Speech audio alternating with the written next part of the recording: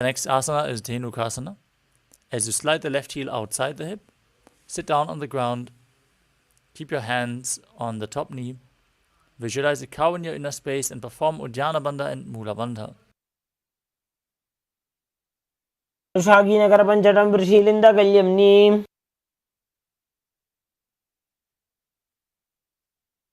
The next asana is Machandrasana. As you place the right foot on the left thigh and the left foot on the right knee, bring your left hand behind the back and hold the right thigh. Twist your body, gaze to your third eye, and visualize Swamiji in your inner space in Machandrasana. Vamajanga Pridachinatane, Vamahast Pishti Sane.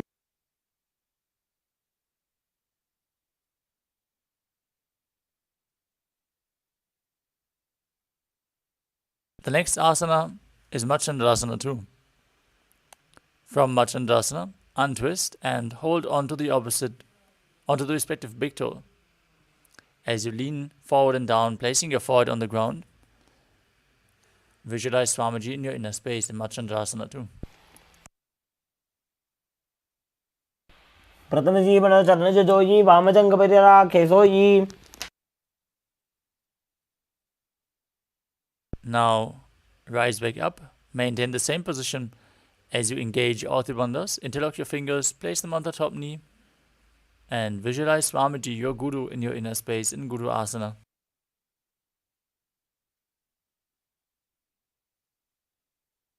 Urumule Idarbadasya Kanishtika Pradesha Gulbham Samsthapya.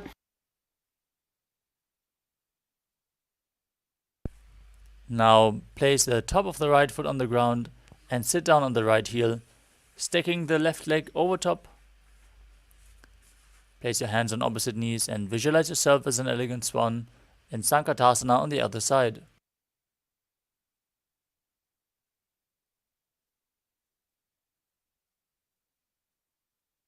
Vamapadam Jiter Moolam Samnyasya Dharanitale. Next up is Dhenukasana. From Sankatasana, slide the right heel outside the hip, hands on top of the knees, visualize a cow in your inner space and perform Uddiyana Bandha and Mula Bandha.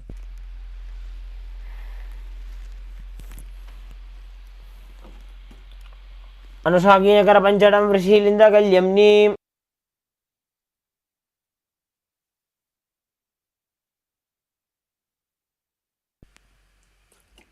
Now repeat Machandrasana on the other side as you place the left foot on the right thigh and the right foot on the left knee. Twist the right arm behind. Vamajanga Pradachinatane, Vamahasta Pishti Sane. Untwist your body, keep your feet in the same position, hold onto the feet and lean forward and down in Machandrasana too. Pratamajeevana Charnajajoyi, Vamajanga Parira Kesoyi.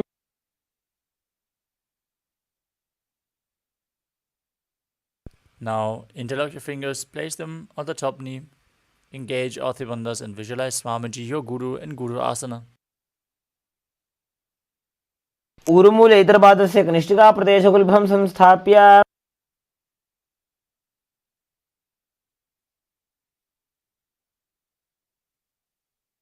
The next asana is Pashasana. Now place the feet flat on the ground in front of you. Hold opposite knees with your hands and pull them in towards your chest.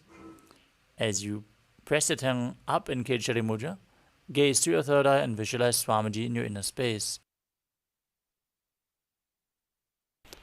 Urumule Idarbadasya Kanishtika Pradesha Gulbham Samsthapya.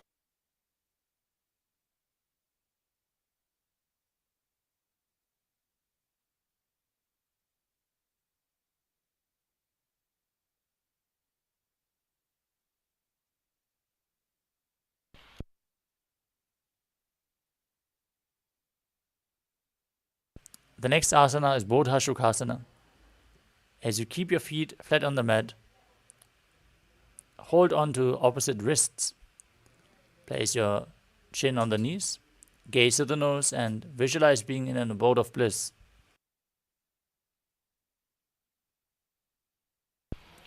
दो भूपकदली भूपरिधरे कोरमा हिलिये सेकरे.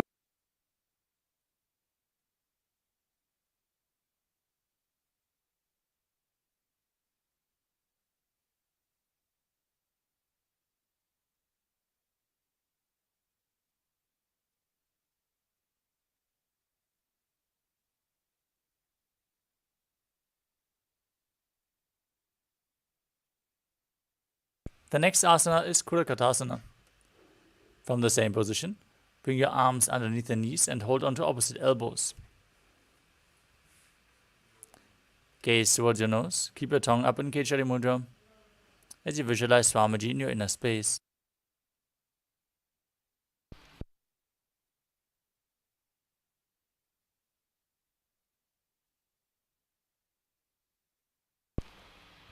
दो हाथ पग बाहर लावे, घोड़ा नीचे ले टहरावे।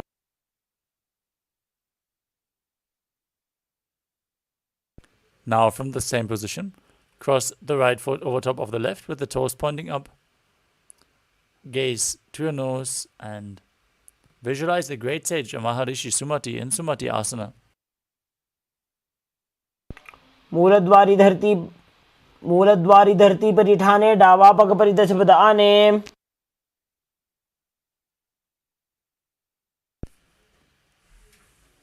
The next asana is Dandasana. As you extend your legs forward, raise your arms straight above your head, interlace your fingers with the wrists pointing outwards. As you gaze through your nose, visualize Swamiji in your inner space and engage all three bandhas, Mahamudra Bandha.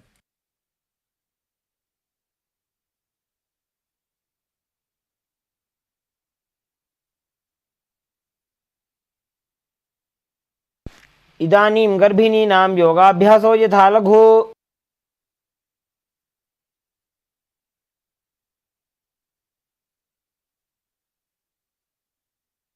The next asana is Arambhasana. As you sit with your legs straight, hold the big toes with index and middle fingers in Prana Mudra. Lean your chest forward and down. Place your head to the knees. As you inhale through one nostril and exhale through the other alternatingly in Nadi Shodhana without the support of your hands. Guide the flow of your prana as you visualize Swamiji in your inner space. दोबू पग मिलिवा, पसारी पगा का अंगूठा पकड़ी, लीला टगोड़ा लगावे।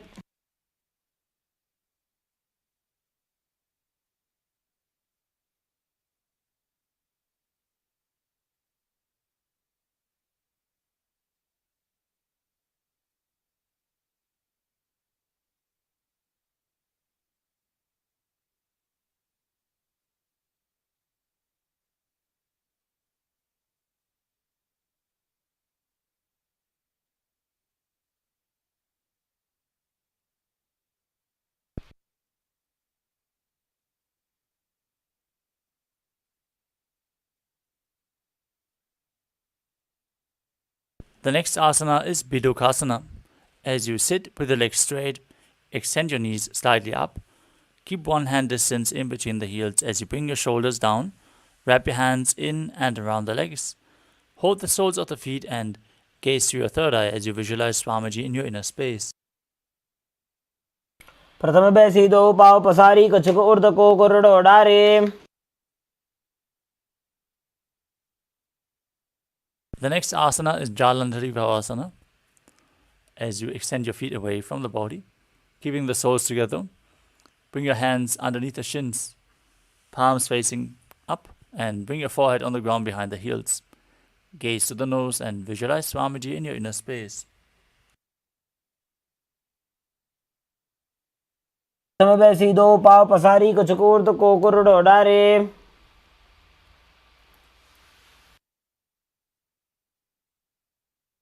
The next asana is Urdhva Paschimottanasana. As you sit and extend both legs out, lift one foot behind your neck. If you can, bring it all the way behind, bring it over your shoulder, pull it close to your chest or just cross it over your knee as you lean forward and down and hold onto the front foot like in Paschimottanasana. Visualize Swamiji in your inner space and perform Pratyahara Kumbhaka. Breathe deeply and visualize the prana flowing up along your spine through the 9 points of the body revealed by Mahadeva, which is the soles of the feet, the regenerative organs, the navel, the heart, the throat, the uvula, the center of the eyebrows, the top of the forehead, and the crown of your head, the Brahmarandha. Perform the Mula Bandha as you do so in Urdhva Paschimottanasana.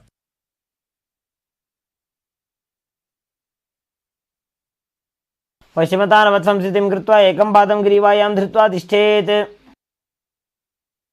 Next up is Anantasana.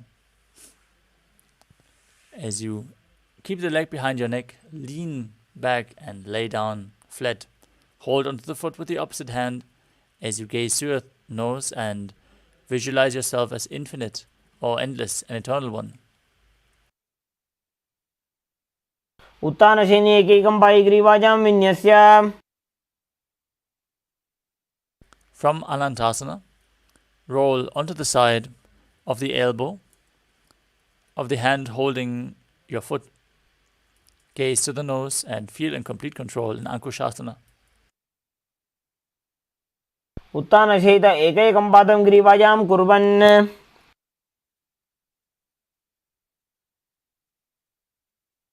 Now lay down on your back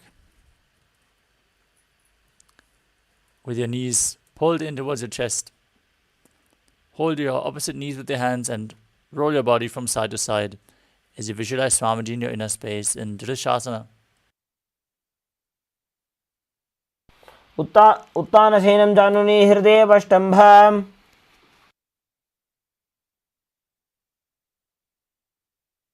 Now extend your legs back out and bring the other foot in between the head behind the head as you repeat Urdhva Paschimottanasana on the other side. पश्चिमतानवत् संस्थितिं कृत्वा एकं पादं ग्रीवायां धृत्वा तिष्ठेत्. Now lay back, straighten your spine, hold onto the foot, visualize yourself as being unending. Repeat Anantasana on the other side. उत्तानशयने एकैकं पायिग्रीवायां विन्यस्य. The next asana is Ankushasana on the other side as you roll onto your elbow, gaze to your nose and feel in complete control.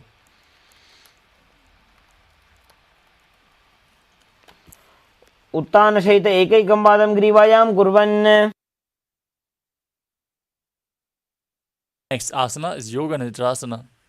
As you lay down on your back, bring your feet up behind your head one by one. If you can't bring both feet behind your head, you can cross your feet and pull them in or bring them over your shoulder. As you gaze to your nose, visualize Swamiji in your inner space and interlock your hands behind your back. पादाभ्यां वेष्टयेत् कण्ठं हस्ताभ्यां पृष्ठबन्धनम्. Next up is Atmaramasana. As you lay on your back, keep your legs towards your head and wrap your hands around the legs, interlacing your fingers behind your neck. Gaze to the nose, visualize Lord Vishnu blessing you from within as you perform the Mula Bandha. Atmaram आसन प्रथम सुधोसो वे.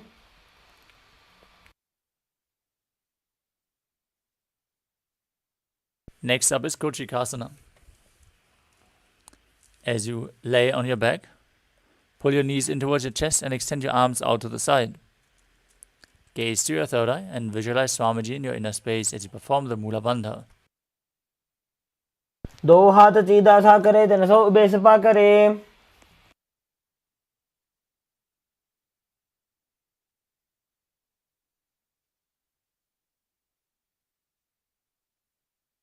Next up is Jatara Parivritti. This asana consists of 3 steps. First, we will enter a neutral position. Perform the 3 steps on one side and then repeat them on the other side. Now, pull your knees in towards your chest and place your arms at the side at shoulder level. Visualize Swamiji in your inner space. Perform the Mula Bandha and place one knee down towards one side, extending the opposite leg down. परिवृत्ति कुक्ष भागे त्रिधा हि परिकीर्तितः.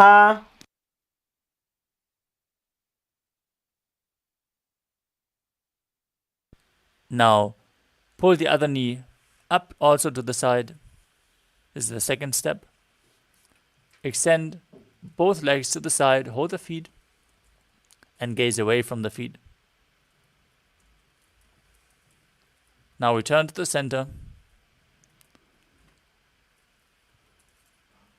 Bend the other knee to the side, extend the opposite leg down. Bend both knees to the side.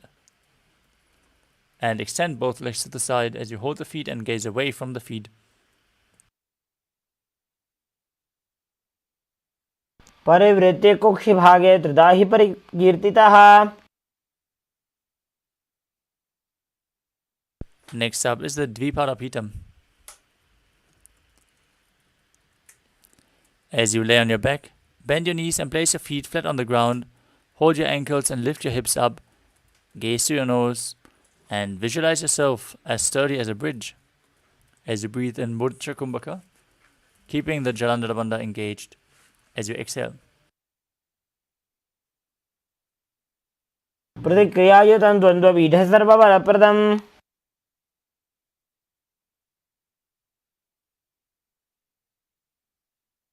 The next asana is Paryankasana. As you lay on your back, place your feet flat on the mat and bring your arms over your head to place the fingers flat on the mat as well. With the fingers pointing towards your toes, push your body up off the mat and visualize yourself being as sturdy as stone furniture as you breathe calmly through your nose in Sahajra Kumbhaka. उत्तानशयनं हस्ततलाभ्यां भूमिं वष्टभ्य. The next asana is Shodhanasana. As you lay on your back, pull your knees towards the chest, keep your hands on your shoulders and move your hips in a circular motion as you visualize yourself as a dog playfully rolling around on its back.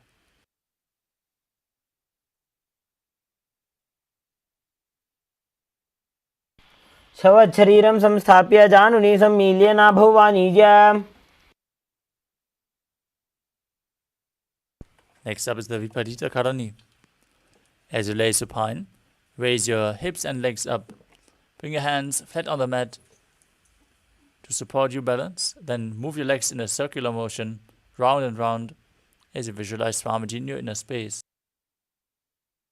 भूतले सशिरो दत्त्वा खेनये चरणध्वजम्.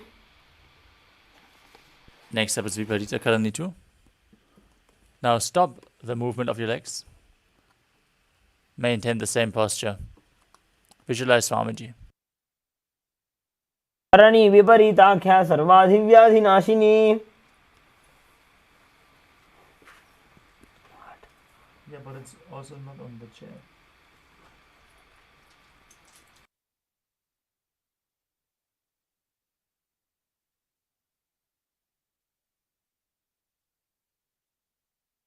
Next up is Langalasana. As you lay on your back, bring your legs over top of the head, toes down towards the ground. Keep your hands behind your back, fingers interlocked in Padusha Mudra. As you visualize yourself as a plow, perform Uddiyana Bandha, Jalandhara Bandha and Mula Bandha. नरकासने स्थित्वा नासिका प्रदेशे भूमौ पादपृष्ठे स्थाप्य. Next up is Shaita Paschimottanasana. As you lay on your back, with your legs over your head, hold onto the feet and keep your arms and legs straight. This is one of the 84 different asanas revealed directly by Lord Paramashiva himself. Perform Jalandhara Bandha and Mula Bandha.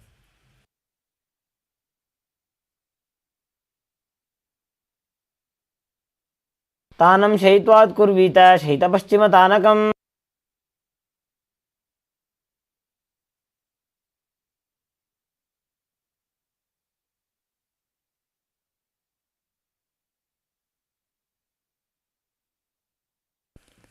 Next up is Supta Konasana.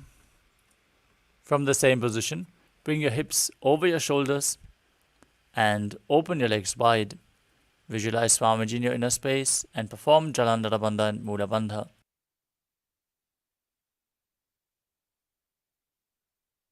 परिवृत्ते कुक्षिभागे त्रिधा हि परिकीर्तितः.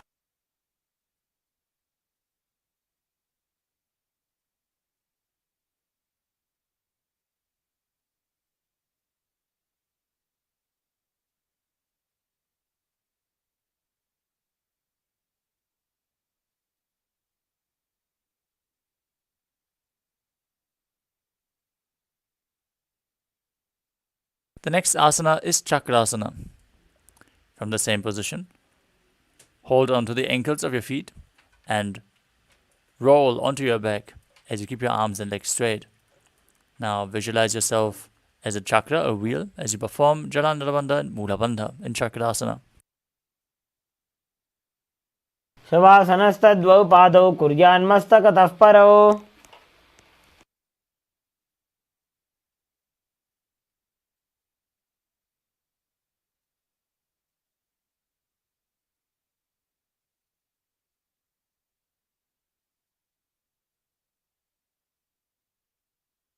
Next up is Supta Prasarita Parangushtasana. As you lay on your back, with your legs vertical, hold onto the big toes in Prana Mudra, and then open your legs wide to the side as you visualize Swamiji in your inner space. उत्तानपादं क्रौञ्चं च मरीचिं वीरभद्रकम्. Now join your feet back together above your body. Keep holding onto the big toes in Supta Parangushtasana, visualizing Swamiji in your inner space. उत्तानपादं क्रौञ्चं च मरीचिं वीरभद्रकम्.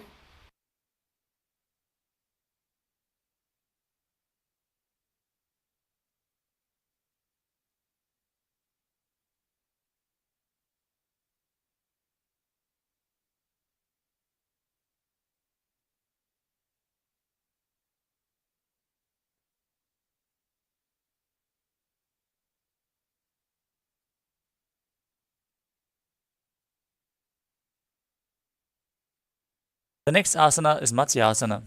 From Supta Parangushtasana, cross your legs into Padmasana and lay down flat on your back as you cross your hands behind your back and hold on to opposite shoulders. Gaze to your nose as you visualize Matsya, the fish avatar of Lord Vishnu.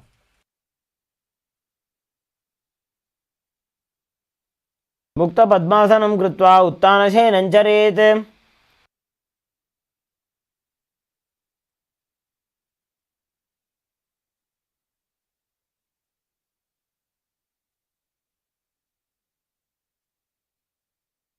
Next up is Parasharamasana. As you lay on your back with the legs in Padmasana, place the backside of the right palm onto the left as you gaze to your nose and visualize Lord Rama in your inner space.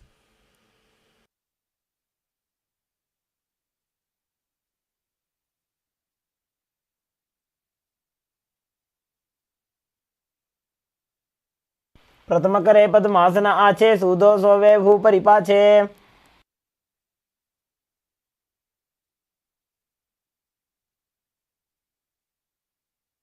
The next asana is Sarvangasana.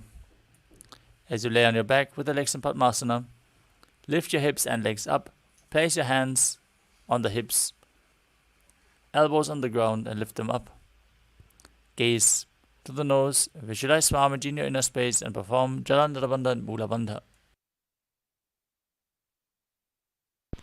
अथवा क्षेत्रसंक्षेपात् सर्वाङ्गासनमुत्तमम्.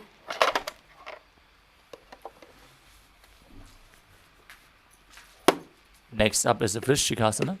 As you lay on your back, place one foot on the opposite thigh and pull the opposite knee towards your chest. Stretch your arms out above your head, hook your hands forward as you gaze to your third eye and visualize yourself as a scorpion. प्रथमशेन सूधो शीशिकेशिकी सन्धि सुदाखे. Now repeat Vrishchikasana on the other side by exchanging the position of your feet. प्रथमशेन सूधो शीशिकेशिकी सन्धि सुदाखे.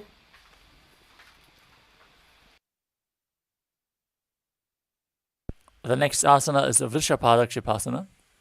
As you interlock your fingers behind your neck, lift both legs up, keep them above the ground as you alternate pulling one knee in towards your chest back and forth. Visualize Swamiji in your inner space as you breathe calmly through your nose in Sahasrara Kumbhaka. उत्तानशयनं कृत्वा अङ्गुलिभिः कन्द्रां बद्ध्वा. Next up is Maruttanasana. As you keep your hands next to the hips, alternate bringing your knees in towards your ear. Visualize Swamiji in your inner space as you do so.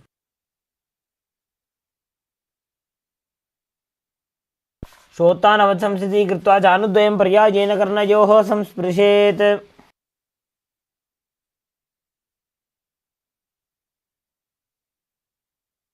Next up is Vrikasana. As you lay on your back, place the soles of the feet flat on the ground, stand up and then sit back down as you visualize yourself as a wolf. तो उत्थानशयनं कृत्वा पादतलाभ्यां भूमिं धृत्वा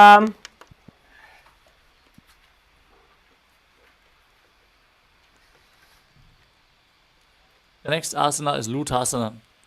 As you lay on your back, quickly throw your legs over your head and completely roll over again and again.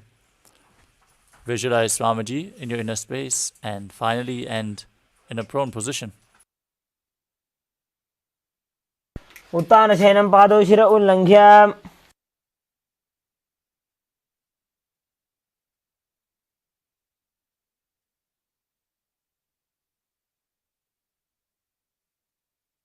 Next asana is Lutasana. As you lay prone on your belly,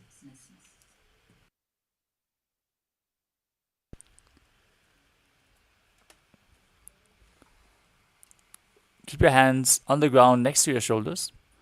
Contract your lips and make the sound of a flute whistling while inhaling. As you visualize yourself as a chariot, carrying warriors into a battle for Dharma on your chariot back, with your toes stretched out behind and Saradhasana. युज्यशयनं कृत्वा नाभिं भूमौ Now push your body up into a plank position and jump your feet back and forth in between the hands as you visualize yourself transcend body and mind in Dehal Yolanganasana. हस्तद्वयं बद्ध्वा तन्मध्ये चरणद्वयम् उड्डानैव बहिरानीय.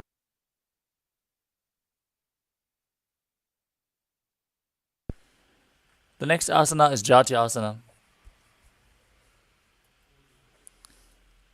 From a standing position, bend forward and place your hands on the mat.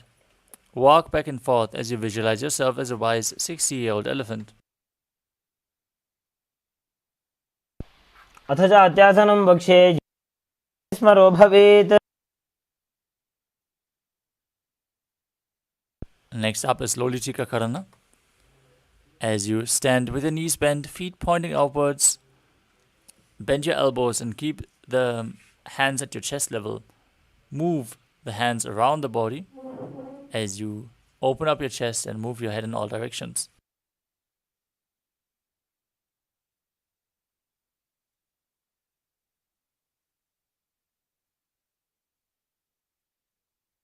Next up is Sarapasana. As you tie your feet with a rope, stand erect like a rod, keep your arms at the side, hands touching the thighs. Visualize that your Kundalini Devi is raising and curling upwards along your spine. अथ सर्पासनं वक्ष्ये वायुपाणाय केवलम्.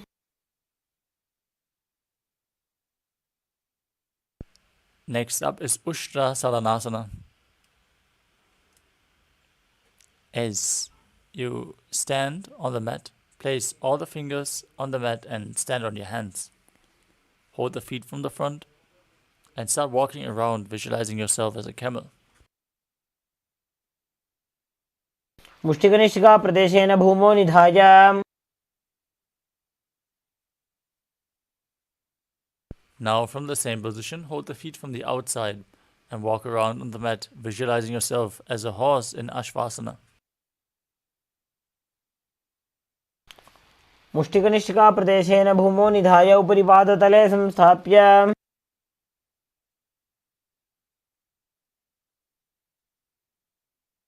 Next up is Kapota Nitakasana. As you stand straight with your feet together, interlace your hands behind your back and pull them down towards your calves. Open up your chest wide as you visualize yourself as a soaring bird diving.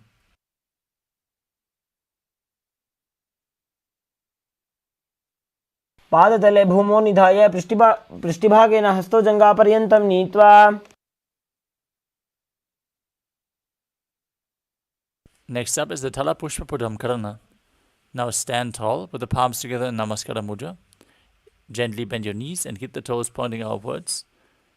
Bow down to one side as you open up your palms. Raise the knee and the heel up off the ground as you do so. And visualize yourself holding a bouquet of flowers and offering it to Paramashiva.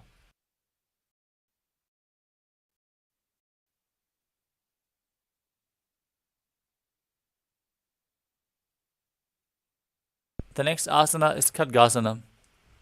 As you lay on your stomach, jump your feet up towards your hands and stand. Visualize yourself as a rhinoceros and place your hands in Namaskara Mudra in front of your body as you gaze through your nose, forming the horn of the rhinoceros. नुजसरतमासनं कृत्वा पादतलाभ्यां भूमिं धृत्वा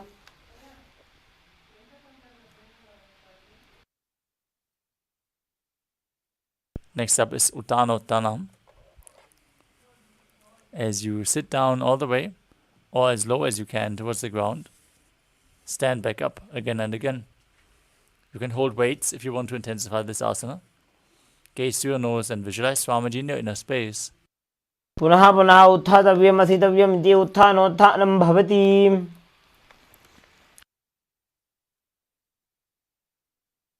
Next up is Musalasana. As you stand up straight, raise your arms over your head and jump repeatedly as you visualize yourself as a mace.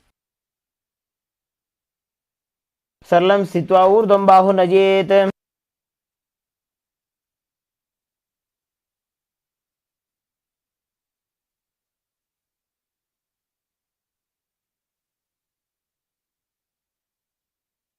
Next up is Utshirshakasana. As you stand on the mat, bring the sole of one foot towards your chest. With the other foot, sit down and stand back up.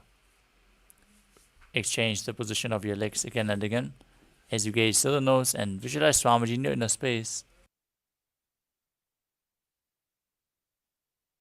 एकैकं पादतलं कुक्षौ निधाय तिष्ठेत् उत्शीर्षकं भवति. Next up is Parshvajanukarana. As you stand and keep one leg slightly bent, with the toes pointing to the side, bend and lift the opposite knee up towards your chest. Hold the knee with your hand and the fist as you place the other hand on your thigh, with the fingers pointing towards the center of your body.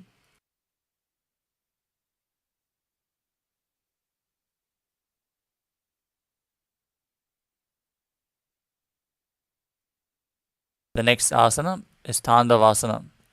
You can hold weights if you want to intensify this asana. Now visualize yourself fiercely dancing as Lord Shiva. As you extend one leg and your arms forward, sit down and stand back up on one leg. एकेन पादेन स्थातव्यं ताण्डवासनं भवति.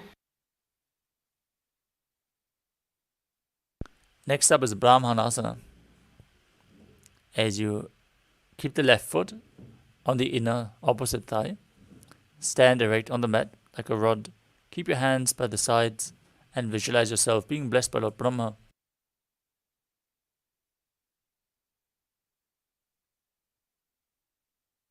ब्राह्मणासनमावक्ष्ये यत्कृत्वा ब्राह्मणो भवेत्.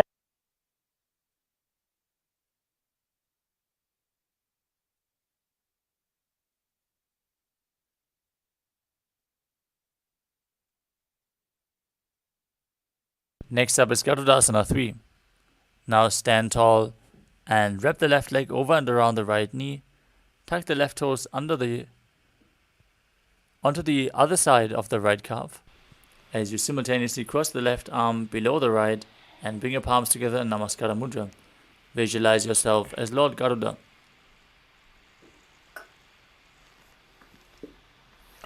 उत्तानकूर्मपीठं च सिंहस्कारुणमेव च. Next up is Ekapadasana.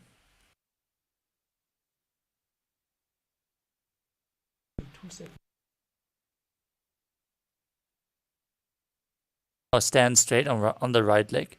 Lift the left foot on the opposite thigh. Keep your hands relaxed by the knees as you visualize Swamiji in your inner space. दक्षाङ्घ्रिं वामपादस्य जङ्घोपरि निधाय च.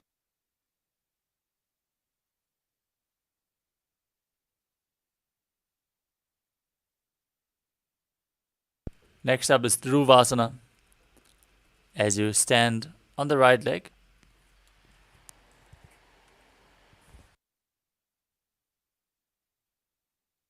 hold the big toe of the left foot with the other hand in Prana Mudra and extend the leg out to the side. Start rotating on the standing leg as you visualize yourself as the North Pole Star.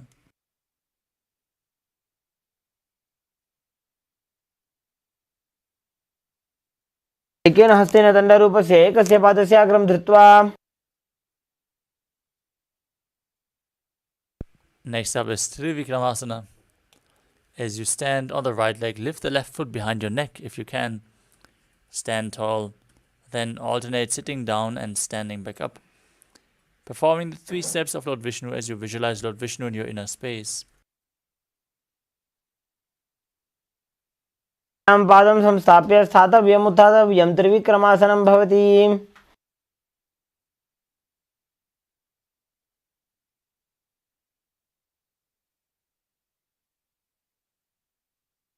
Now repeat Parshvajanukarana on the other side. Pull your knee in towards your chest, holding it with your hand in a fist.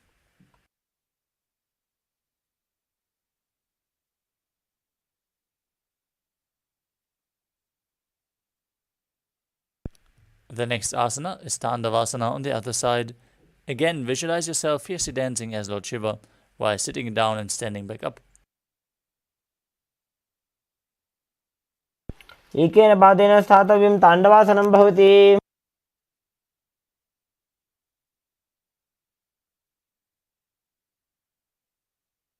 Next up is Brahmanasana on the other side.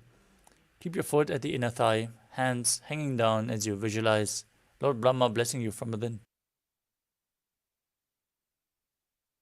ब्राह्मणासनमावक्ष्ये यत्कृत्वा ब्राह्मणो भवेत्.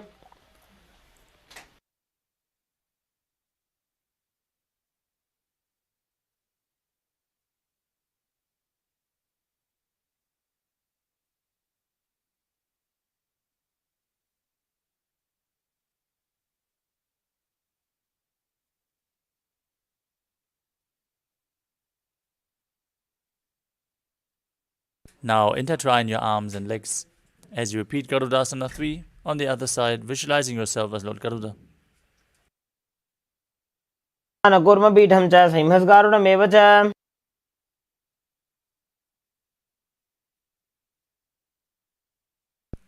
Now place the raised foot to the opposite hip as you keep your hands by the knees in Ekapadasana on the other side.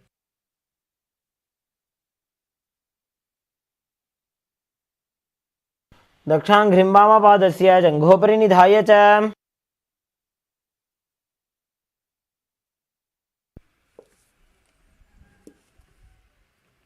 Now repeat Dhruvasana, the pole star posture, on the other side as you hold on to the other big toe and rotate on the standing leg. एकेन हस्तेन दण्डरूपस्य एकस्य पादस्य अग्रं धृत्वा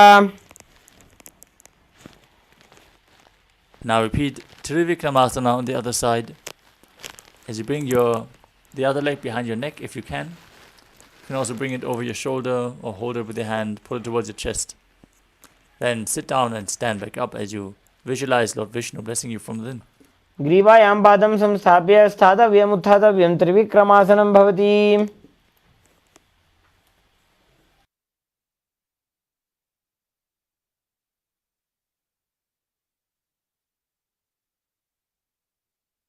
Next up is Samanakakarana. As you stand with the feet close together and the toes pointed slightly outwards, keep both hands to the side of your body, fingers extended one by one in a natural position. Relax after this sequence of intense asanas. As we now move on to the final 100 asanas of the sequence.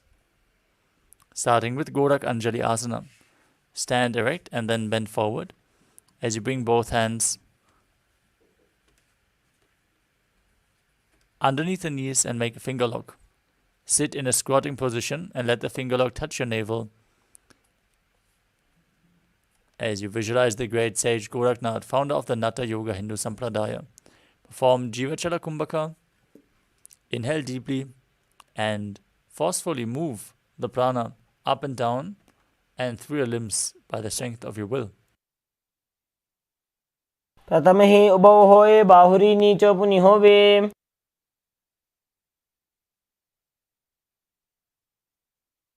Next up is Kanchi Asana. As you insert your hands between the thighs and calves and then wrap around behind your butt, squat down and hold the hands behind as you keep your chest upright. Visualize Swamiji in your inner space.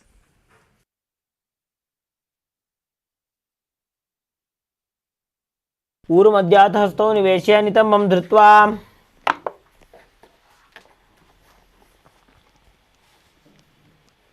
Next up is Bhairu Asana. As you bring your feet together and sit in a squatting posture, with your heels touching your perineum. Hold your hands at the back and sit upright. Gaze to your navel as you visualize Bhagavan Kala Bhairava, the Lord of Time. दो पग की थलिया की माहिली को और मिलाजी.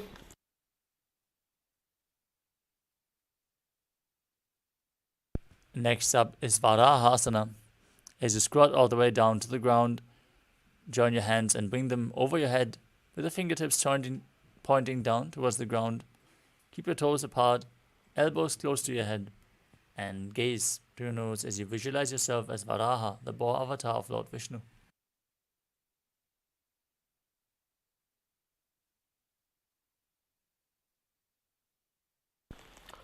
पागदरी की माहिली को और मिलाजी फना पानी उकड़ मोड़ वैसे.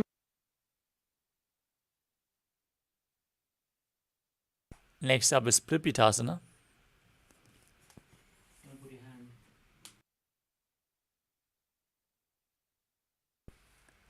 As you hold onto the big toes in Prana Mudra, bring your hips to the same level as your knees. Visualize Swamiji in your inner space and perform the Mula Bandha. पार्श्वनि द्वये सम्मील्य स्थित्वा नितम्बं जानु प्रदेश आनीय.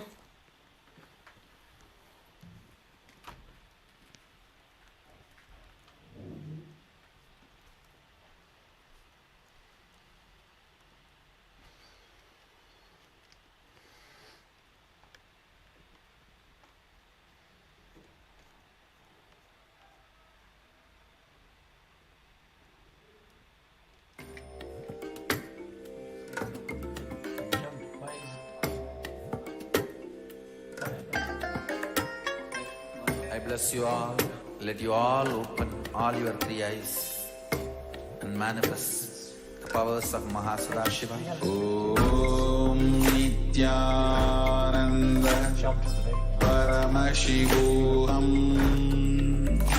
Om Nityananda Paramashivoham. Om Nityananda Paramashivoham. Om Nityananda Paramashivoham.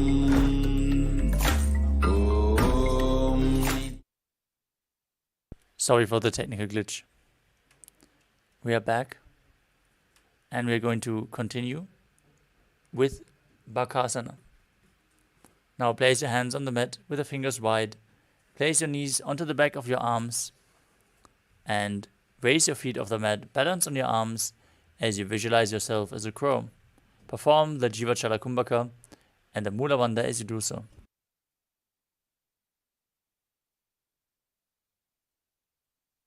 स्ताभ्यामवनिमवष्टभ्याम्. Next up is Sushtanga Kapali Asana. As you kneel down, place your head on the ground with the palms spread for support. Raise your body onto your head and cross your legs into Padmasana. Gaze to your nose and visualize Swamiji in your inner space. आसन को गण कपाला छो होई. Next up is Guptasana. As you keep your feet flat on the mat, sit in between the heels with the toes touching behind your body. Keep your hands on the thighs, gaze to the nose as you sit in the secret seat with Paramashiva and Guru. जानुर्वोरन्तरे पादौ कृत्वा पादौ च गोपजेत्.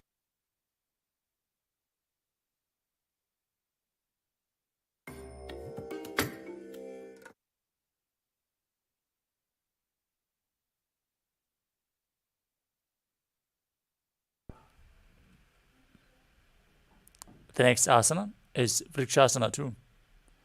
Now,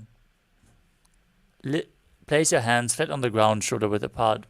Lift your body up straight into a handstand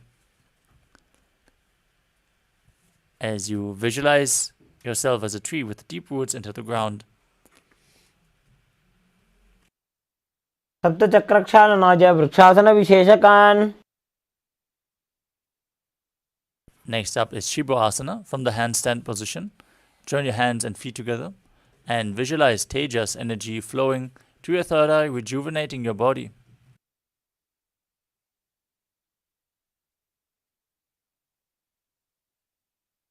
दो ऊपक जोड़ी माही Gulf मिलाए.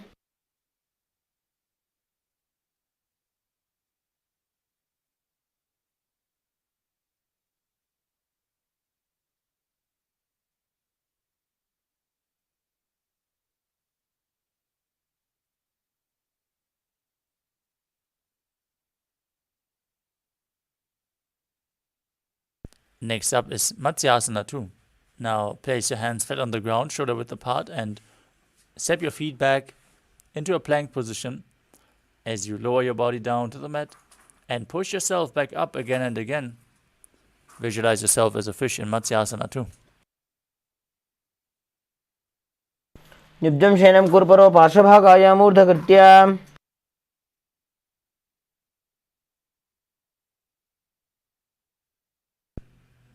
The next asana is Sarapasana too. As you lay prone on your belly, place your hands on the hips and lift your chest from left to right as you visualize and move your body like a snake. निब्जं शयनं कृत्वा हस्तौ नितम्बं संस्थाप्य. Next up is Niralambanasana. As you lay prone on your belly, keep your hands in Padma Mudra, the Lotus Mudra, holding onto your chin. Keep your legs straight, toes pointed, elbows on the ground in front of you, as you feel self-supported and completely independent. कराभ्यां पङ्कजं कृत्वा तिष्ठेत् कूर्परयासुधीः.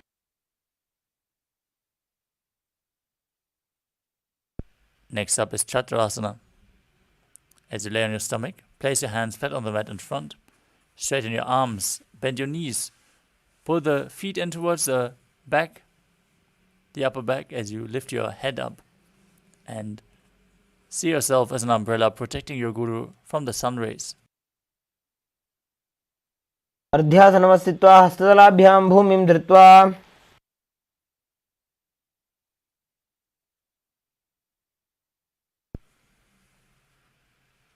The next asana is Vajrasana. As you sit on your knees with the tops of the feet flat on the ground, bring your butt onto the heels, stretch your arms in front with the palms flat on the ground in front of you. Place your forehead on the ground, gaze to the nose, and visualize yourself as Vajra, the weapon of Indra, symbolizing your indestructibility. इदानीं गर्भिणीनां योगाभ्यासो यथा लघु. Next up is Meshasana. As you place your hands on the ground, push your hips up into Gajasana, and then alternate striking the ground with your hands as you experience yourself as powerful as a ram.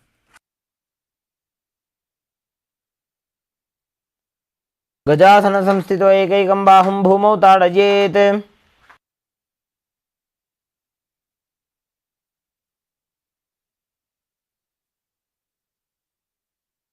The next asana is Ajasana.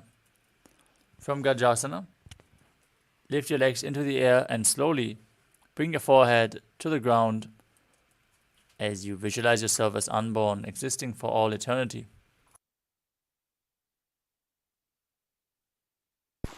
गजासन संस्थितो पादद्वयमन्तराले कृत्य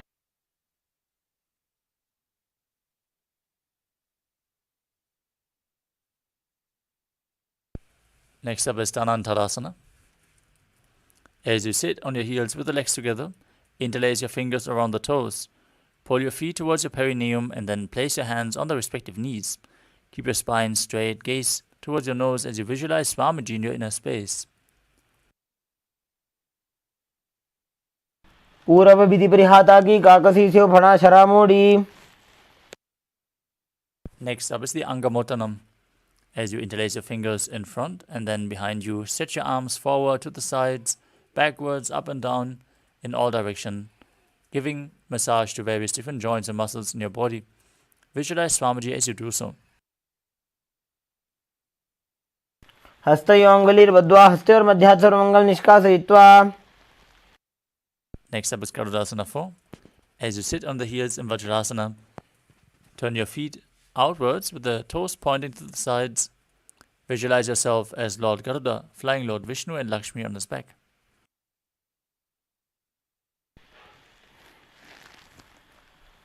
जङ्घोरुभ्यां दरां पीड्य स्थिरकायो द्विजानुना.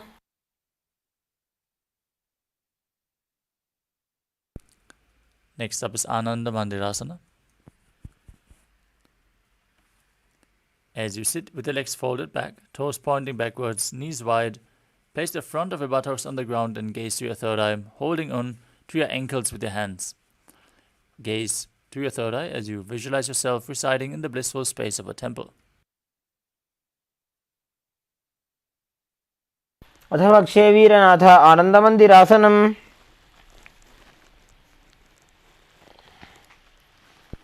Next up is Mandukasana 2. As you sit with the feet wide, with the knees wide, feet flat and overlapping behind, place your hands under the knees and gaze to your nose. As you keep your tongue up in Mandukya Mudra, visualizing yourself as a frog, perform Uddiyana Bandha and Buddha Bandha in Mandukasana 2.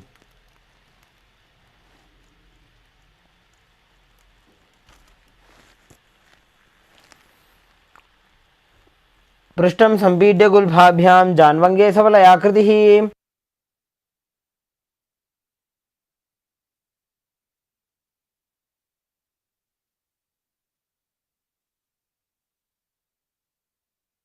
Next up is Narasimhasana.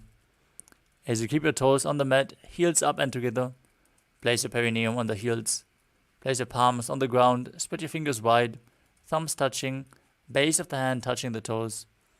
Gaze to your nose and stick out your tongue and exhale as you visualize Narasimha, the Lion Man avatar of Lord Vishnu. शोभना पानी होय वैसे एड़ी Mailer गुदानी वैसे.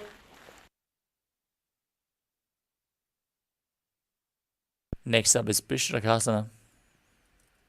As you sit in the same position, cover your mouth with your palms, mouth and nose, and then bring your thumbs underneath the teeth and close your lips as you inhale through the right nostril and exhale through your mouth. Gaze to your nose and visualize yourself as Devi, victorious over all your fears. दो बगां की एड़ी जोजी गोड़ा फनोवान पुनि होई. Next up is Makarasana. As you keep the soles of the feet together, with the top of the feet on the ground, sitting down on your heels.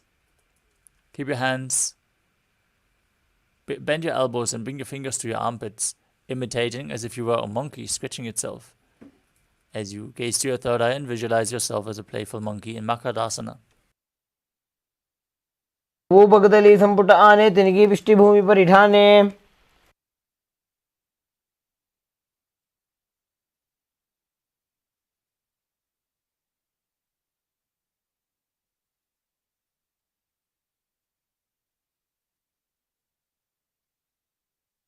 Next up is Vajrasanghadasana. As you stand on the toes with the soles of the feet together, sit on your heels with the knees wide and off the floor. Hold your elbows behind your back as you gaze through your nose and embody a diamond-like strength for yourself and your Sangha, your spiritual community.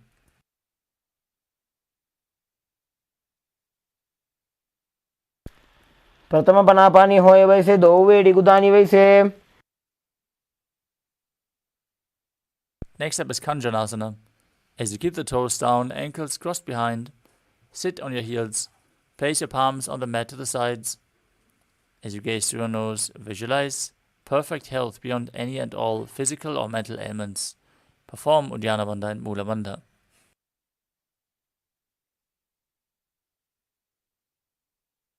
खञ्जनासनमावक्षेत् कृत्वा सुस्थिरो भवेत्.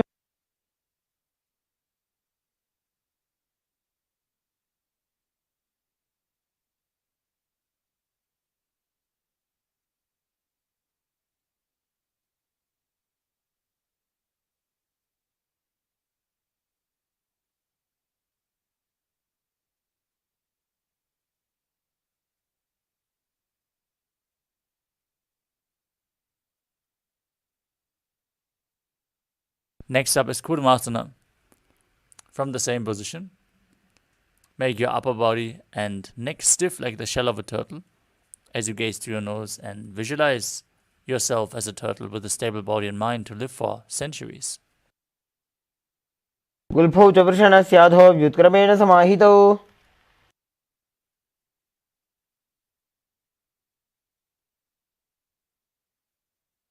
Next up is Yogasana. With the toes flat, cross your feet and place the perineum on the back of the heels. In the same position, relax your spine and visualize Swamiji in your inner space.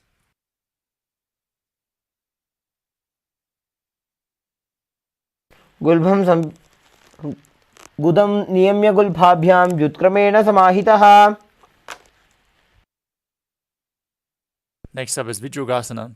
As you stand on your knees, cross your ankles behind with the feet near the opposite knees. Hold your calves with the fingers inside and the thumbs outside as you gaze to your third eye and visualize a space of eternal oneness, Advaita, with your Guru.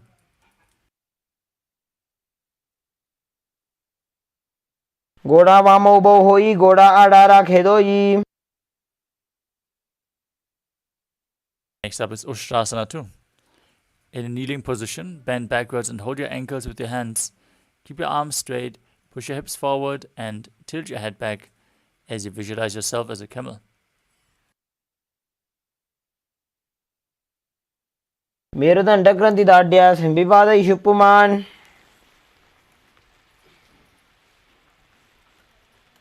Next up is Jatyasana too.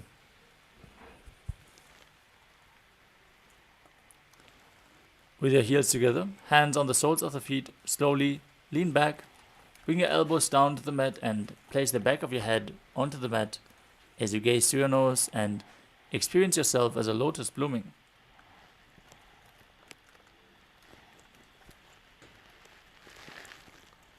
दो eighty संपुट करे 16 मूलद्वारी धरे. Next up is Viratasana. As you sit on the knees with the thighs and calves together, lean back, touch your back to the ground and then rise back up again and again. You can use the support of your hands if needed, as you gaze through your nose and visualize the healing and liberation of all causal, subtle forms of your body. पृष्ठभूमो निधाय जङ्घोदरयोः ऊर्ध्नि संस्थाप्य.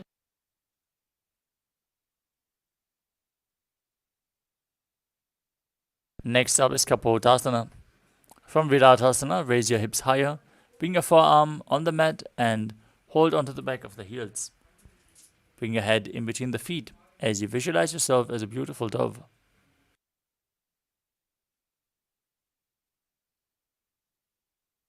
मेरुदण्डग्रन्थिदाढ्या संविपादयिषु पुमान्.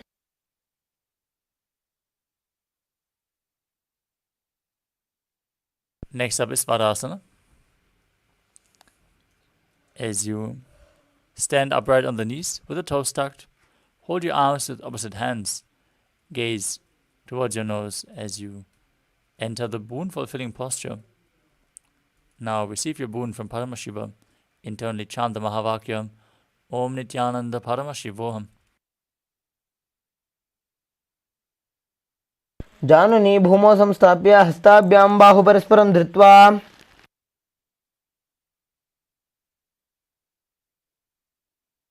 Next up is Varahasana 2.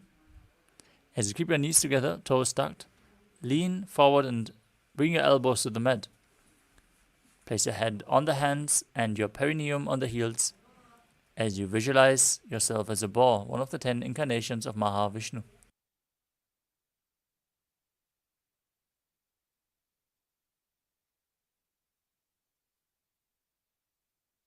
सूर्यं चन्द्रं भेदनानि आसनानि कथ्यते. Next up is Mundasana, another inverted posture. If you need the support of a wall, set yourself up. Now kneel down. Place your elbows on the mat, shoulder width apart. Interlock your fingers. Place your head on the ground. Hold your head with your hands. Work your feet forward.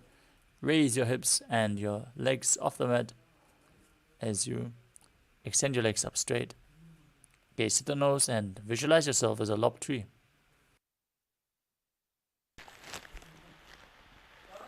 अधो मुंडासनं वक्षे सर्वेषां प्राणिनां सुखम्. Gently lower your body back down as you move on to Andhasana. As you kneel down, keep your head in between the knees, with the elbows adjacent to the knees, hands holding the head. Exhale through your mouth. Inhale again through the nose as you gaze to the nose and visualize Swamiji in your inner space.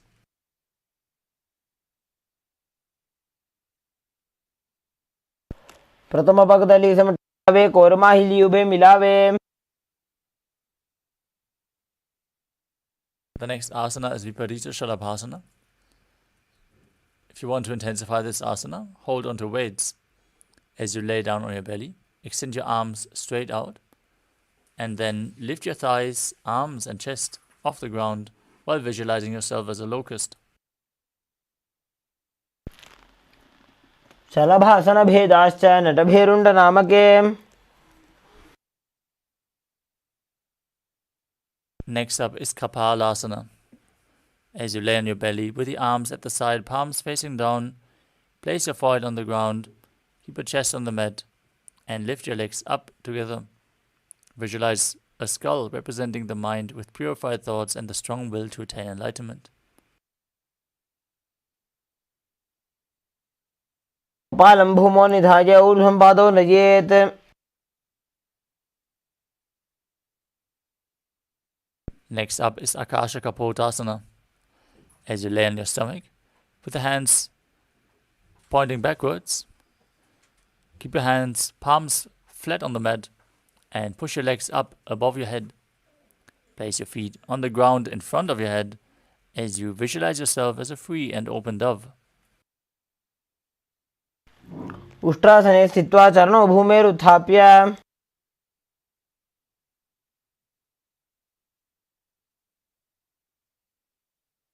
The next asana is Chatakasana. As you sit on your knees, bring your chest down so your navel touches the knees. Keep your hands flat on the mat with the forearms on the ground. Be sturdy as you visualize yourself as a sparrow. पूर्वपर्यन्तौ हस्तौ धरामोष्टभ्य. Next up is Vrishikasana 2. As you kneel down, with your hands and elbows on the mat, raise your legs back and touch your feet to your head. Lift your chin and hold as you visualize yourself as a scorpion.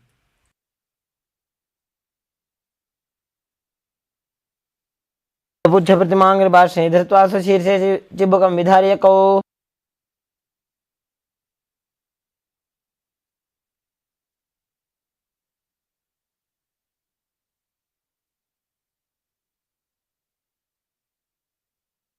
The next asana is Vrishasana. As you sit in a kneeling posture with the perineum on one heel, the other heel outside the hip with the toes pointing outwards. place your hands in front of your body. Visualize yourself as a bull and start breathing in Antarangaka Kumbhaka as you forcefully inhale through the nose. Hold your breath for a short while and then exhale slowly through the nose again.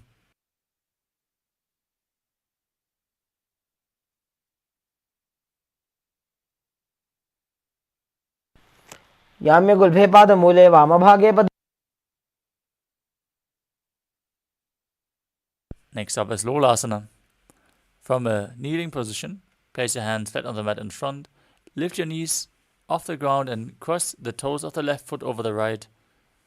Balance above the mat as you visualize Swamiji in your inner space. लोलासनं सदा कुर्यात् वायुलोलापघातनात्.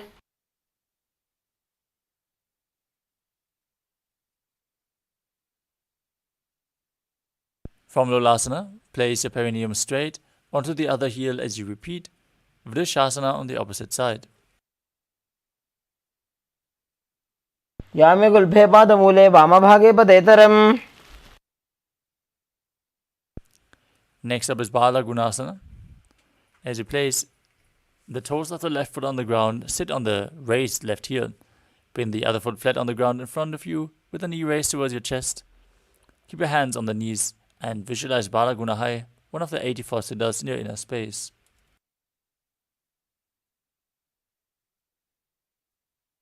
आसन को गुण जल विकार जाई.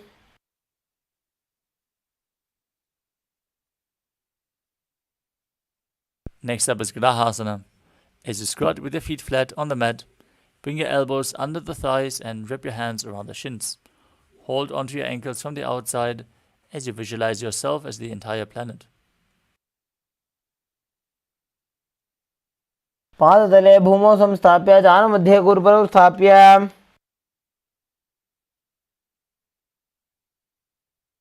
Now repeat Bala Gunasana on the other side. आसन को गुण जल विकार जाई. Next up is Utkatasana. Squat down with raised heels and sit on the perineum. Place your hands on the thighs and hold weights if you want to intensify this asana as you visualize Swamiji in your inner space.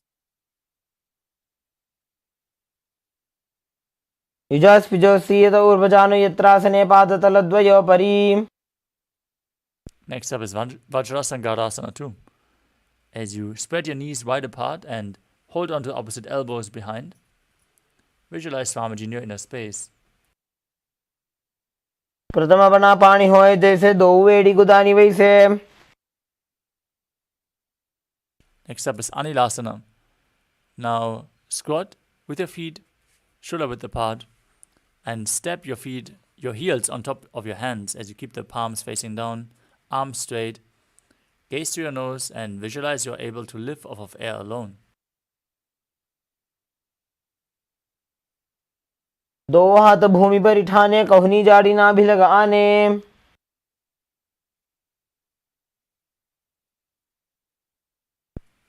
Next up is Padukasana.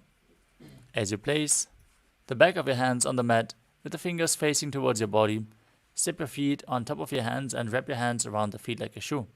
Start walking around on the mat as you visualize yourself wearing padukas and walking across India.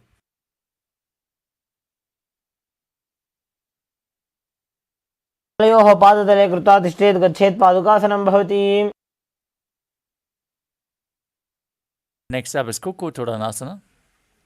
As you place your palms on the mat, raise both feet upwards into the air and then let them fall back down again and again as you visualize yourself as a rooster.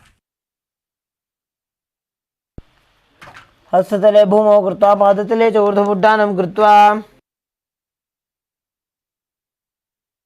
Next up is Viparita Nrityasana. As you place your hands on the mat, raise your legs upwards into a handstand and move around on two hands dancing as you feel yourself become free of all inhibitions.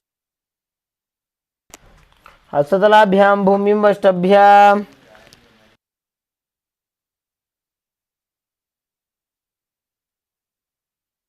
Next up is Kunjarasana. As you separate your feet and place one palm down, keep the other hand on your neck As you visualize Swamiji in your inner space, calmly breathe through your nose into Sahaja Kumbhaka. अथ वक्षे Mahadev कुञ्जरासनमुत्तमम्. Now exchange the position of your hands. Repeat Kunjarasana on the other side. अथ वक्षे महादेव कुञ्जरासनमुत्तमम्.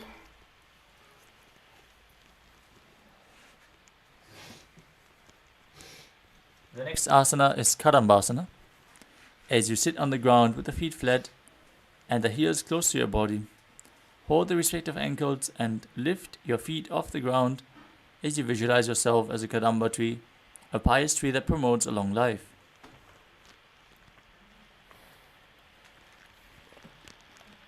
पाशिभ्यां भूमिं वष्टभ्य हस्तद्वयेन गुल्फौ धृत्वा.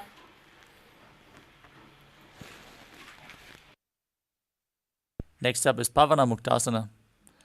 As you sit with your heels at the perineum, hold your knees with your hands and pull them in towards your chest. Visualize any excess vata being released from or balanced within your system. द्वयोस्तु पादयोः पाणिं लात्वा स्वस्वनितम्बके.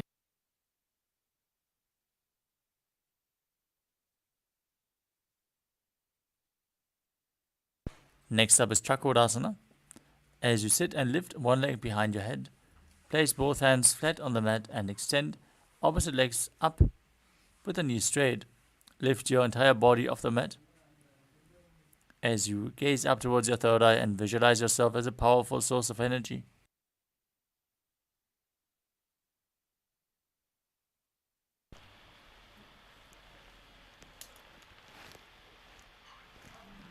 पूर्वतानं चतुष्पादपीठं वज्रासनं तथा.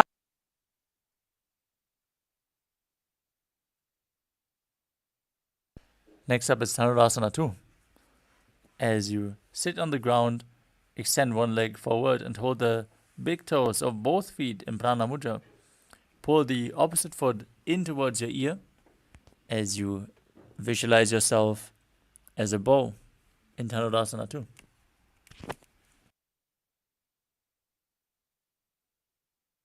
पादाङ्गुष्ठौ तु पाणिभ्यां गृहीत्वा श्रवणावधि.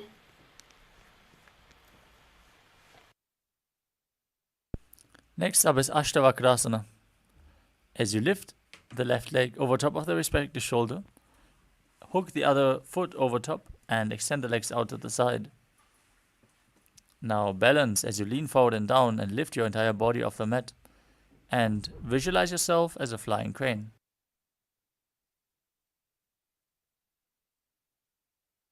वासिष्ठमथ कौण्डिन्यम् ऊर्ध्वकुक्कुटमेव च. Next up is Planasana.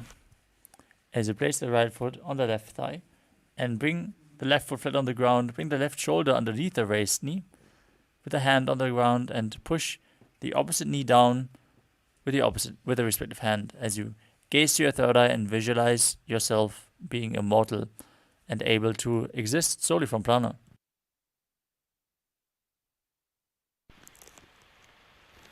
एतत् प्रभेदं वक्ष्यामि करोति यस्य चामरः.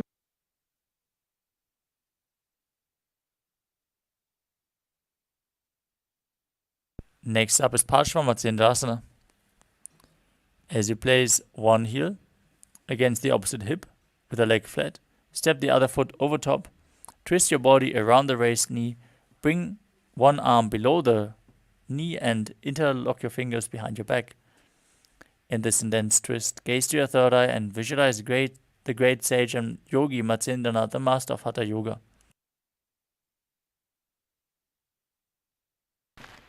पार्श्वाभ्यां धृत्यते यास्तु पार्श्वमत्स्येन्द्रमुत्तमम्. Next up is Chakodasana. On the other side.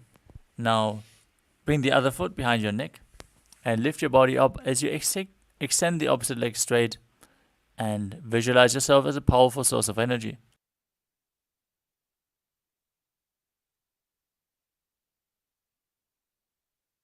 तानं चतुष्पादपीठं वज्रासनं तथा.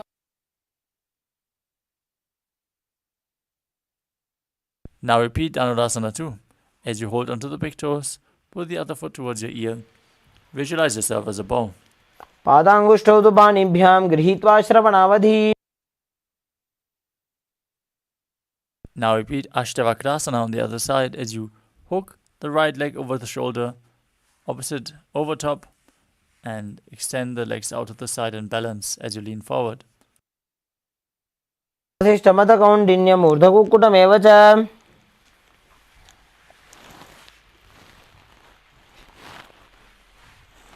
The next asana is Pranasana on the other side. Bring the other foot on the opposite thigh. Raise the opposite knee and bring your shoulder underneath as you visualize you're immortal and able to exist solely from prana.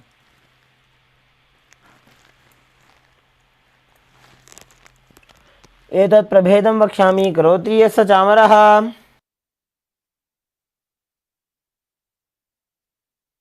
Now repeat Parshvamatsendrasana on the other side as you bring the other foot towards the outside of the hip and step the opposite foot over top. Twist your body around, bring your arms beneath and interlock your fingers behind your back as you gaze to your third eye and visualize Matsendranath.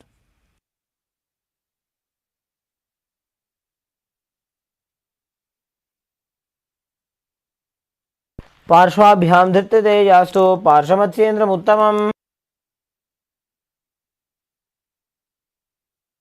Next up is Ardha Paschimottanasana. As you keep one heel against the groin, extend the opposite leg straight, lean forward and down and hold onto the foot at front with both hands. Visualize Swamiji in your inner space as you perform the Mula Bandha. एकं पादं प्रसार्य एकं पादस्य पार्श्वनासीवनी सम्पीड्य.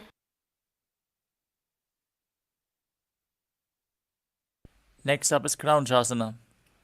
As you keep the left ankle outside the hip, hold the sole of the foot of the opposite foot and lift your leg straight in front of your face.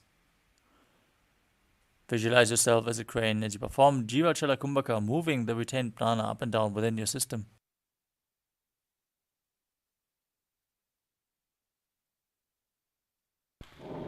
वासिष्ठमतकौण्डिन्यमूर्धकुक्कुटमेव च.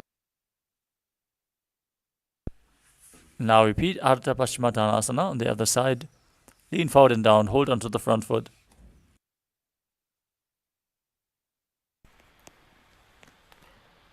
एकं पादं प्रसार्य एकं पादस्य पार्श्वनासीवनी सम्पीड्य. Now bring the other foot outside the hip.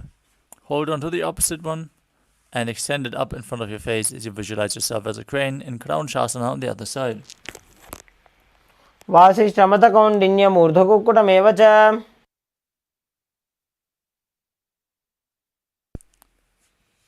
The next asana is Swastikasana. As you sit with your feet in between the thighs and calves, place your hands on the knees, gaze to your nose and embody peace, well-being, good fortune and prosperity as you visualize a swastika.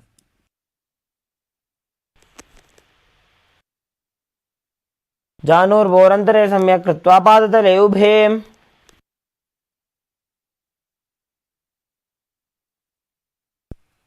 Next up is Gorakshasana. From the same position, cover your heels with your hands.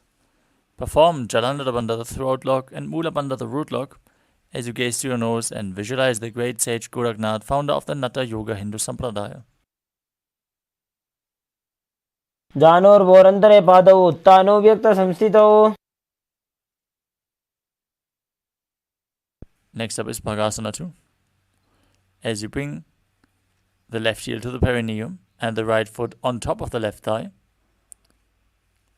meditate on Arihanta, the enlightened one, as you gaze to your third eye and visualize Swamiji in your inner space, and then enter Shanmukhi Mudra. Cover your mouth with ring and little fingers, the nostrils with the middle fingers, the eyes with the index fingers, and the ears with your thumbs.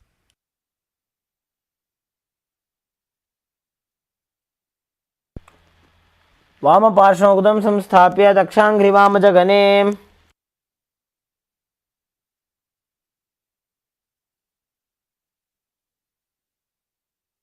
Next up is Yogasana 2. As you place your feet on top of opposite knees, keep your hands on the ground beside your body with the palms facing up. Keep your spine straight, gaze to your nose as you visualize Swamiji in your inner space, and roll up your tongue and inhale through the rolled up tongue in Kakachancha Kumbhaka as you keep your mouth in the shape of the beak of a crow. चरणौ कृत्वा संस्थाप्योपरि जानुनोः.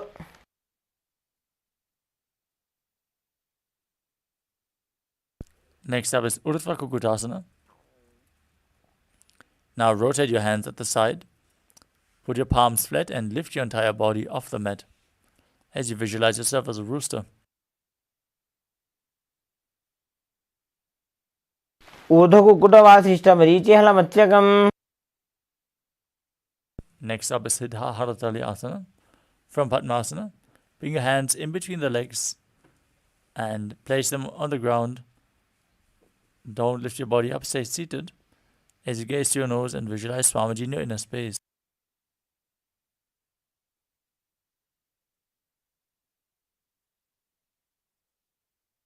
प्रथम पद्मासन को करे हस्तुदो वो गोड़ासन जिधरे. Next up is Hamsasana.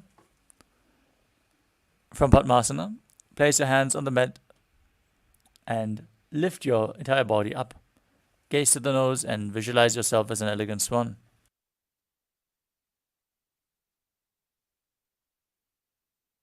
स्थित्वा स्कन्धपर्यन्तं ऊरूनि नीत्वा.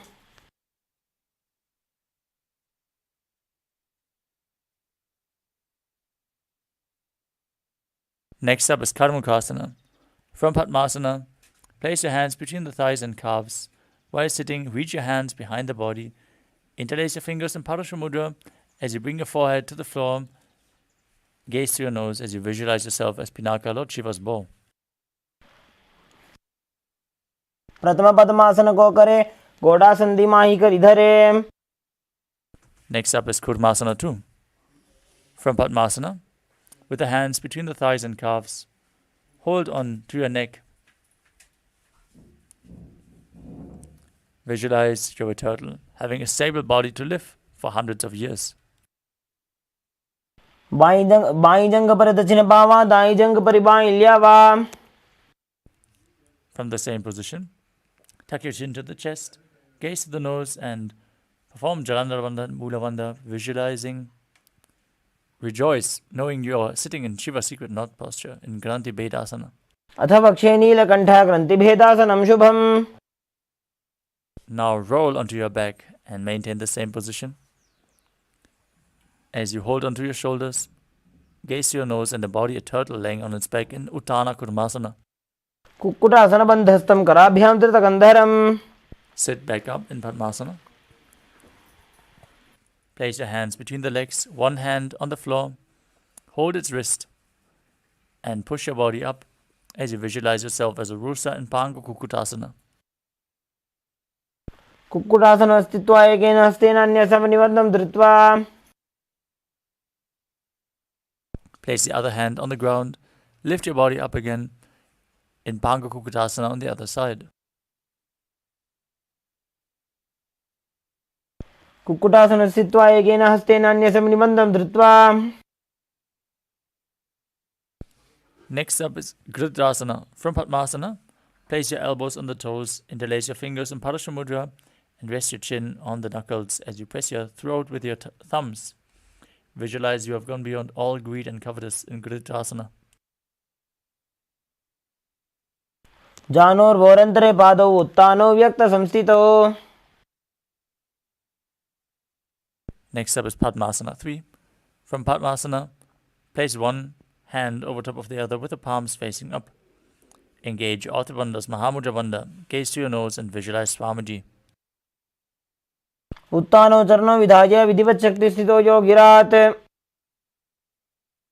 Next up is Padmasana 4. Place your hands flat on the knees. Gaze to your nose and visualize Paramashiva in your inner space. एतत् पद्मासनं कुर्यात् प्राणवायु प्रसिद्धये. Next up is Karmakasana 2. From Padmasana, hold onto one big toe in Prana Mudra and move it round and round. As you visualize yourself as Paramashiva's bow, repeat the movement on the other side. अथान्यासनमावक्ष्ये योगपूरकरक्षणात्.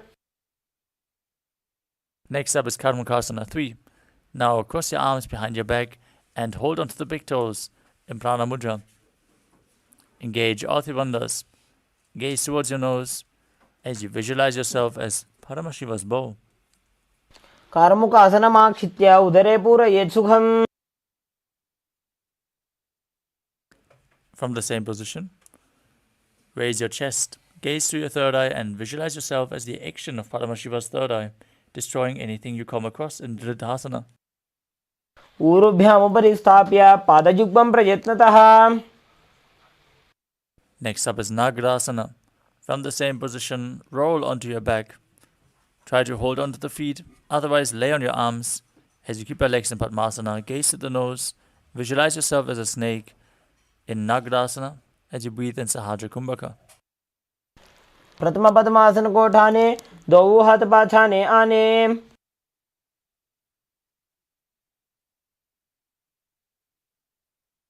Now free your legs and pull your knees towards your chest. As you encircle your knees with your hands interlocked in Padusha Mudra, lift your head to the knees and squeeze your body into a ball in Kandukasana. वेत्रासने स्थित्वा हस्तपादान् निष्कुष्य ऊर्ध्वं नजेत्. Now place your feet on the ground, interlock your fingers behind your neck, and gaze to your nose as you visualize Swamiji in your inner space in Urdhva Pavanasana. प्रथमे सोधो San करावे घोड़ा उभा राशि मिलावे. Next up is Marakata Pitasana. As you lay on your back, with the feet flat, knees raised, place the upturned palms underneath the heels and visualize yourself as a powerful alpha ape. उत्तानशयनं पादतले उत्तानहस्तयोः स्थापयेत्. Next up is Uttana Shikipitakasana. As you lay supine, raise your hips and place your hands at the hips, supporting the weight of your body. As you place your elbows on the ground, gaze to your nose and visualize Swamiji in your inner space. जङ्घूरुबलहीनश्चेत् उत्तानशिखिपीठकम्. We move on to Narakasana. As you lay on your back, lift your legs and hips up and place your arms flat on the mat, supporting your body. Visualize yourself blissfully traversing Narakaloka unscathed. ग्रीवाकण्ठेन भूमिं विष्टम्भ पादाग्रद्वयमूर्ध्वमुत्त्रजेत्. Next up is Tiryanokasana. Now raise your hands and place them at the lower back. As you keep your legs straight and lower and angle them with your core engaged, visualizing yourself as a boat crossing the ocean of samsara in Tiryanokasana. नौकावत् स्थित्वा ऊर्ध्वपादाग्रद्वयं नयेत्. Now bring your hands back to the mat. Be straight like a flagpole as you visualize yourself as the Kailasa flag, respected across all nations in Dvajasana. तिर्यन्नौकावते ग्रीवापृष्ठकूर्परैः भूमिं वष्टभ्य.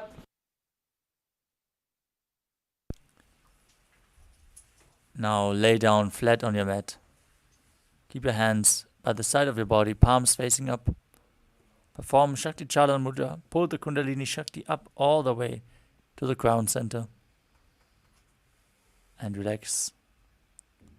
As you visualize that your body is dead and Swamiji is liberating you. Internally chant the Mahavakyam Om Nityananda Paramashivoham in Mritasana. उत्तानं शववद्भूमौ शयनं तु शवासनं. शवासनं श्रान्तिहरं चित्तविश्रान्तिकारणम्.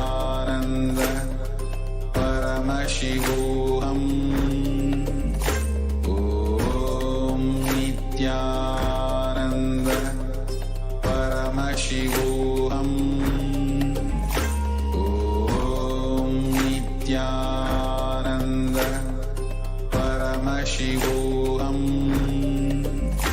Om Nityananda Paramashivoham. Om Nityananda Paramashivoham. Om Nityananda Paramashivoham. Om Nityananda Paramashivoham. Om Nityananda Paramashivoham. Om Nityananda Paramashivoham. Om Nityananda Paramashivoham. Om Nityananda Paramashivoham. Om Nityananda Paramashivoham. Om Nityananda Paramashivoham. Om Nityananda Paramashivoham. Om Nityananda Paramashivoham. Om Nityananda Paramashivoham. Nityananda, everybody, welcome back. So we had a wonderful Nityananda Yoga session where we did the 308 Tritiya Vinyasa Krama, where the entire body is in a complete space of oneness with Paramashiva. The Tritiya Vinyasa Krama, which is the 308 different asanas, when we do it authentically with all the 12 different components, we experience that intense oneness with Swamiji, with Paramashiva, and literally our entire body breathes Swamiji, breathes Paramashiva. From this very space, we are going to be entering into the power manifestation, which is going to help us with manifesting the extraordinary powers of Paramashiva that Swamiji is initiating each and every one of us during the darshan. So let us now enter into the power manifestation. We are going to be beginning with the first round of power manifestation. Today we are going to be doing the power of third eye, where we are going to be able to see what is being projected in front of us with our eyes blindfolded. The Shastra Pramana, which is the scriptural reference for this power of third eye, is given in the Vijnana Bhairava Tantra, Sutra 34. Kapalantarmano nasya tishtanmilita lochanaha kramena manaso dadyat lakshaye laksha uttamam. This is the verse that directly describes about this power of third eye. Let us now enter into the power manifestation. Please get yourself a pen and a paper.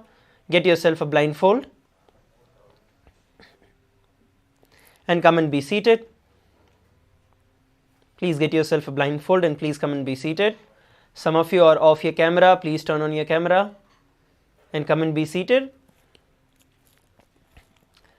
See, even if you do not have a blindfold, get yourself an opaque cloth.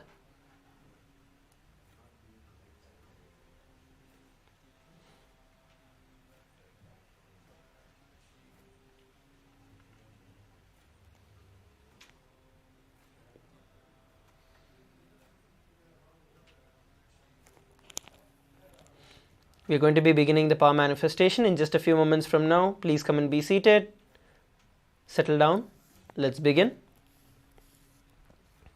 Okay, now please put on the blindfold. We are going to be looking at identifying what is the color of the dress that the Supreme Pontiff of Hinduism, our beloved Swamiji, would be wearing. So we are going to be projecting multiple different images of Swamiji and you're going to identify which color dress Swamiji is wearing.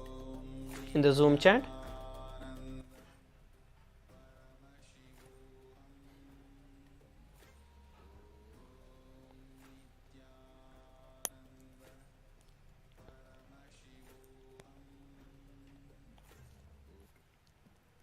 We have a few moments. Please start putting in the chat. You can also pen it down. In a few moments from now, we are going to be looking at the image that was projected for all of us. We are going to identify, we are going to see and verify whatever Swamiji showed us.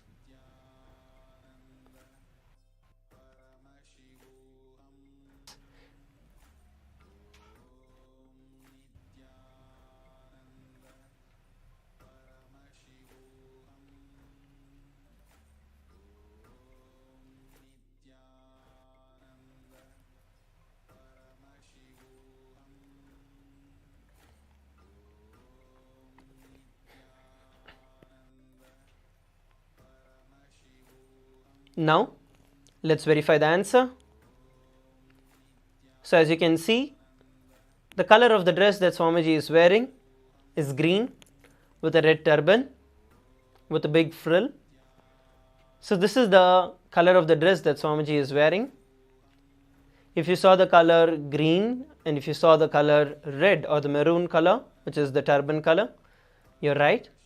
But if you also saw the other colors which are there on the screen, which are being projected, for example, the Dwara Balaka, or the Swamiji is sitting, it is also right.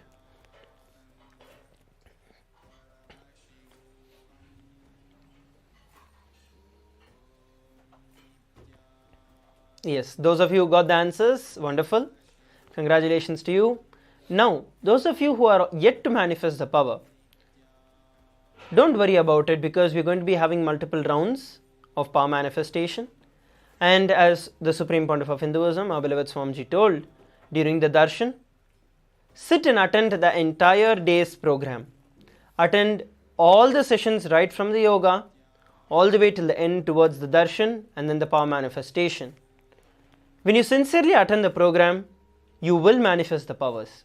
So you need to integrate yourself, bring yourself back to integrity, and attend the entire day's program, and you will see that you surely will manifest the power. Now we are going to be entering into the next round of the power manifestation. We are going to be projecting another image of Swamiji wearing another color of dress. So let's get ready for this power manifestation. Please put on your blindfolds. Please put on your blindfold. Start chanting the Mahavakya, Om Nityananda Paramashivoham.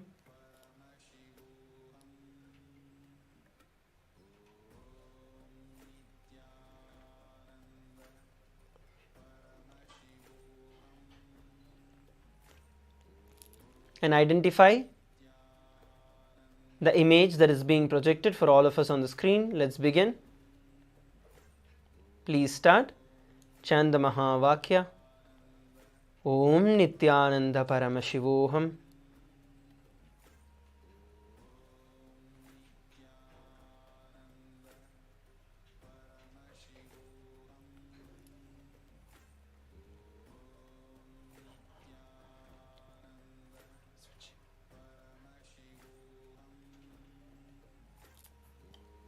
Om Nityananda Paramashivoham. Om Nityananda Paramashivoham. Om Nityananda Paramashivoham. Om Nityananda Paramashivoham. Om Nityananda Paramashivoham. Om Nityananda Paramashivoham. Om Nityananda Paramashivoham.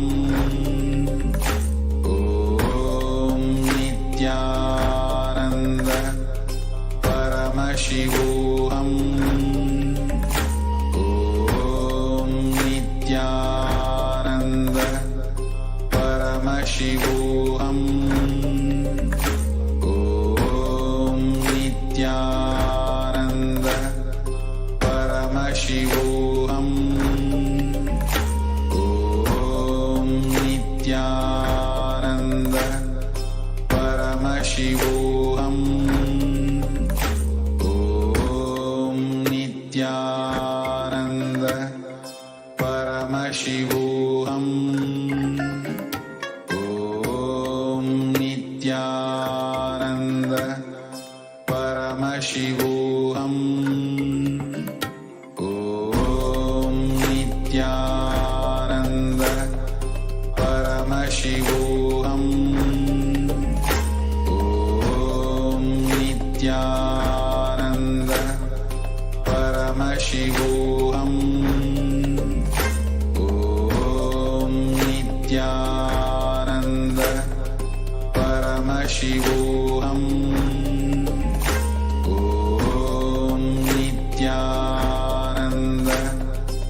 Paramashivoham. Om Nityananda Paramashivoham. Om Nityananda Paramashivoham. Om Nityananda Paramashivoham. Om Nityananda Paramashivoham. Om Nityananda Paramashivoham.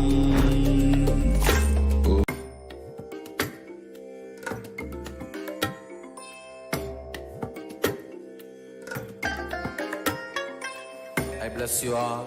Let you all open all your three eyes and manifest the powers of Mahasudashiva. Om Nityananda Paramashivoham. Om Nityananda Paramashivoham.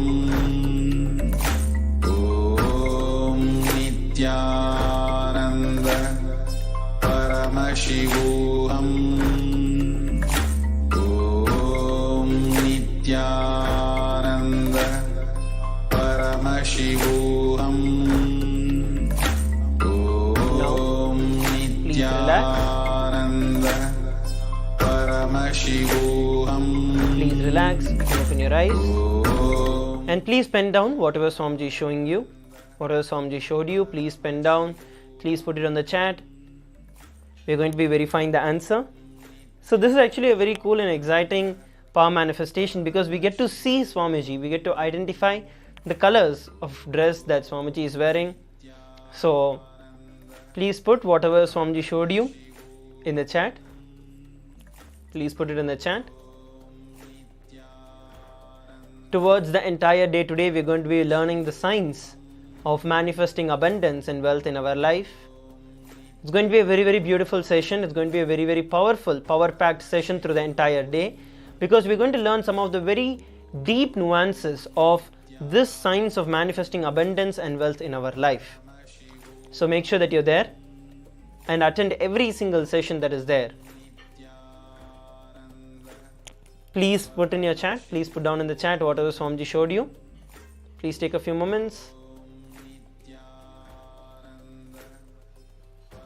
Yes, now let's look at the answer.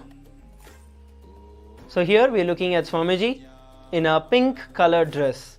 In a pink colored dress with a pink and yellow turban, as we can see, and also a pink background completely. So yes, so if you saw this, if you saw any of the colors that are being projected on the screen, you got it right.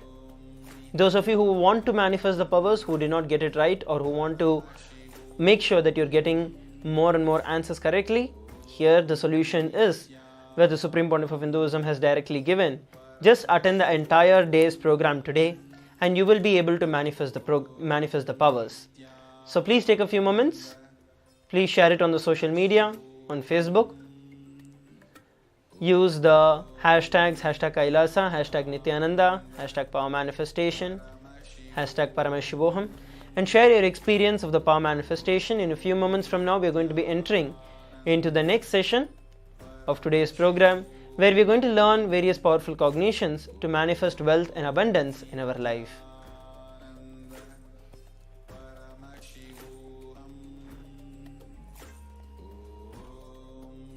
Nityananda Paramashivoham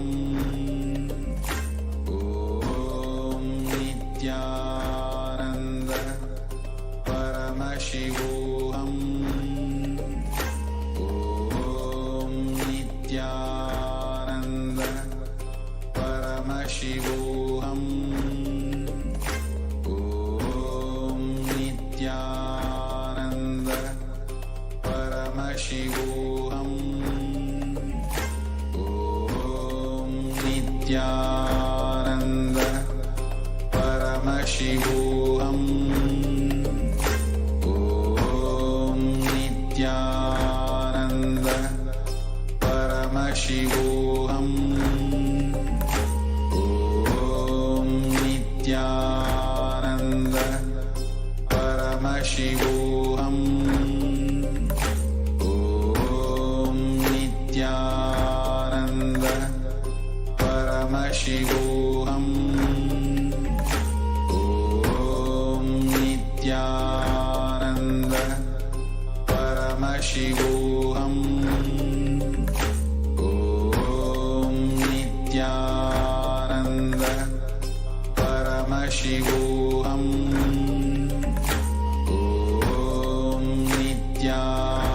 Nityananda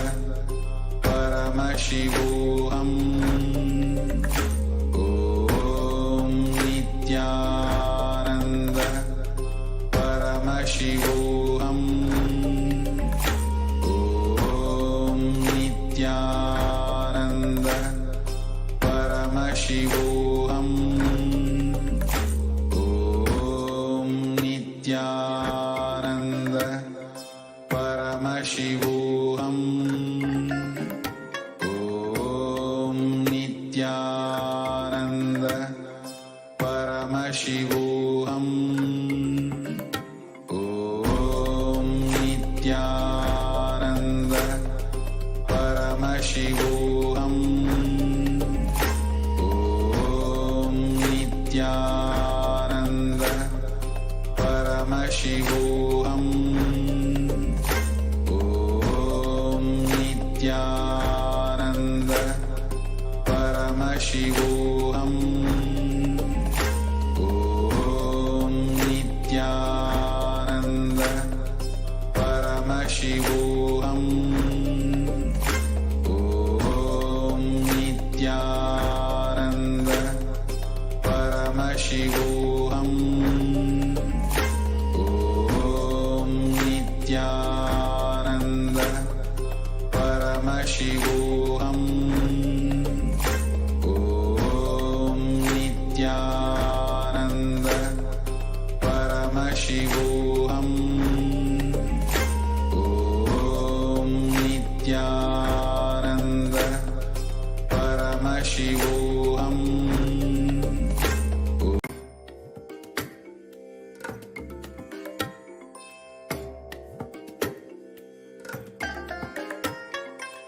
I bless you all. Let you all open all your three eyes and manifest the powers of Mahasudashiva. Om Nityananda Paramashivoham Om Nityananda Paramashivoham Om Nityananda Paramashivoham Om Nityananda Paramashivoham Om Nityananda Paramashivoham Om Nityananda Paramashivoham Om Nityananda Paramashivoham Om Nityananda Paramashivoham. Om Nityananda Paramashivoham. Om Nityananda Paramashivoham. Om Nityananda Paramashivoham. Om Nityananda Paramashivoham. Om Nityananda Paramashivoham. Om Nityananda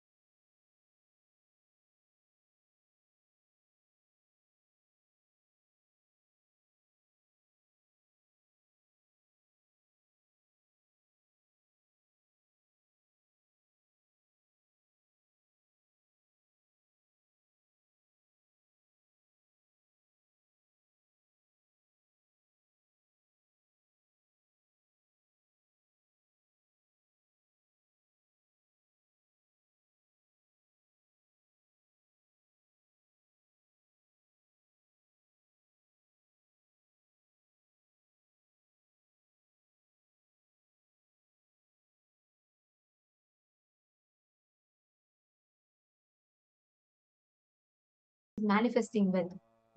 How many of you are curious to know it? Wonderful. So go ahead, sit back and enjoy the program as all of us are going to be getting ready to understand about the science of wealth creation.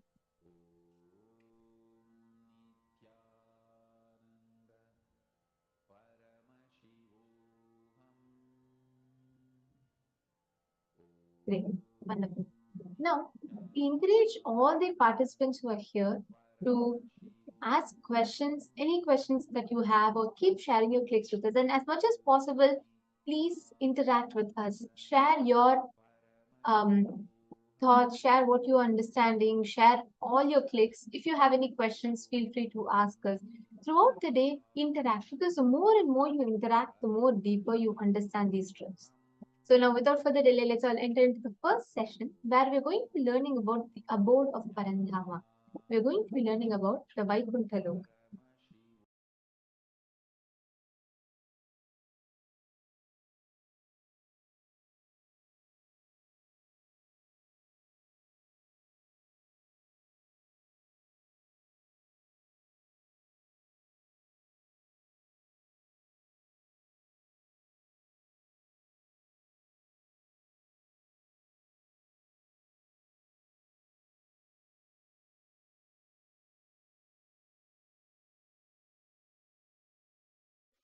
Fourteen lokas are stopping with Brahmaloka. After that, the four is beyond Brahmaloka.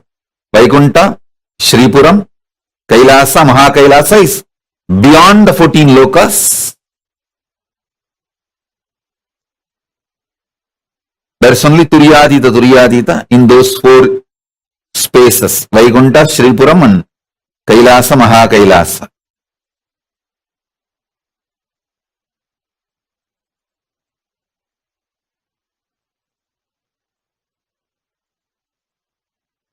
Like Vaikuntha is abode of Vishnu. What about Shripuram? See, Vaikuntha is abode of Vishnu, Parandama. Shripuram is Parameshwari, Paramashiva Shakti. Kailasa is Paramashiva.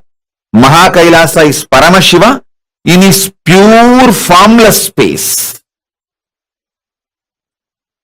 Beyond the form and formless space. That is Mahakailasa. In Kailasa, he lives as Paramashiva with form. Mahakailasa is a pure formless space. Intense life, alive. Even if you meditate on it, you will feel ecstatic.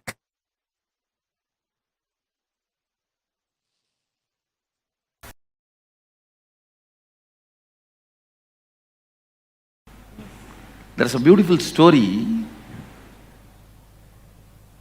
Vishnu was lying on the Vaikuntha. Mahalakshmi was pressing his feet. Suddenly Vishnu got up and started running. Mahalakshmi thought, did any demon attack Vaikuntha? Even then I have never seen in my whole life Mahavishnu running like this. And she was also chasing him and asking, "Arey, tell me, why are you running? At least tell and run. Which demon is attacking? I don't see any demon, any attack." Then Vishnu, without reducing the speed, the same speed running, and he's telling, look there, look there.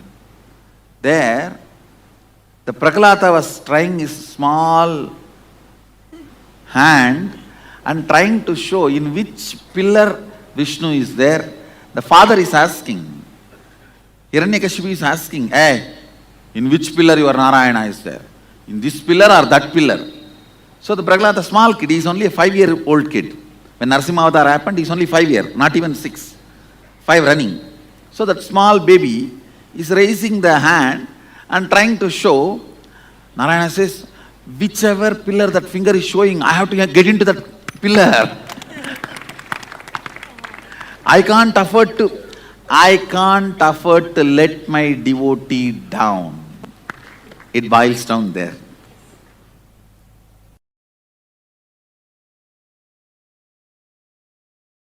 The prana of Vaikuntha is love, prema, bhakti.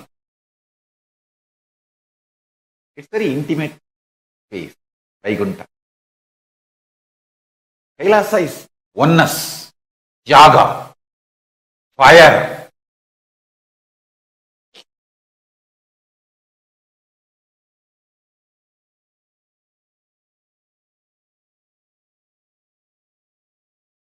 Vaikuntha is more like a cool,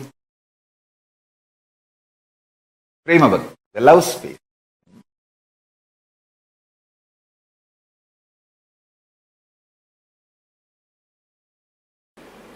Seeking is nothing but your ability to throw tantrum and get the attention of the cosmic mother. I am telling you, just sit under one tree with a depth and decision of seeking. Simply Kailasa has to shiver. Kailasa will shake. Don't try to be Ravana, trying to shake the Kailasa. You will be caught under. Just be a yogi. Vishnu cannot sleep there. Vaikuntha will have a tsunami. He has to come down and attend to you. Because after all, Vaikuntha, Kailasa and all is nothing but a parallel universe of you. Your Anagata Chakra. The parallel universe of your Anagata Chakra is Vaikuntha. Parallel universe of your Anya is Kailasa. If you shake your Anya, Kailasa has to wake up and Mahadeva has to appear in front of you.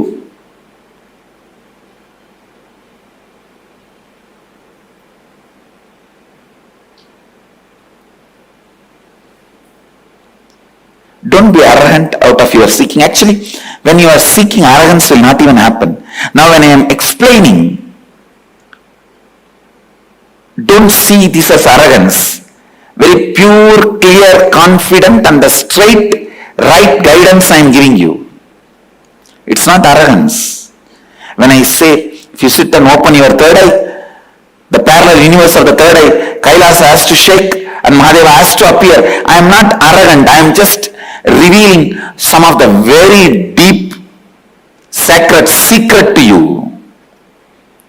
If you sit and open your Anagata Chakra with the depth of seeking, simply there, Narayana has to wake up from his Yoga Nidra and appear in front of you.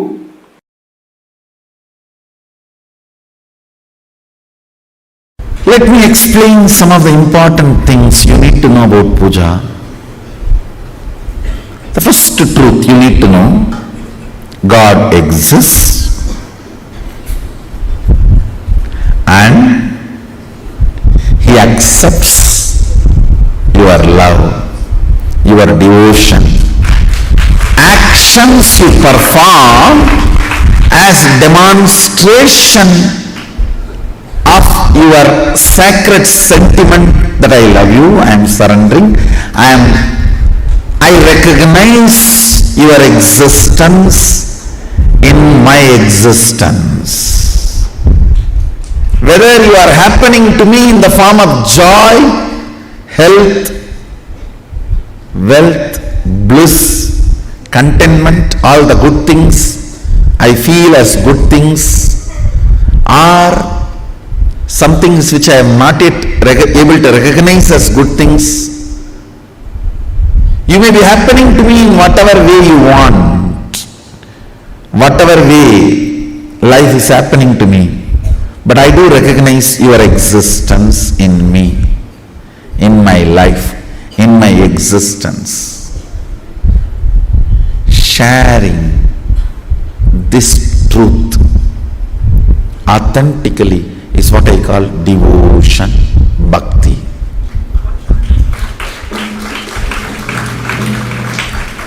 manifesting powerful cognitions about the universe is bhakti, and manifesting powerful cognitions about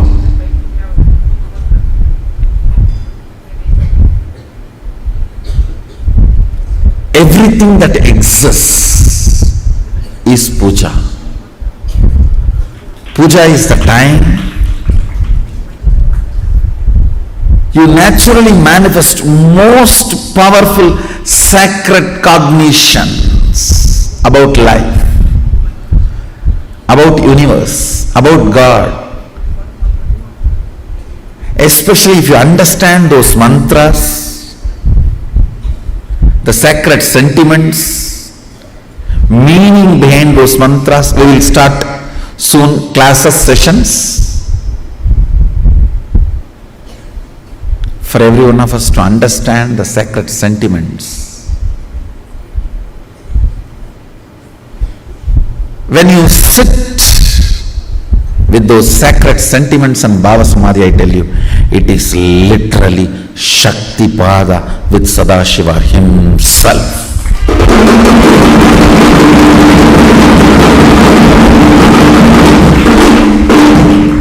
It can manifest so much of powers, state of Sadashiva, space of Sadashiva, and powers of Sadashiva. It can just do wonders, I tell you. Fools are those who don't know the taste of Shiva Puja.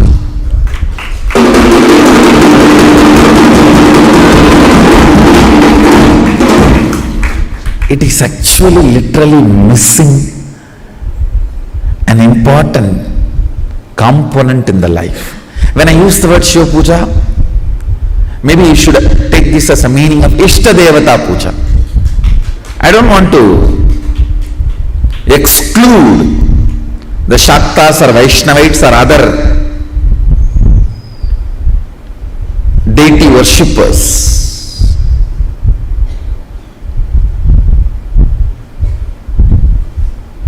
Because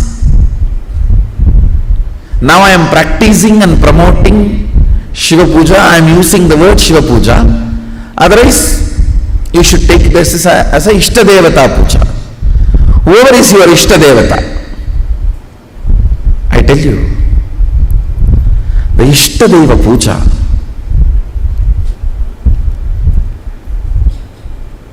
physically sitting and cognizing the Archavatara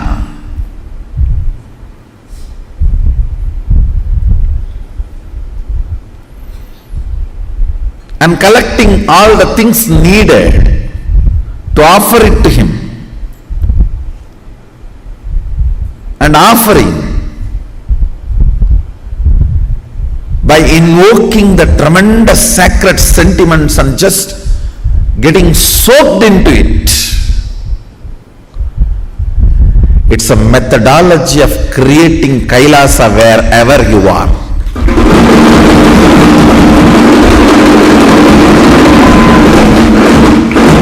You have power to manifest Kailasa where you are. And your sacred sentiments are so powerful, he has to recognize it. And he is waiting to recognize it.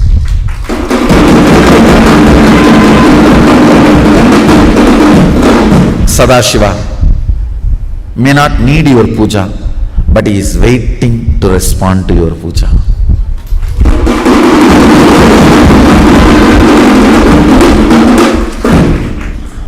Your sentiments are different. You think, oh, if he is waiting for me, then he needs me. No.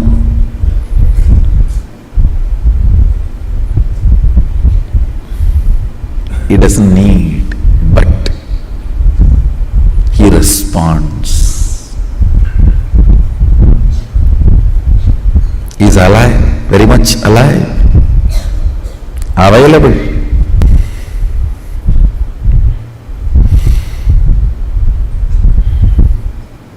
Puja is 100 times more than sitting in mandala process with me. When you sit with me in the puja, the Shakti Pada is 100 times intense than the mandala process.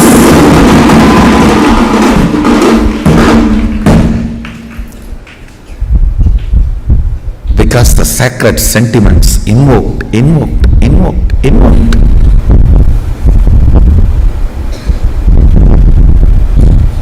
And just like a wave, rising and settling, rising, and it settles into your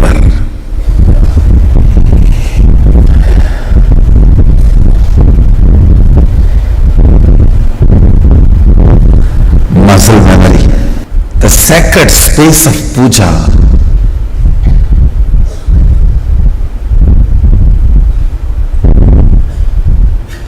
the sweet space of puja.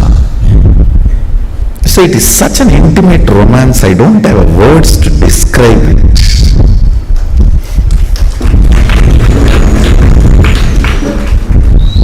Romance described loses its sweetness and sacredness, becomes dirty.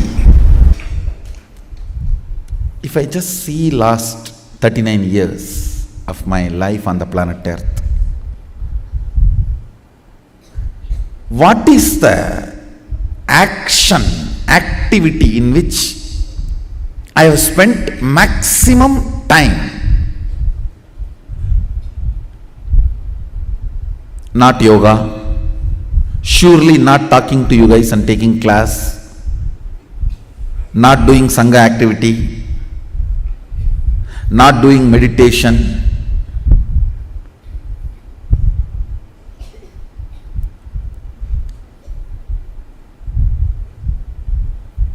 at least equivalent of the time I spent on all these activities, I spent on puja.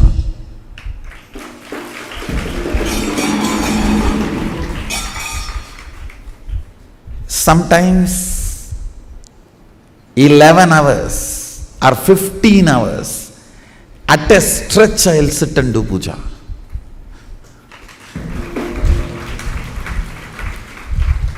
Understand, I may promote the Shaivite rituals, Agamic rituals, but I myself was Sakta.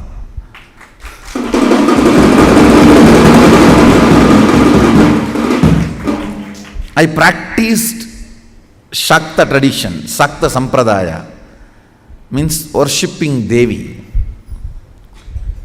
Basically, I received Bhuvaneshwari Vidya from my Guru, Vipudananda Puri, after I had darshan of Devi appearing, and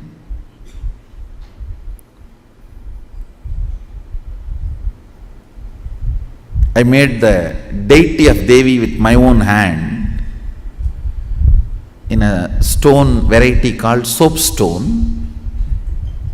In Tamil they say Mavakkal. It is a kind of a soft stone.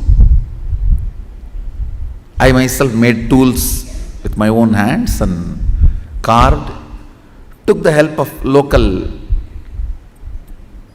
carving artisans, few hours their support. So after I did this deity, my Guru was thoroughly impressed, and she gave the Bhuvaneshwari Vidya and Bhuvaneshwari puja method, the practice. In those days there was no Google, so the local library is the Google. I'll go and sit in the local city library. It is not, I should not say city library, a village library. There was a government library where a lot of books will be there. And Ramanashram also used to run a library.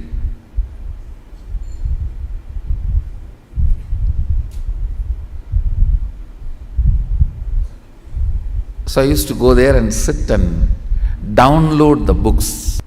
I used to go and sit and copy the puja patadis available in the library. You can all see the deity I carved after having darshan of Bhuvaneshwari. Exactly as I had darshan, I carved her. I carved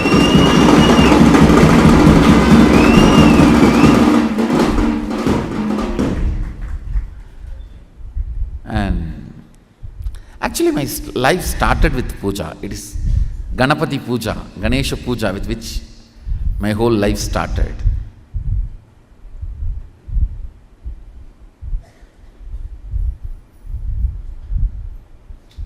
If I am not doing what I am doing, I will be only doing puja. I would have been a pujari. Just sitting in some remote corner Shiva temple from morning till night. I may be just sitting and pouring water on the Shivalinga, chanting some slokas I know, or the mantras I know. That would have been my favorite time pass, or life pass, I should say. After I started preparing the manual, my guru used to correct the spelling mistakes and she will give me the meaning and procedure.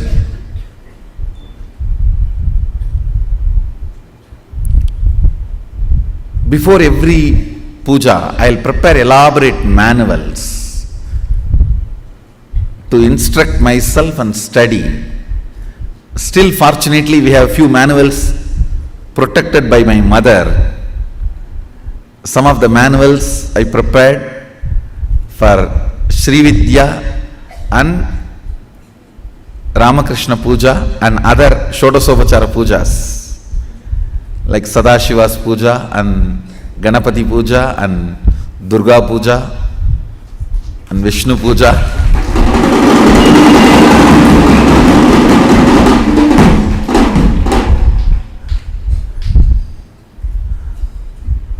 Still we have some of the manuals, fortunately. Much of them are Sanskrit and Tamil mix, means in Sanskrit script also I will write the mantra, and then Tamil script also. I will write the mantra and write the meaning in Tamil, procedures in Tamil. We do have some manuals with the Sanskrit script. Can you get that? Devanagari script.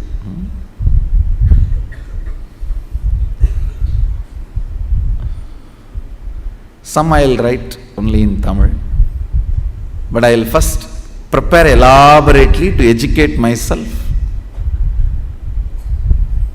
Thanks to my grandfather who put the seed of puja inside me, I have seen his sincerity. See, when the business hours increase, he will come back to home only night 1 o'clock. And after 1 o'clock he will take bath and do the night puja. Night puja will be only 10-15 minutes. Then he will sing for some half an hour, all the stotras. He will go to bed by 2 o'clock. Next day again he will be up, awake 4 o'clock, take bath and do his pranayama. I have not seen him doing yoga, but I have seen him doing pranayama. He will do pranayama and start his puja. He is not a great pandit, but whatever few mantras he knows and stotras, with that he will do a very relaxed, spending lot of time, not hurry-burry, washing and cleaning those deities, clothing them and jewelling them and applying sandalwood paste and offering flowers or bay leaf and then the Naivedyam. Elaborately, very relaxed way, at least 1 hour he will spend. I have seen this from the time I remember me. From the time I remember me,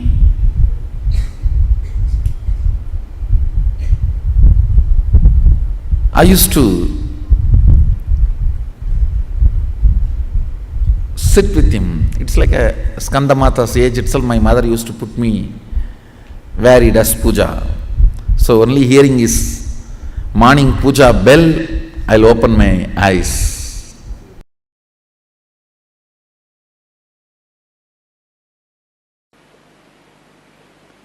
There's a beautiful story in Ramanuja's life.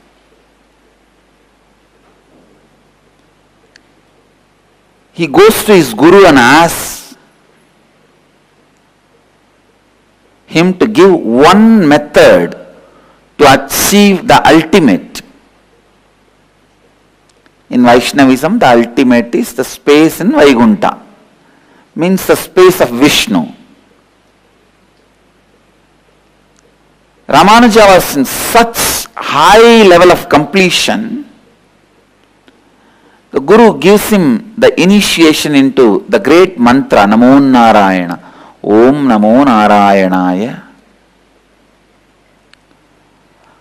And immediately, Ramanuja gets the glimpse of that space, because he was in right context and the initiation was given, immediately gets that space. But the Guru says, don't go out and give this mantra to anyone and everyone, otherwise you will go to hell, they will go to Vaikuntha. But I tell you, whenever you experience, you will be possessed by the spirit of enriching.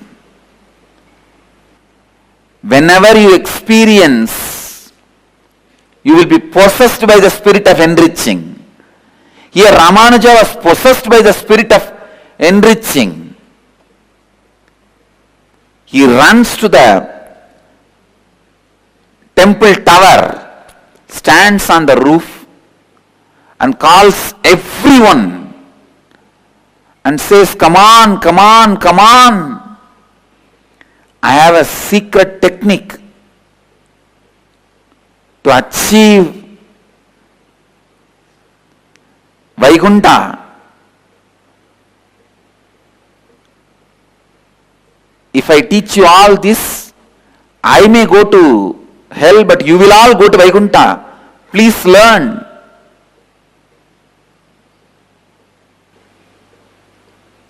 Immediately, he initiates everyone into that great principles and the Maha Mantra, Ashtakshari, Om Namo Narayanaya. And please understand, you cannot even stop yourself from creating when completion happens in you. Completion is so powerful that uses you and simply creates naturally through you. When you complete, creation becomes your natural self-expression, and you cannot stop even yourself from radiating creation.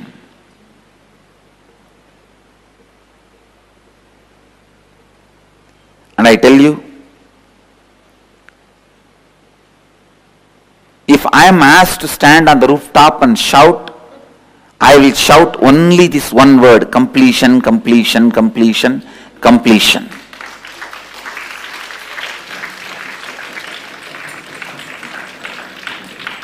Like Ramanuja, how Ramanuja shouted, Om Namo Narayanaya, the mantra for the ultimate Vaikuntha.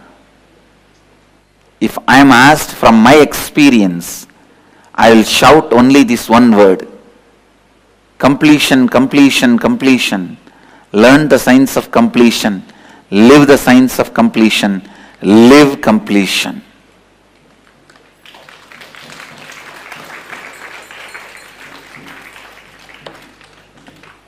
I know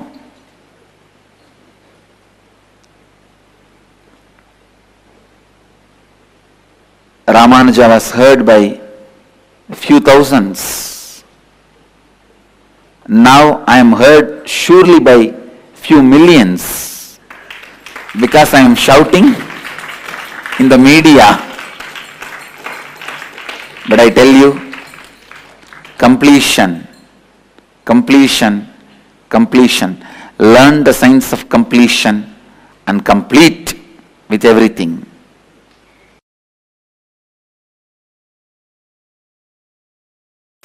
Experiencing, imbibing sacred truths. Swadhyaya. Please understand.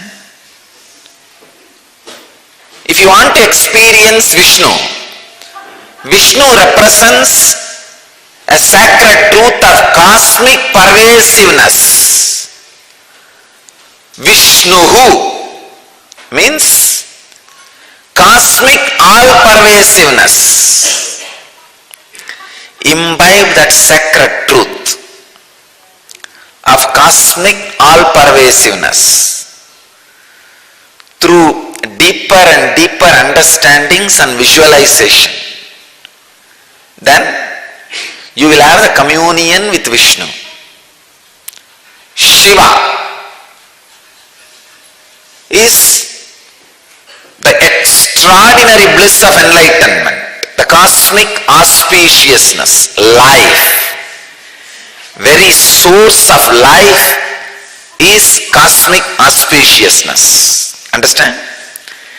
I am exactly giving you the bija mantras to experience each God. Understand? For modern day, I am giving you the bija mantra for each God in English.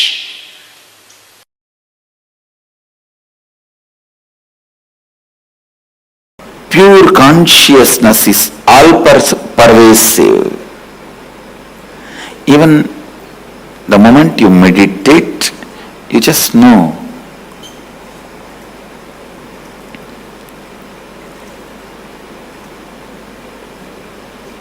You are something more than the body, because all-pervasiveness, the amount you can experience, only that much you can visualize. Please understand.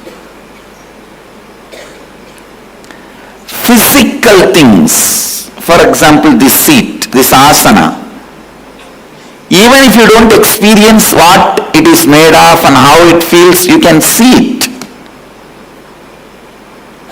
You can grasp it.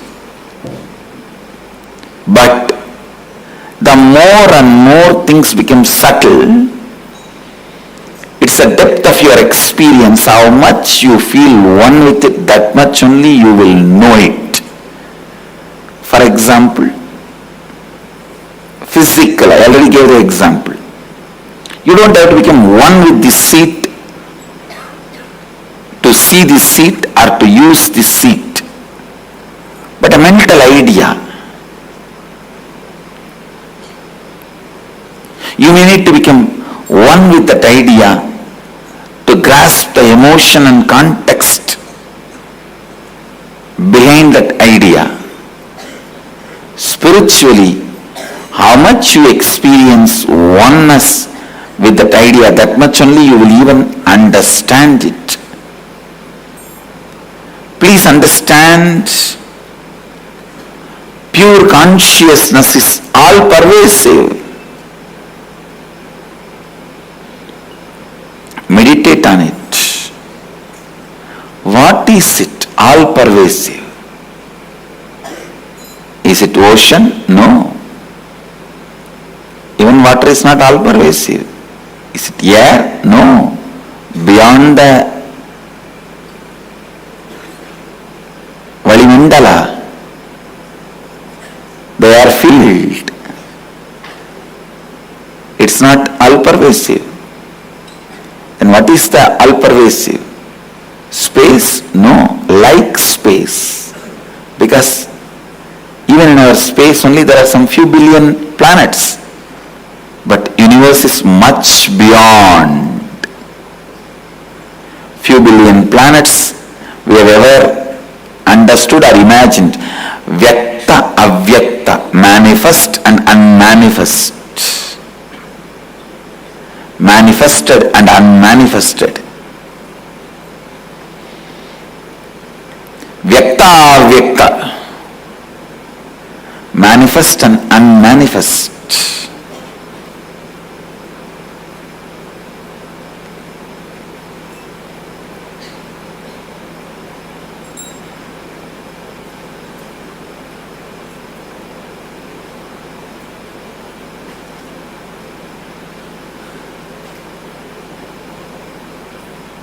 Meditate on it.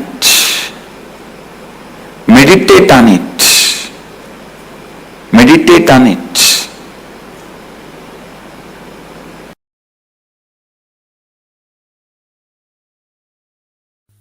Vaikuntha Ekadashi is the day. So tonight Dwadasi starts. Now all the devatas are supposed to wake up and do their Panchakriya and yoga, Nitya Anushtana, and start their puja.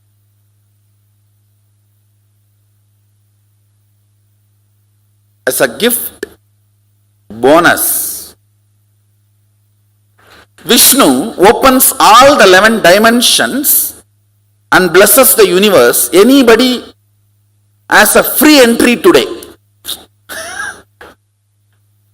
This few days, all the 11 dimensions are opened and made available for all the beings to come and enjoy. Like they give you free tour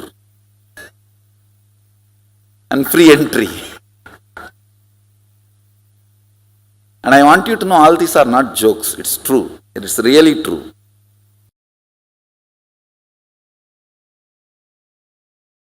Listen. Los Angeles Kailasa is one of the most important Kailasa till now I have manifested. The deities are literally birthed by Paramashiva, myself directly. The Archavataras residing in Los Angeles can connect you directly to Kailasa and other vertical time zones. Sit, pray to Venkateshwara in Los Angeles Kailasa, you will experience Vaikuntha directly. Connect, worship Ganapati in Los Angeles Kailasa, you will experience Kailasa directly. You will see Ganapati in Kailasa directly. Every deity. Same way. Rajeshwari in Kailasa, Los Angeles, connect with her. You will directly see Sripuram, Parashakti, Parameshwari, Rajeshwari. Every god in Los Angeles is directly birthed by me, Paramashiva, myself. The deities there directly will connect you to other portals, other lokas, and bring all the best things from that loka. Not only the boons you ask, darshans of gods and liberation itself. Los Angeles Kailasa will be one of the most important Mukti Kshetra. This temple will be there forever till sun and the moon is there. That temple cannot be shifted. That deities cannot be shifted. It will be there forever. Liberating millions and millions and millions. I tell you.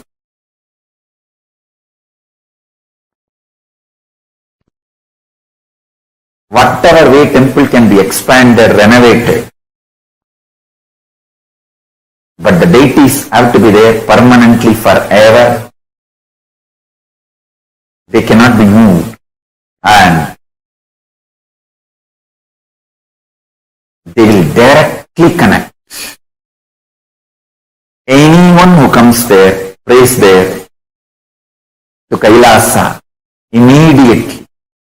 It is literally, I brought the Kailasa stage, a supernal effulgence of Kailasa, and made this Los Angeles Kailasa. there will be a huge ecosystem, enlightenment ecosystem in Los Angeles.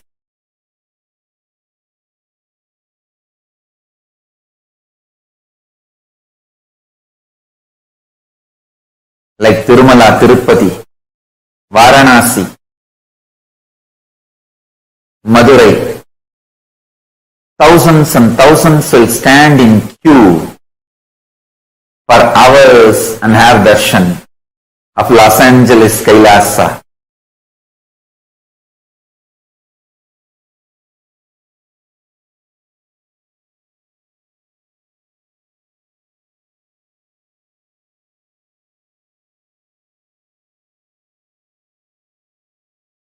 Paramashiva, myself, will be ever present, eternally manifesting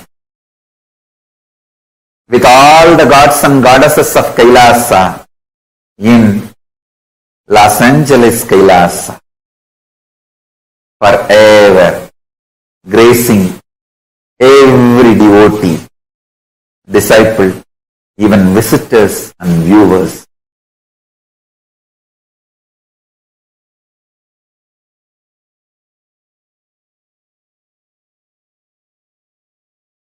Los Angeles Kailasa is one of the connection points with Maha Kailasa and Bhuloka and all other lokas, spaces.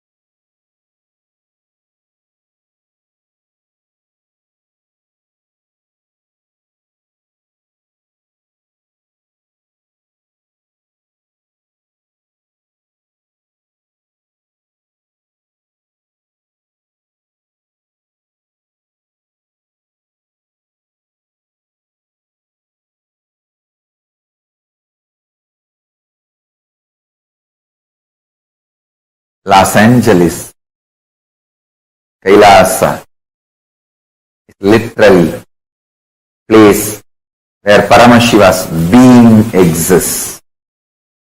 He is not only in the form of energy, superconsciousness, state, space, powers, he is in the very form of the being,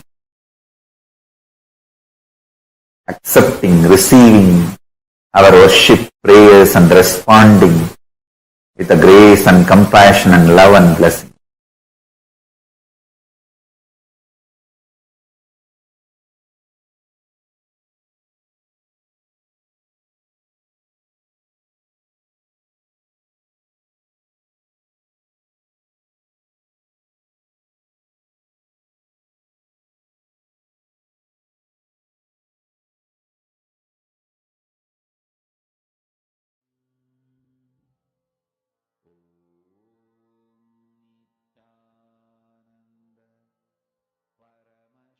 The prana of bhakti, the prana of Vaikuntha is prema bhakti. Swamiji so beautifully explained about how Vaikuntha, the Lord, the abode of Parandama, the abode of Mahavishnu, is just the air itself is prema bhakti, based on love, based on devotion. The whole air of Vaikuntha is established. That is what Vaikuntha represents. The prema bhakti is what Vaikuntha represents.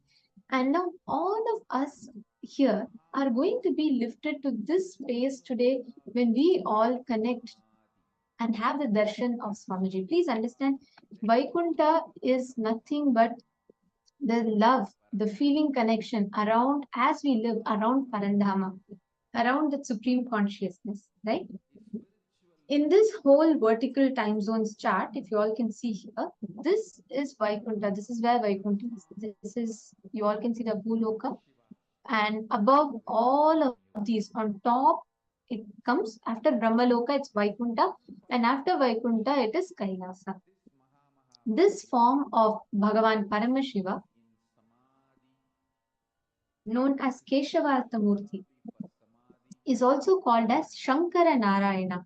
Actually, in this form, right, Bhagavan Paramashiva and Mahavishnu are seen together in one body. So you can see here on this picture, you can see the Damaru and in one hand, and you can see the chakra, Mahavishnu's discus on the other.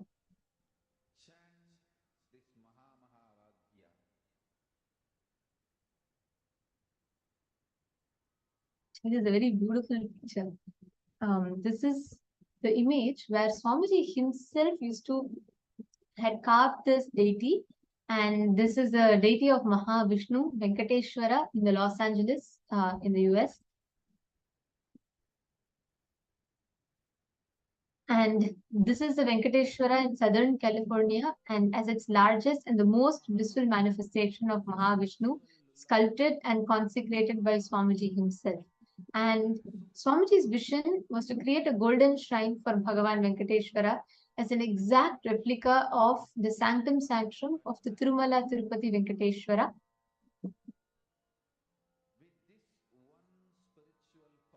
Here we can see this is Venkateshwara Murti. This is 8-foot tall Murti of Ananda Venkateshwara. This has been installed in the Los Angeles temple, with we can see Lakshmi Sridevi and Bhudevi. This is in Toronto, Mahavishnu in Toronto. And this is Mahavishnu in Bangalore in India.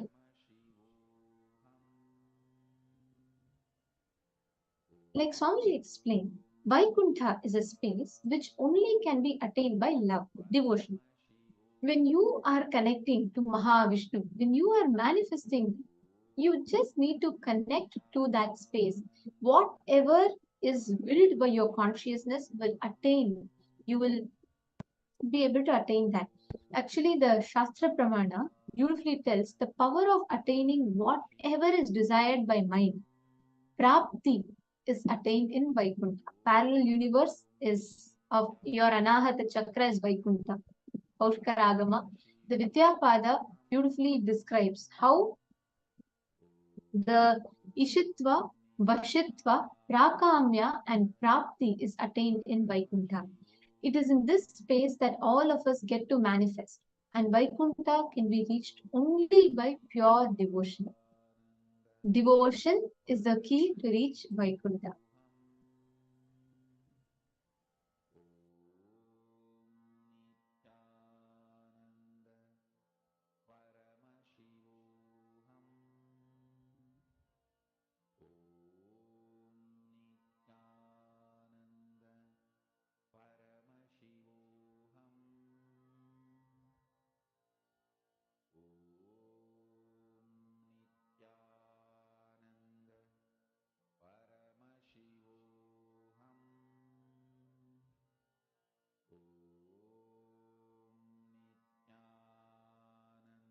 And this space in Vaikuntha, creativity becomes your natural self-expression. Means you cannot stop yourself from radiating that intense creativity. This aspect of Paramashiva, this aspect of Parandama, creativity is radiated in this aspect of Mahavishnu, Vaikuntha.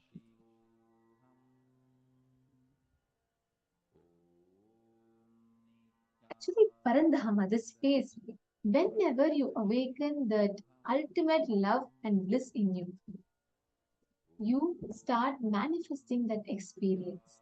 Now, there's a very beautiful kriya that Swamiji has given, using which you can manifest that intense love, that prema bhakti. Okay, but can I request everyone to come on camera for this kriya? It's a small meditation process, a technique, a very powerful one to awaken the love energy in you. See, Anahata is your heart center. The parallel universe manifestation of Anahata is Vaikuntha. And when your Anahata is awakened, when the Vaikuntha dimension is awakened in you, you manifest the powers of Prapti, Prakamya, Ishitva, Vashitva, the Ashtamaha Shakti, which we will be manifesting today as well. Now, every one of you are going to be doing a very powerful technique to awaken your love energy in you. And this technique is not intended to be a substitute for any professional medical diagnosis or treatment.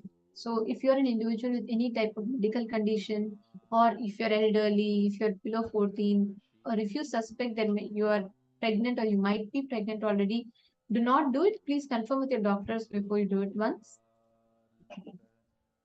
So, this Kriya basically infuses tremendous creativity in you by bringing peace, silence, and awareness. It breaks one of your powerful blockage called the Hridaya Granthi, which is a very powerful knot, which constantly creates fears and complications in you. This Kriya breaks the Hridaya Granthi and infuses awareness into you.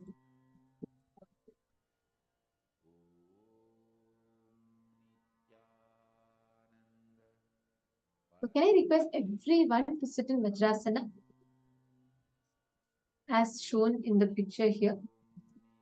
You all can sit in the Vajrasana.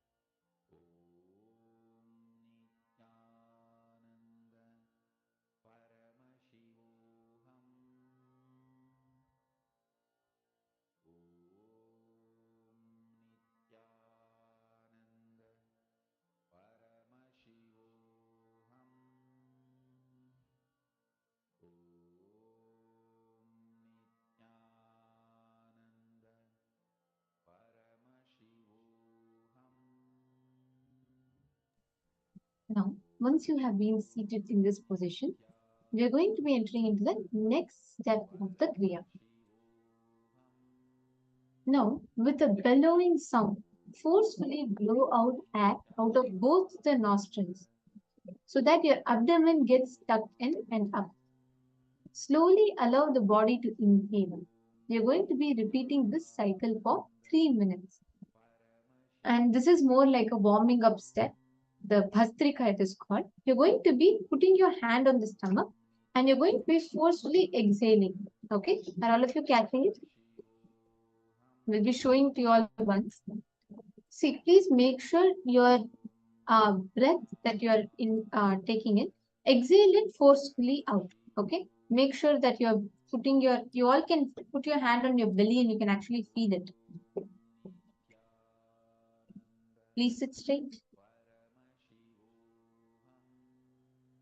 Okay, so you're going to be putting your hands on your belly and you're going to be forcefully exhaling. You can actually feel your stomach moving in and out. So put your hands on your belly. This forcefully exhale from both your nostrils. Please do this step for 3 minutes.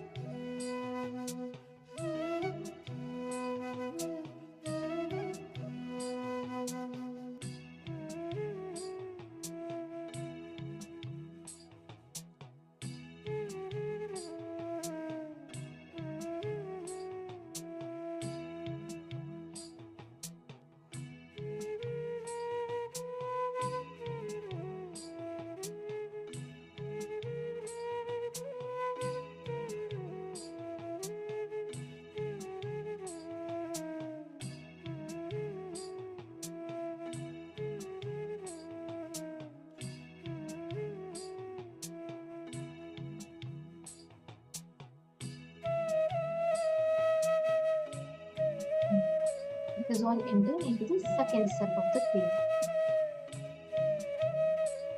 This is only like a warm-up, like a preparation. Now we're going to be entering into the second step. Close your eyes. Relax the whole body. Please close your eyes and relax your whole body. I request every one of you to please follow along and do not worry. We will be guiding you all step by step. So you just need to follow along as the instructions are being said so you can understand and do it. Close your eyes and you're going to relax your whole body. Extend the tongue outside the mouth as far as possible without strain. Roll the sides of your tongue up so that it forms like a tube. So it's called the Shitali Pranayama. So what you're going to do is, you're going to be putting your tongue completely outside.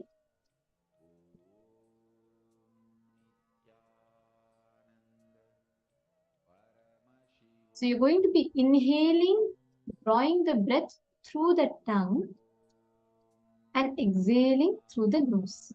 Clear? For all of you understanding? So at the end of this inhalation, you will draw the tongue in. You'll close the mouth and you'll exhale through the nose.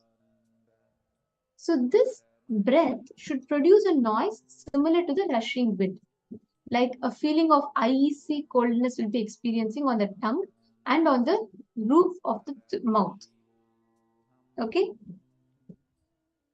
Are all of you understanding? Are all of you catching it? If yes, please put yes in the chat. Can I request everyone to please put yes in the chat, please? Are all of you clear? If you're understanding this step of the Kriya, please confirm.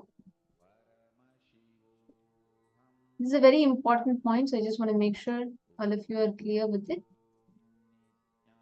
Okay, can I request everyone to please sit straight? Please sit straight. Sit with your head, neck, and spine in a straight line.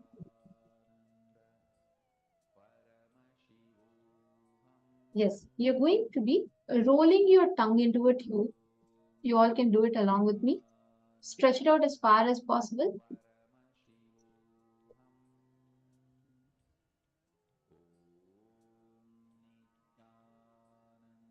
So you'll suck the air in through the tongue and you will inhale and you'll exhale through the nose. Ma Hongzu, you should stretch it out as far as possible. See.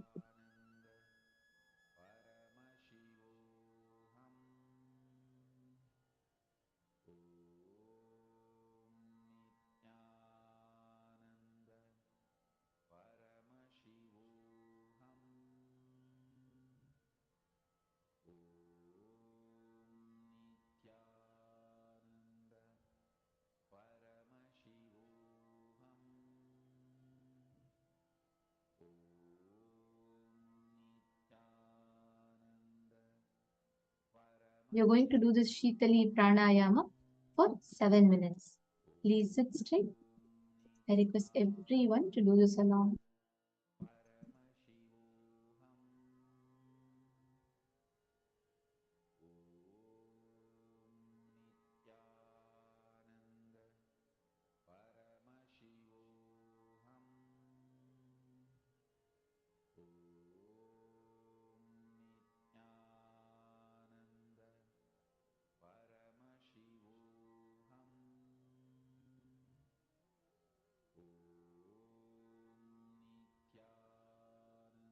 This Shitali Pranayama should be done for 7 minutes.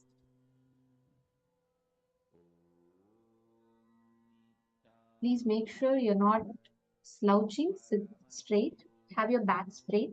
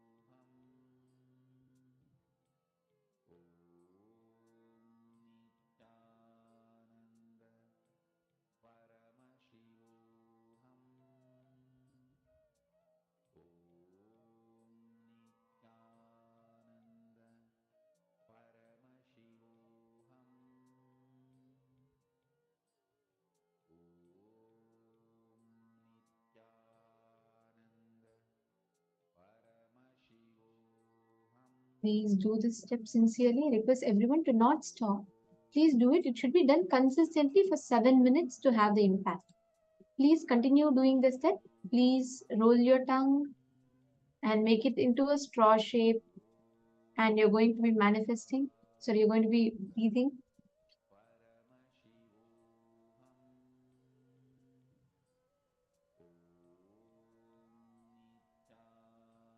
This is a step 2. I request everyone.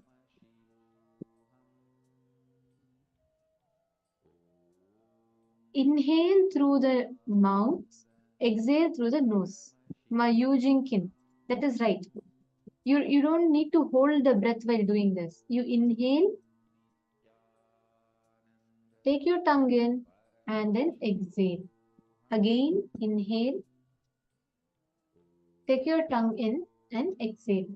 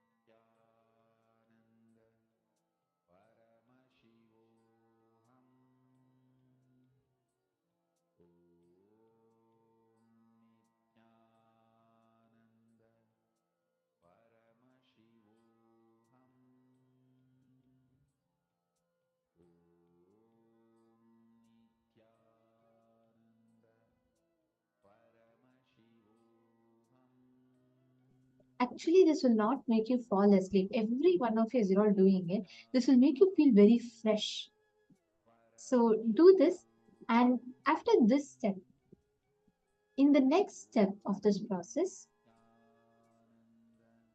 keep your eyes closed.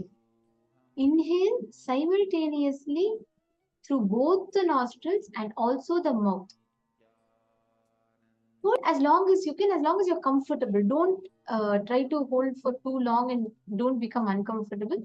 You're only going to do this step as long as you're comfortable. Okay? Listen very carefully. You're going to be inhaling simultaneously.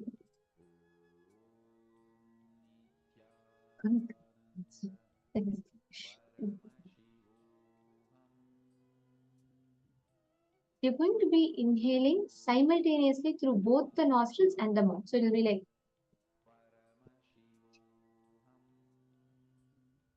and hold it.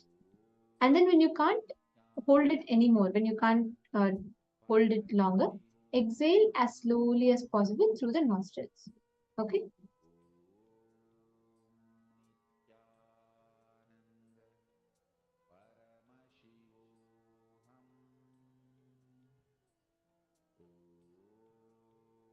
Inhale through the mouth and both the nostrils. Hold it and exhale through the nostrils. See, actually, you all should know this will give tremendous relaxation. It will make you feel like you had a good sleep and you came.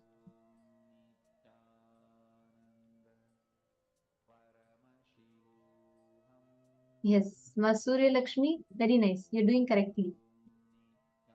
All the others, continue. Go ahead.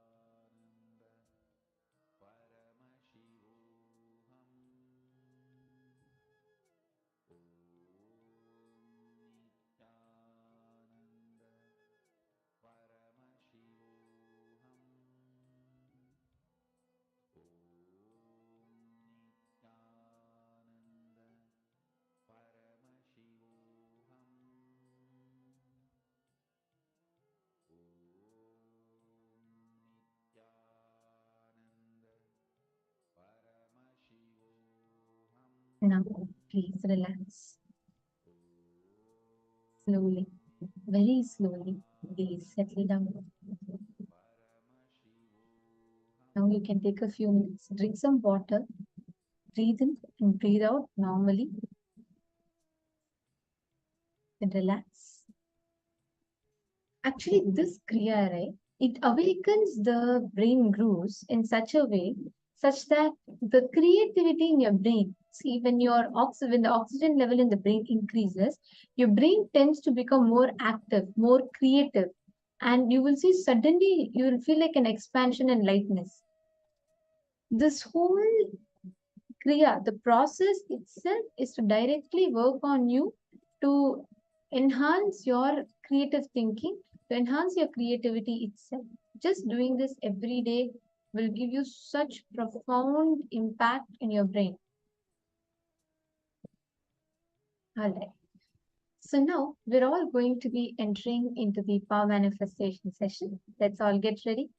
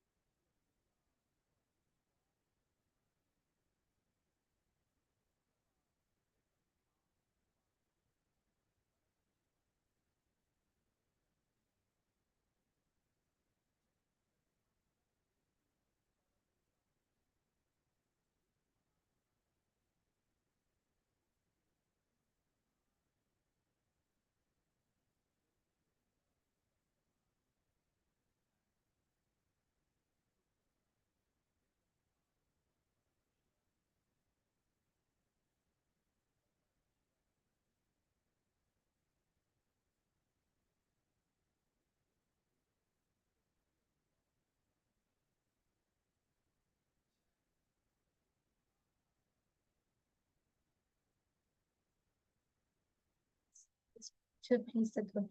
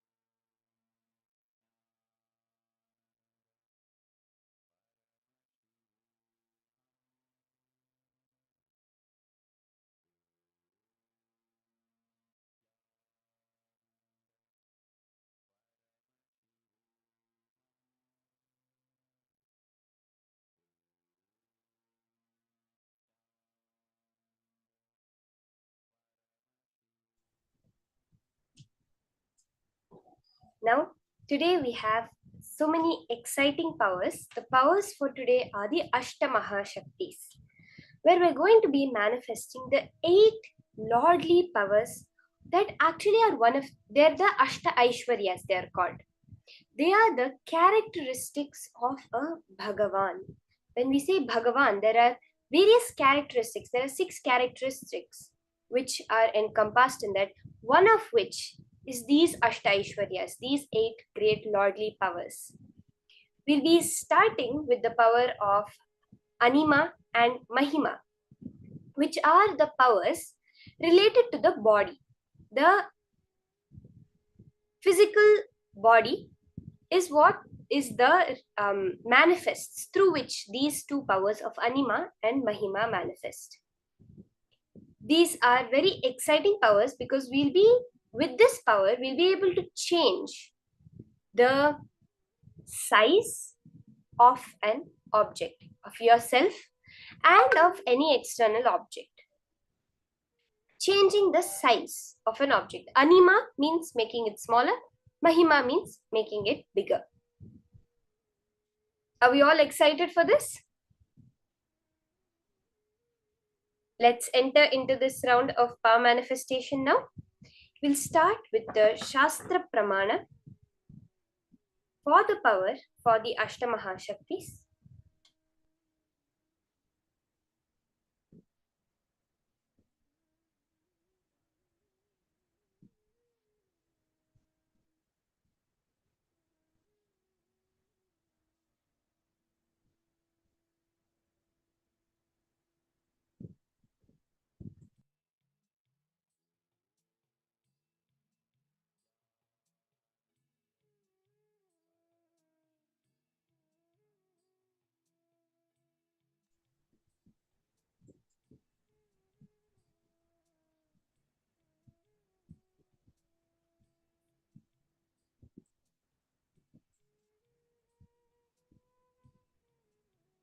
The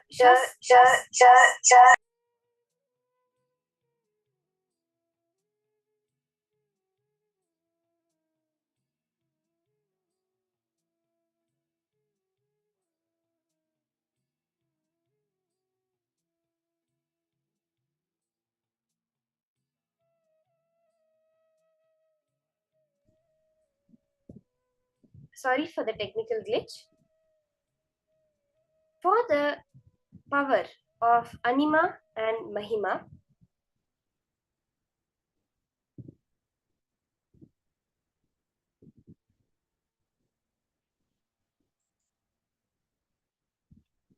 the Shastra Pramana is from the Vijnana Bhairava Tantra, where it beautifully says, for the power of Anima, it says, Anima Paraman Vader Apisukshma Tarasthitihi. And for the power of Mahima, it says, Mahima Vyapya Chasthanam Brihaddehendriyadibihi. These both powers, along with the Laghima power, are the three powers which function from the body, that are expressed through the body. Where Anima is the power of Apisukshma Tarasthitihi, being immensely small, being minute, as more smaller than the substrate atom, more smaller than even an atom. And the Shastra Pramana for the power of Mahima, which says, Vyapya Chasthanam Brihaddehendriyadibihi, which is the power to exist pervasively, where through huge bodies, huge organs, you're able to exist at every point, any space that you want to fill up.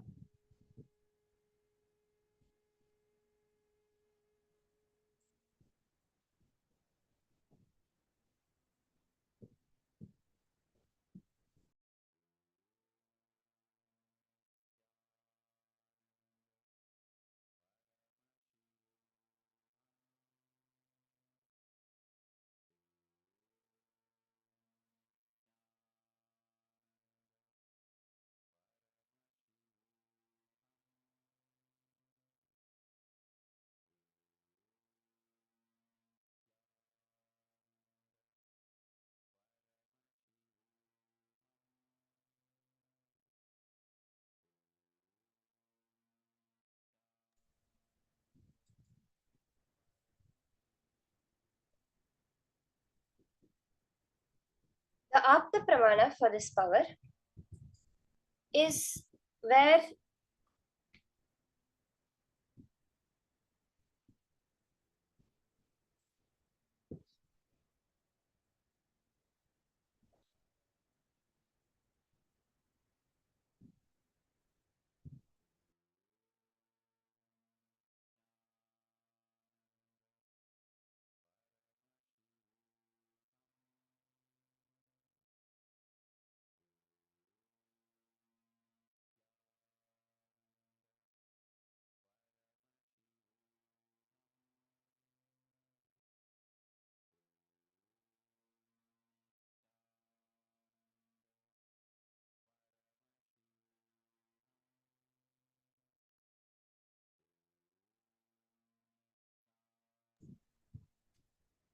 In the great Purana of Ramayana, when Lord Hanuman wanted to cross the ocean to reach Lanka, where Devi Sita was held hostage, he was stopped by a demon named Surasa, and the demon demanded that anyone who has to pass the ocean must first enter into her stomach. Hanuman stretched himself to 10 yojanas, bigger than her mouth was at that time. Then Hanuman stretched his body to 30 yojanas, and Surasa enlarged her mouth to 40 yojanas. Then Hanuman stretched his body to 50 yojanas, and Surasa widened her mouth to 80 yojanas. Like this, it kept on going. Then suddenly, when Hanuman saw Surasa's mouth so huge and enlarged, he just entered into her mouth and immediately came out within 1 second. He shrunk his body to the size of a thumb and went in and came out, thereby fulfilling her condition of entering her mouth and coming out. Then Surasa revealed herself as the mother of all serpents, sent by the Devatas in the form of a demon to test Hanuman. And very beautifully, she blesses Hanuman to be successful in his mission. This way, we see both Hanuman and Surasa manifesting the power of Animan Mahima, where as Hanuman is growing bigger, Surasa is also growing bigger, and then when Hanuman suddenly becomes small, goes in and comes out.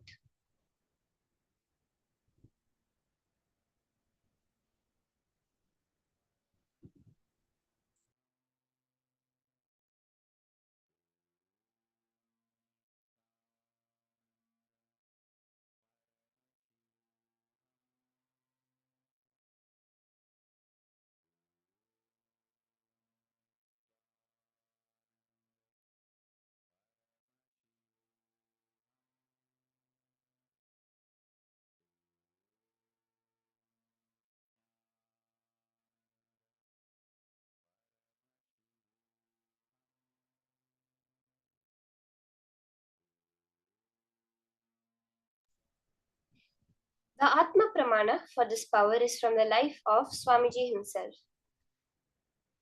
which happened on 12th October 2005 in the Los Angeles Nityaneshwara Hindu Temple, the Paschima Kailasa. The Nataraja deity at the Los Angeles Paramashiva Hindu Temple is 6 feet 10 inches tall. The door to the temple is 6 feet 8 inches. So, in planning how to move the Nataraja into the temple, the disciples told Swamiji about the problem. Nataraja would not fit. His reply, "Don't worry, Nataraja will fit." They thought they had made an error in measurement. They went and remeasured both the door and the deity. Still, there was an issue with the size of Nataraja. The disciples of the temple suggested to Swamiji that they make a new large doorway in the temple to bring the deity. He again said the deity would fit.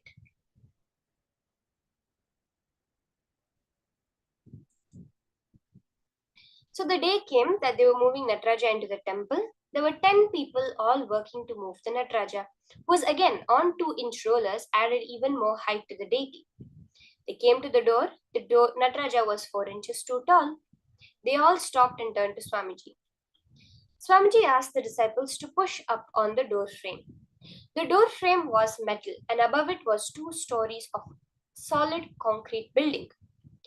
A regular person's logic would have said, "Do not bother," but the disciples had been long enough around Swamiji to be prepared for the unexpected. So they did as he asked, heaving and grunting and pushing up the door frame that was held in position by many tons of concrete. He then said to the rest of the team, "Now move forwards." And to Nataraja he said, "In you come, to Shiva." When the deity came within an inch of the door, everyone could see that it would fit through. The deity came in through the door, carried by the men easily. They could not believe what they had witnessed. They all started to laugh, and soon they were rolling on the floor while laughing so hard. Swamiji just smiled and walked away to organize the next project. This is how beautifully, from the life of Swamiji himself, he manifested the power of increasing the size of the door frame.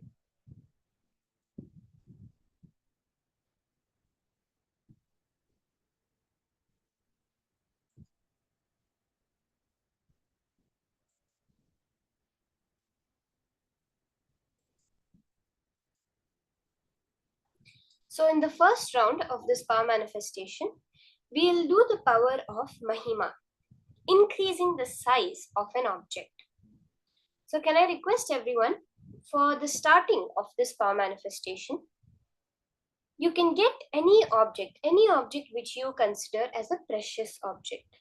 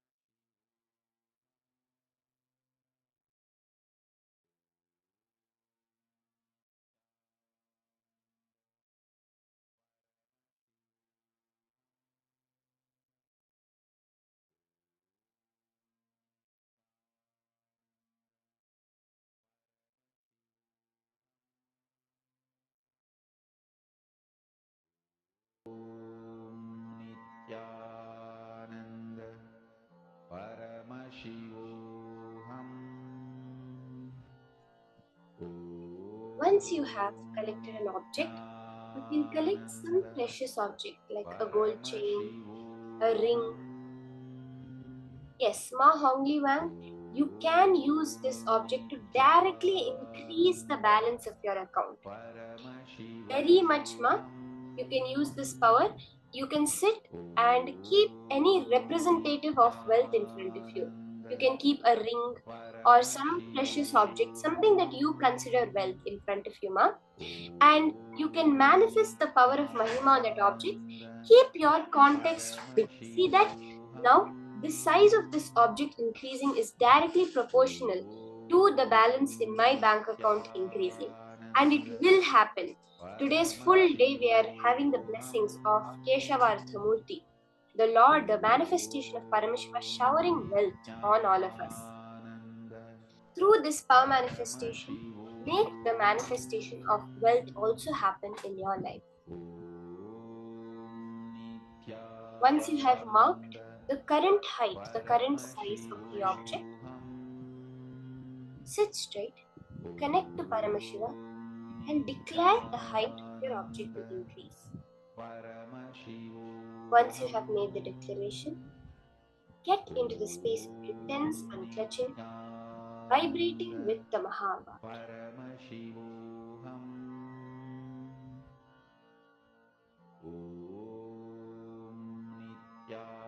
Nityananda Paramashivoham.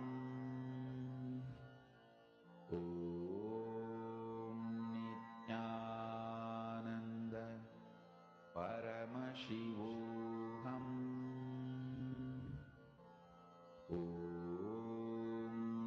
Nityananda Paramashivoham.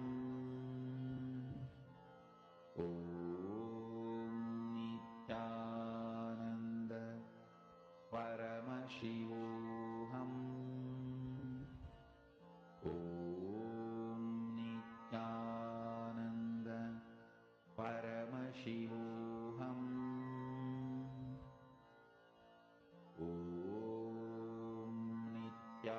Nityananda Paramashivoham.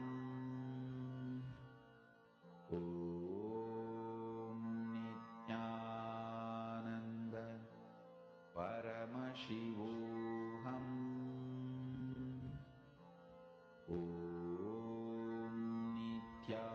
Nityananda Paramashivoham.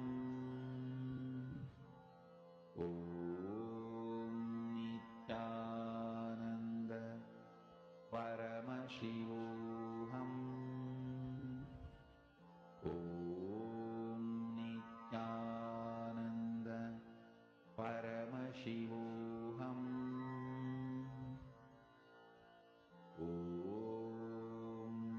Nityananda Paramashivoham.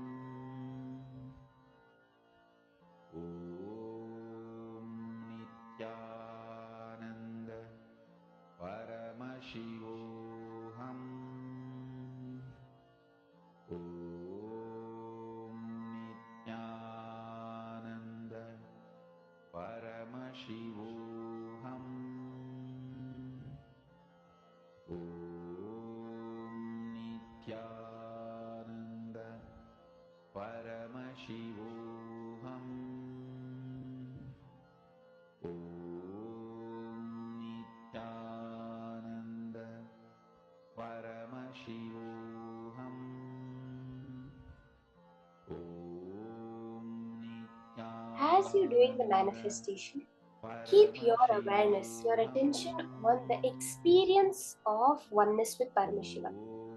Remove any ideas you have of how it should manifest, where it should manifest, the way it should manifest.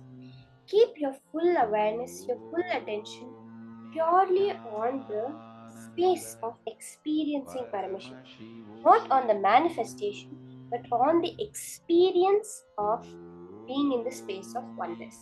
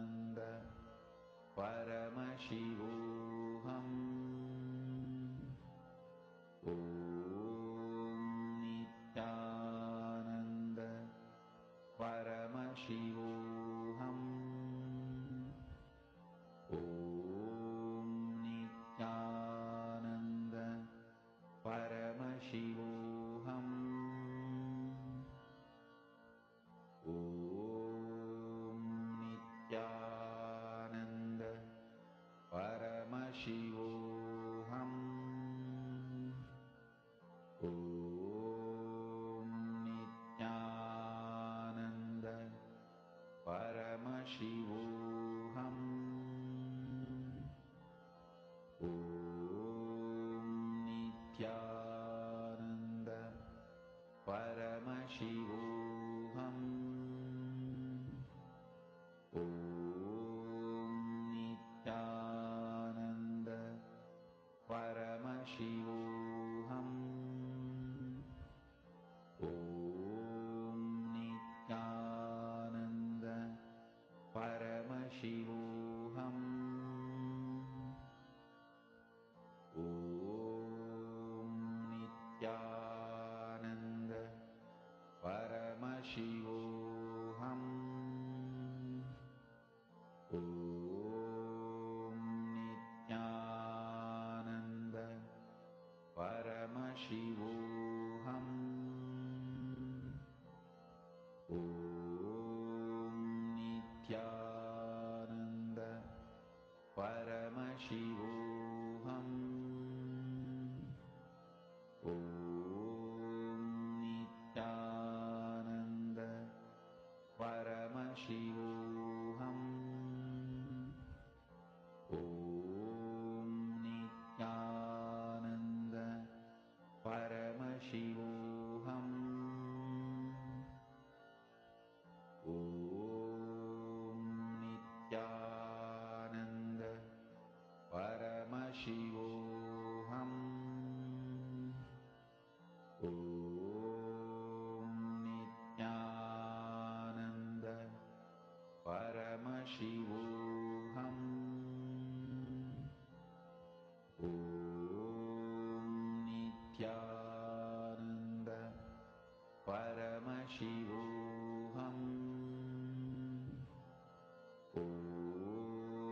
Nityananda Paramashivoham. Om Nityananda Paramashivoham. Om Nityananda Paramashivoham. Om Nityananda Paramashivoham. Om Nityananda Paramashivoham. Om Nityananda Paramashivoham. Om Nityananda Paramashivoham. Ensure you're taking a video or a photo of the manifestation happening. Paramashivoham. All those who are doing the power manifestation, who are having your object for yourself to read it. Many times our eyes are not able to catch it. So take a photograph, a before photograph and an after photograph of your manifestation. Paramashivoham. Om Nityananda Paramashivoham. Om Nityananda Paramashivoham. Om Nityananda Paramashivoham. Om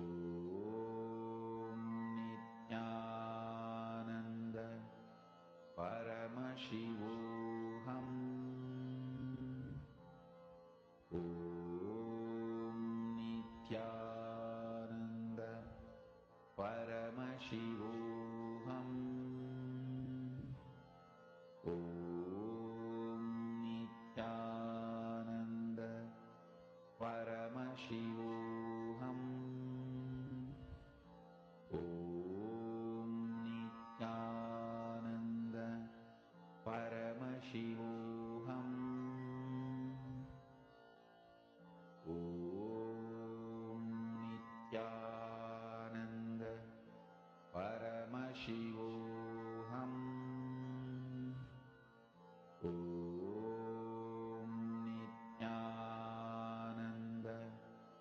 Paramashivoham. Om Nityananda Paramashivoham. Om Nityananda Paramashivoham. Om Nityananda Paramashivoham. Om Nityananda Paramashivoham. Om Nityananda Paramashivoham. Om Nityananda Paramashivoham. Om Nityananda Paramashivoham. Om Nityananda Paramashivoham.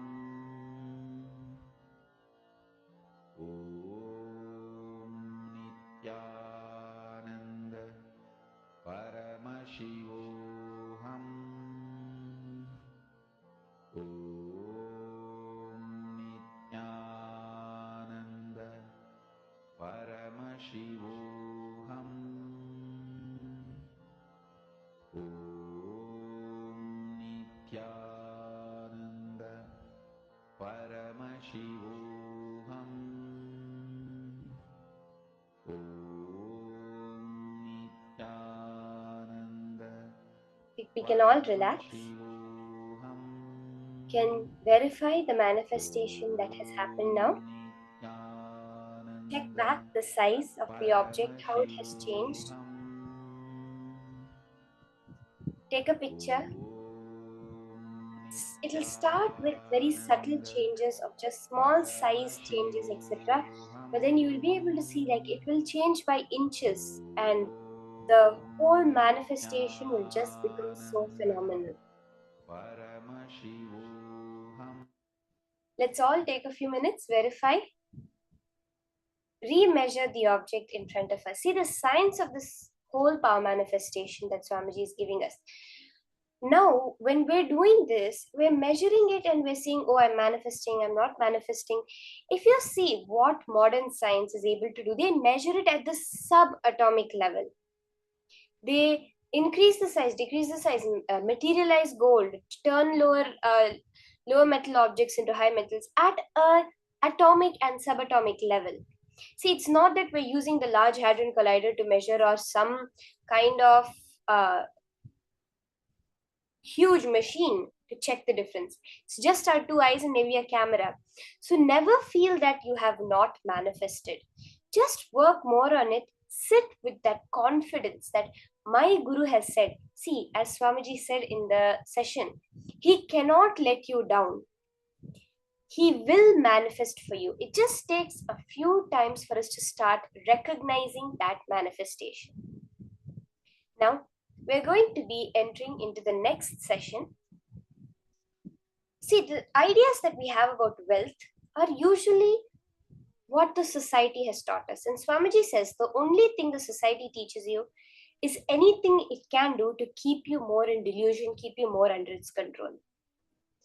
In this session, we're going to be understanding from Swamiji what wealth is as per Hinduism. How just the ideas you carry about wealth define on whether you manifest wealth or not. Let's now enter into this beautiful session from Swamiji himself.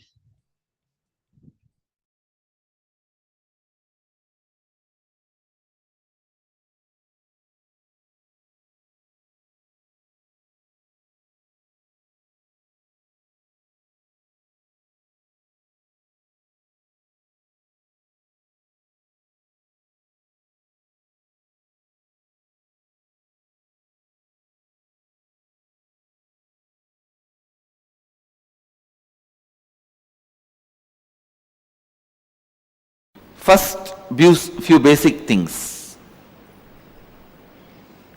Wealth is not something outside from you. It is extension of what is you. Please understand.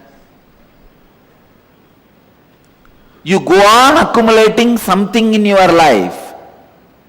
If you are conscious, organized, you accumulate wealth. Otherwise, you accumulate poverty. But you go on accumulating something. Please understand, you cannot be in between. You can't say, no, neither I am progressing, nor I am losing. No. Either you are progressing or you are losing. Means, either you accumulate wealth or you accumulate poverty. Accumulation is your life.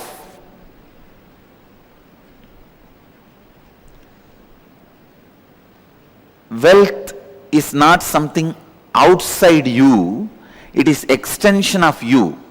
What you feel about life, what you feel about you, all these ideas only decide whether wealth is going to be around you or not. People usually ask me, why is Swami teaching about wealth to us? Who else you think should teach?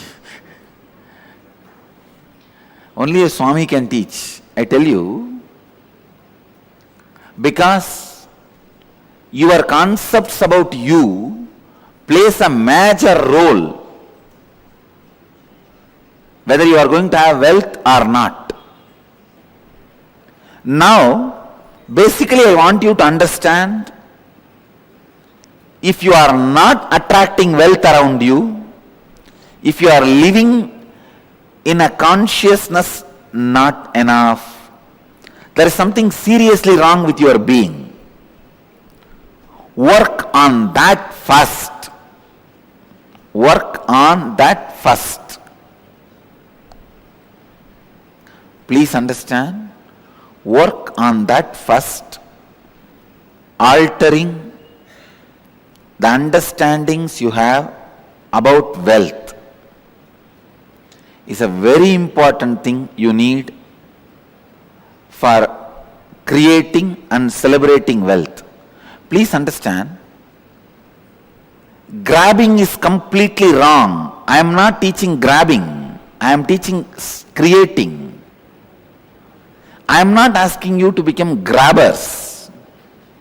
No. Creators are totally different from grabbers.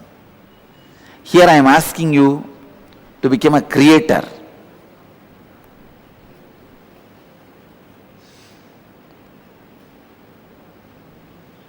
Wealth is not just money and gold alone. It is the space in which you feel abundance.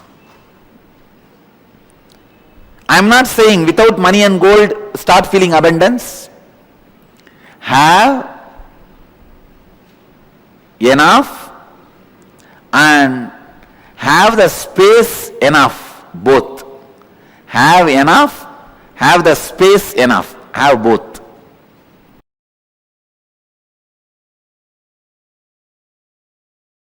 Wealth,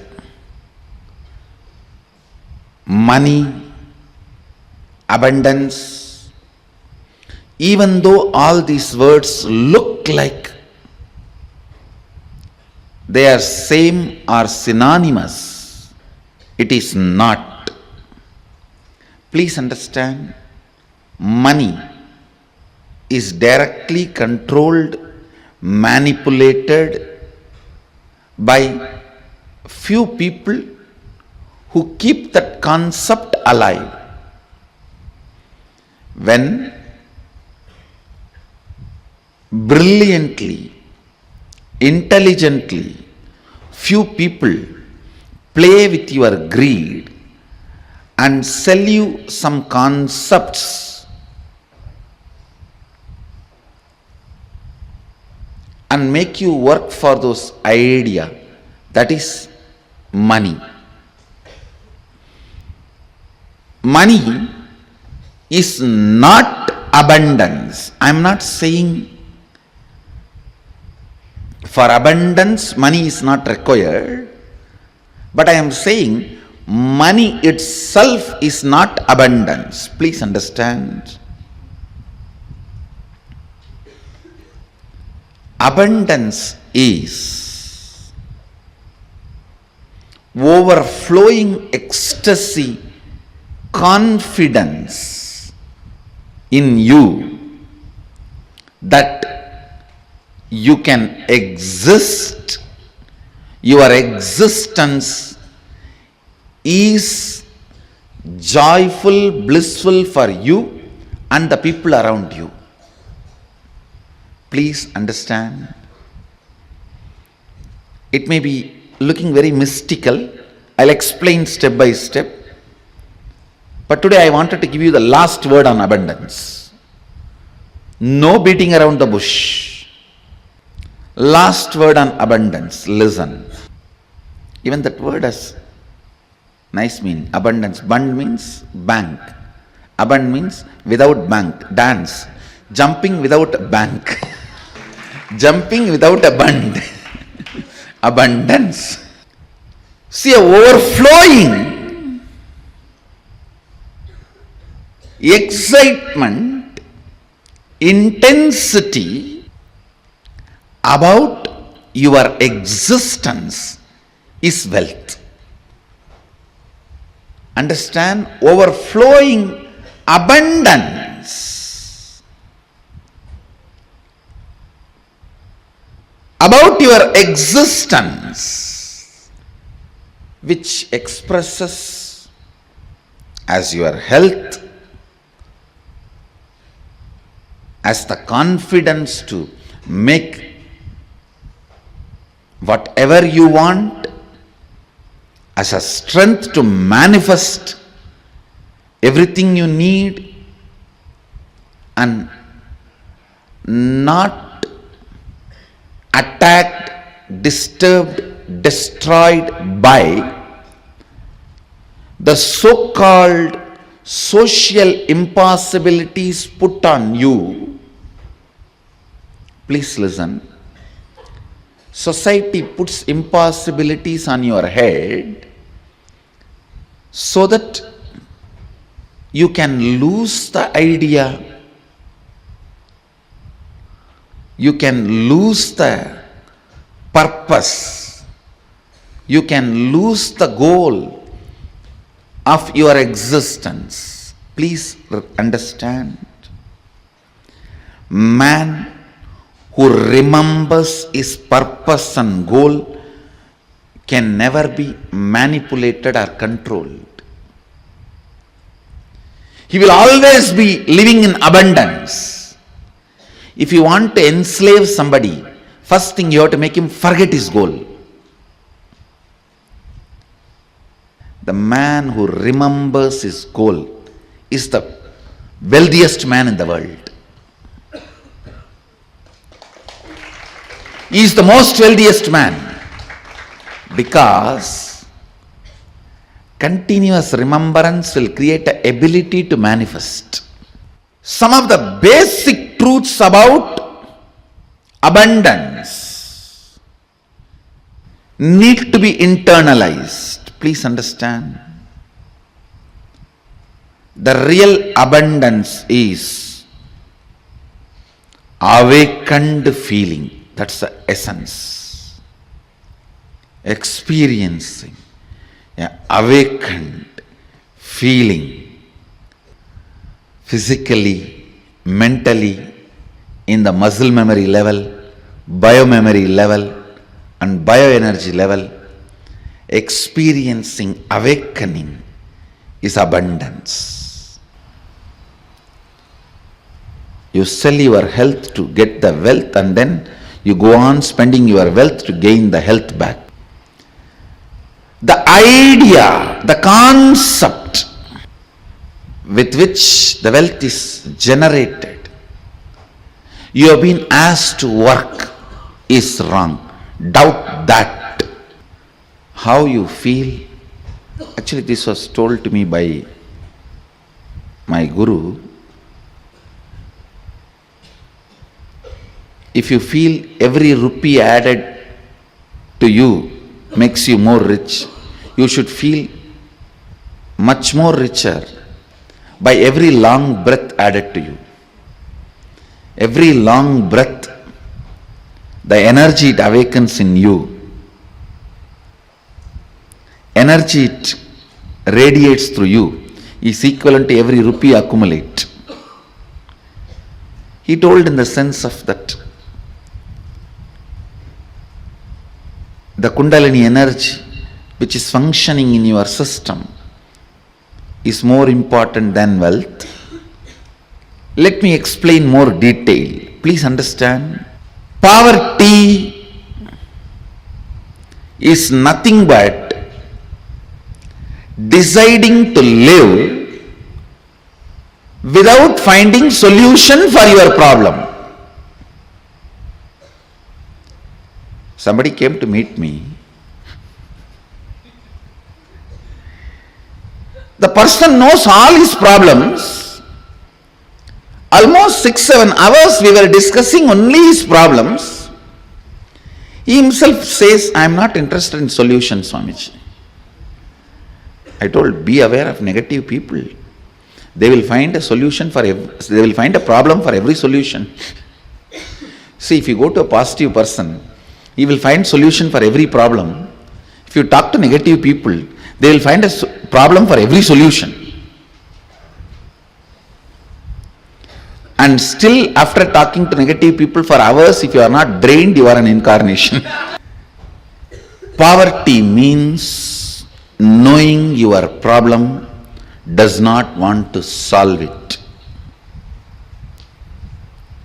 Richness means constantly being alive. Please understand, being alive is enough. You will not tolerate the existence of conflict and confusion and dilemma. All I am requesting you to get out of poverty is just increase the number of your waking hours. Nothing else. Reduce the tiredness and boredom. The time you worship Nidra Devi Puja, reduce that time, that's all. Increase the number of waking hours, I tell you, because by your nature you cannot survive with dilemma and conflict. You will start finding solution. You will push yourself towards the solution. You won't keep quiet. The meekness, weakness in thinking through about your existential problems is poverty.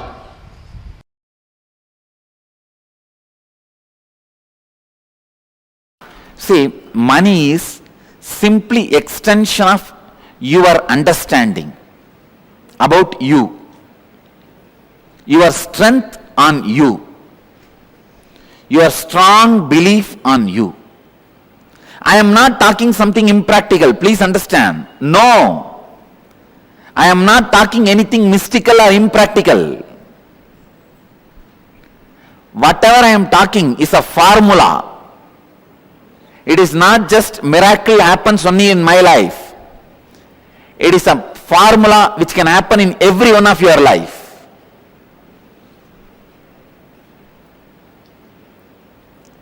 The right attitude towards money is, please understand, the right attitude towards money is, it has utility value for the things you want to do.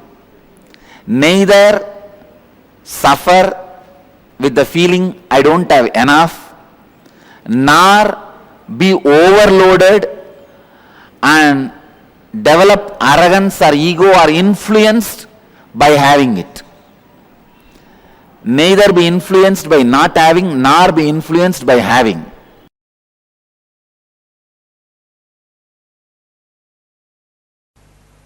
I can say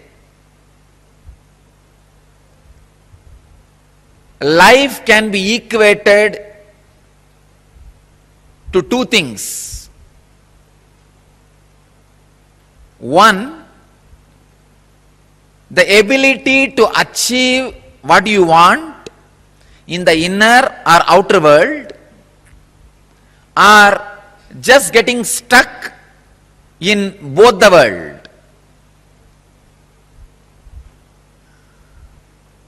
These are the only two equations. As on now, at least people who are sitting in front of me, I can say very clearly, there is nobody who doesn't want wealth. Everybody wants it. But they do not increase the life in them to the level they want it. Wealth can be equated to the life energy you express. Straight equation. Because as on now, a normal man has wealth as the first priority in the life. So be very clear, if you do not have wealth, don't blame anybody, just you are not expressing life in you. Life energy is not happening in you. You may think, what an incarnation has to do with wealth? Why Swamiji should talk about wealth? I can tell you, wealth itself is not wrong. Your concept about wealth, if it is correct and proper, not only it will not be wrong, it will be right. I wanted to present first few basic concepts about wealth properly. First, when a man decides to create wealth, not steal, understand, create wealth, you will have wealth and the great fulfillment you lived. And your whole energy will be towards the creation, not destroying others. I am seeing very clearly, the fellows who are interested in destroying others, going after people, harassing them, they are completely dull, dead. In their very consciousness they are poor. I tell you, the consciousness attitude which works towards creating wealth, makes you non-violent, because your whole energy becomes creative. Creating wealth brings tremendous interest in life and non-violence. First I have to clear all the wrong concepts about wealth. Only then I should talk about wealth. Otherwise you will not be able to grasp why an incarnation, a Paramahamsa should talk about wealth, why a sannyasi should talk about wealth.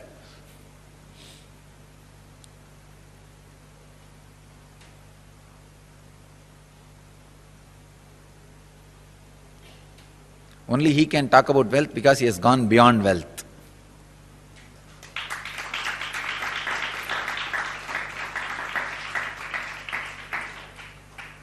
He cannot be made wealthy by wealth.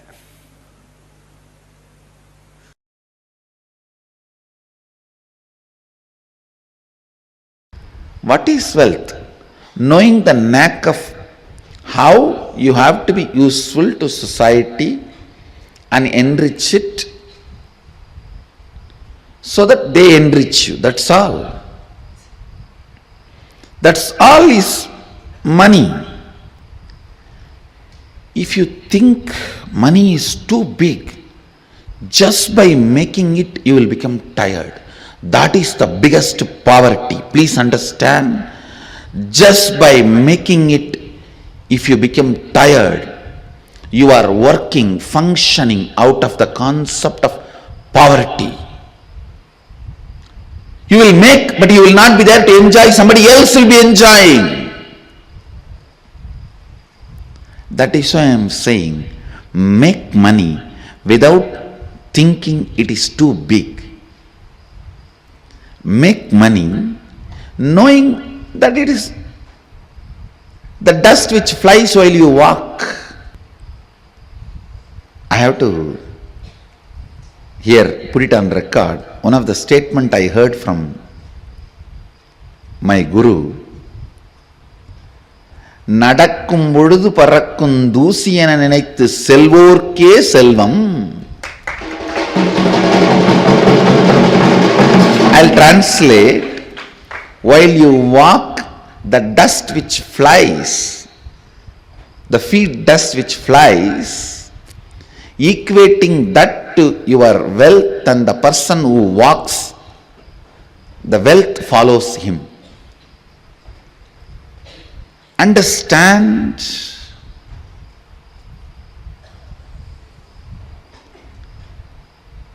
The powerfulness you demonstrate, the powerfulness you carry in your thinking, in your feeling, in your words, in your action, the side effect of it is wealth. The side effect of it is wealth. The moment you think wealth is important, you will become tired by achieving it. Becoming tired by achieving it means you will feel cheated. Please understand, you will feel cheated. Understand? Always be clear. Your focus should be on the powerfulness and awakened state of your being, and push through your life. As a side effect, wealth will be overflowing, you will be enjoying it. Uneducated are those who are educated only in schools. Poor are those who think money is only wealth. Poor are those who think money is the only wealth. If somebody thinks money is the only wealth, how he is going to be cheated?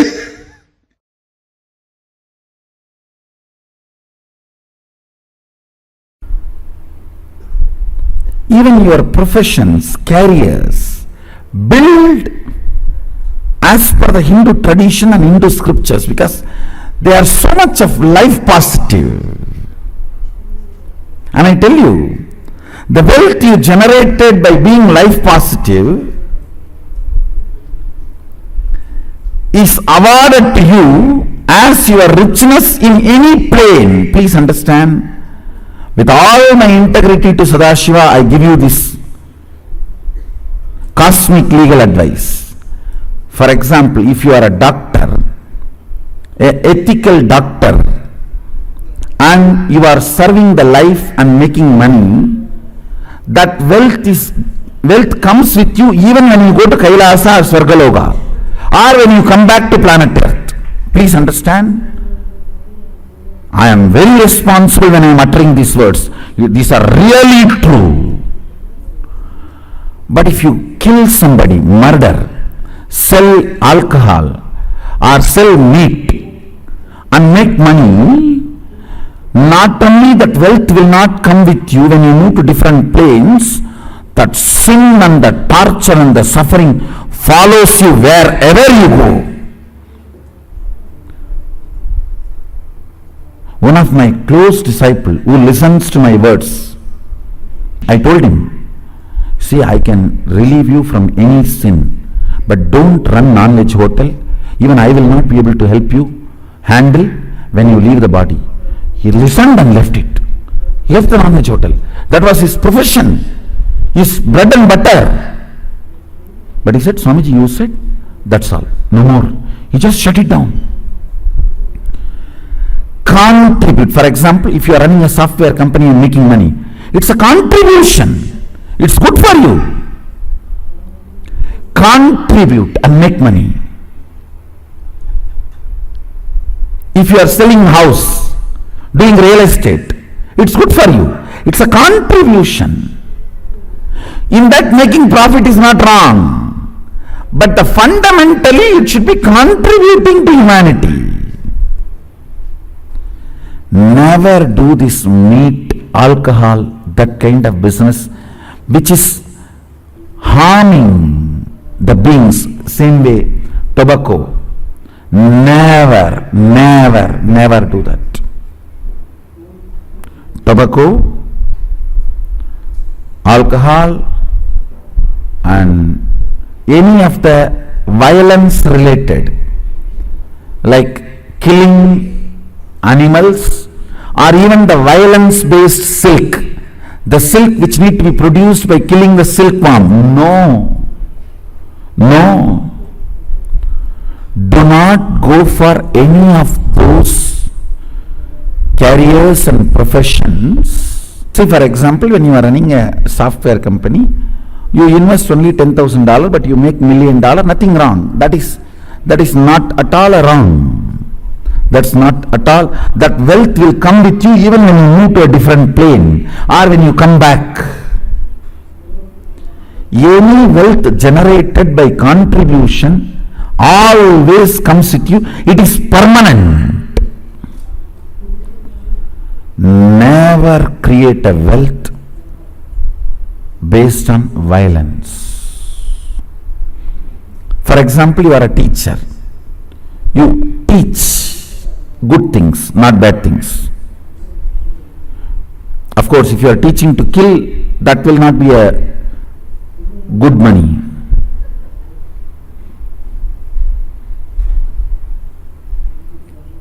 If you are teaching people to contribute and generate wealth, that will come forever with you.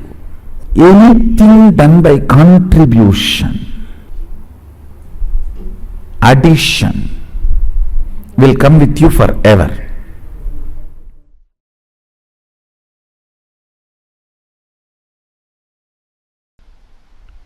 The first step we need to do,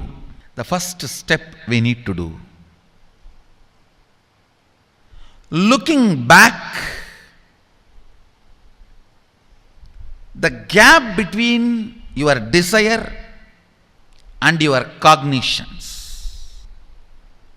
How you started perceiving wealth, money. How you started perceiving. I can tell you a small story. First time, how I was introduced to money and started interacting with money. I still remember my 3rd birthday. My father has given me a Ganesha who actually ate food. If you have read my biography, you would have read the incident. If you are interested, you can go to YouTube where I have narrated the whole story. I was given that Ganesha as a gift and I was so curious and busy with playing with the deity. And then in Indian village we have a habit, all the family elders will give coins on the birthday as a gift to the kids. So I was sitting and playing with my Ganesha and all the family elders came. I am supposed to bow down to them. It's a tradition. So I touch their feet and they will give money. A lot of money got collected. Must be some 70-80 rupees. In those days it's a big money, and for a kid it's a too big money. And it was too much of coins and notes, so my father helped me to pack the whole thing in a hand key. So I looked at him and asked, what should I do with this? He said, you can buy whatever you want. I said, I don't need anything. I only wanted this Ganesha. You already gave it to me. I don't need anything. He said, then you can give it to anybody you want. So I just called all my cousins, brothers, everyone was playing. I grew up in a large joint family. 27 of us grew up together. So it's almost like a one school, small school. So all of them were playing. I called in my loud voice, hey, anybody wants, come and take this money? I don't want it. So 4 or 5 kids were running, and my elder brother ran fast and took the whole thing, whole hand key. My father told me to tell my elder brother to share everyone, to share with all. I said, I have decided I don't want. And I said, whoever wants, take it. So he took it. How can I interfere in this after that? It's up to him. I will not even interfere, giving any further instruction to how they should share or who should share and all that. I said, I don't want. That's my first relationship with money. I still see very clearly that's the same relationship. Still I don't touch money. I don't handle. Never felt the need. Anyhow, I am not saying this should be your pattern or this should be your... I am just giving you an example how I started relating with. So now dig out how you started relating with money. That was actually my completion with money. I touched first time money only to give dana. Still I am doing the same thing. Still I touch money only to give dana. How you cognized money, wealth, what all your perceptions and beliefs and cognitions about money. Let's dig out. Let's get them out first. The moment you remember money, does it bring tremendous pain, suffering, impossibility, all that in you? What is the emotion or energy it invokes in you? So put your pen to paper and just keep writing whatever comes to your mind.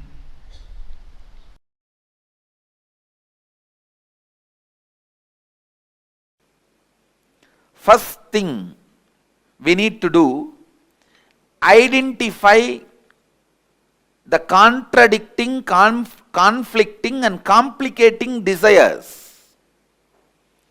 What all the desires you have which contradicts, conflicts, complicates. First, conflicting desire means having a desire which conflicts itself.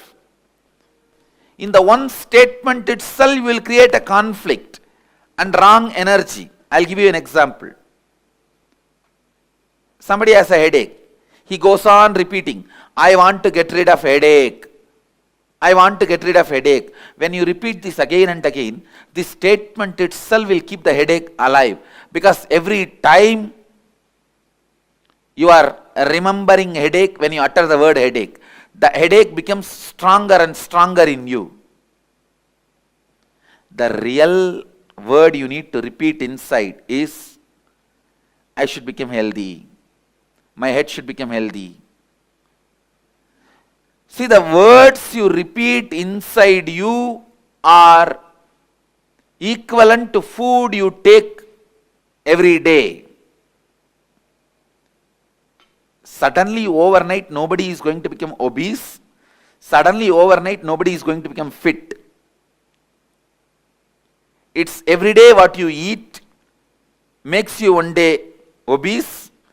Every day what you eat makes you one day healthy. listen,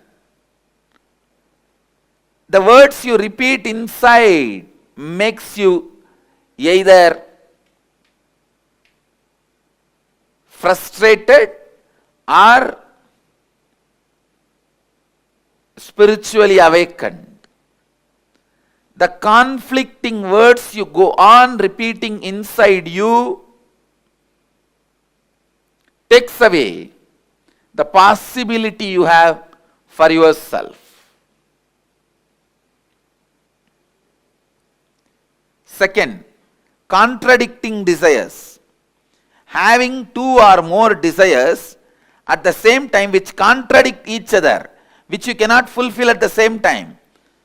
For example, you want to become a CEO and be an active life from morning till evening, managers meetings, team meetings, and people listening to your words, commands, decisions.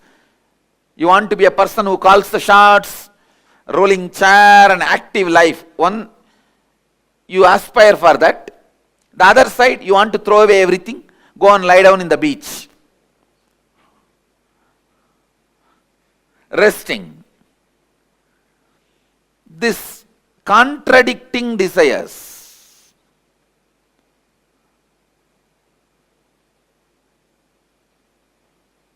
Same way, third, complicating desires means having a desire which gets complicated without direct understanding and right clarity. This is when you don't have intelligence to take the direct and straight steps to fulfill the desires. You go round and round and round. You want money, but you are working in the direction of having name and fame. You go round and round and round, fulfilling something else. It's like you want name and fame, but you are working in the direction of having money. I'll give you an example. You want to learn painting, but first you learn stitching and then drawing. Finally, by the time you learn painting, you have become too old. This complicating desires, understand that many times you want pleasure, but you get into painful lifestyle.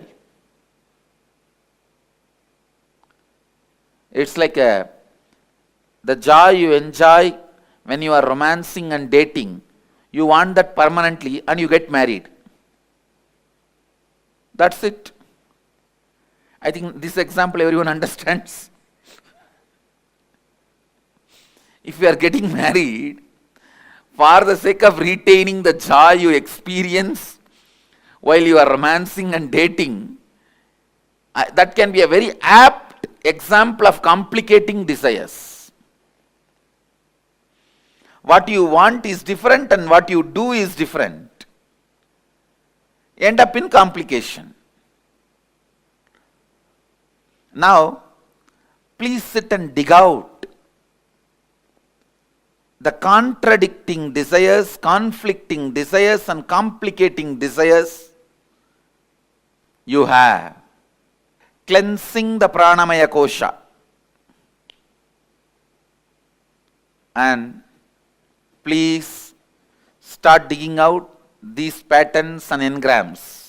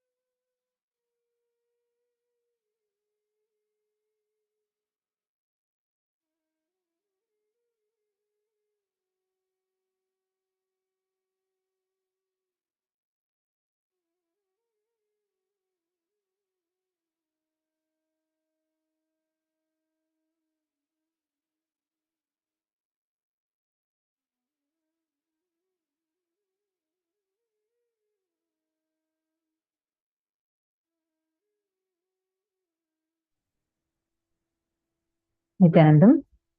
So beautifully, Swamiji had actually explained to us about what is wealth as per Hinduism, what is abundance, what makes one wealthy, and who is the wealthiest man. Swamiji redefined all our fundamentals. And Swamiji also explained to us about Swamiji's relationship, the very first relationship Swamiji had with money, and gave us such a beautiful explanation, detailed explanation on what is conflicting desires, what's contradictory desires, and what are complicating desires.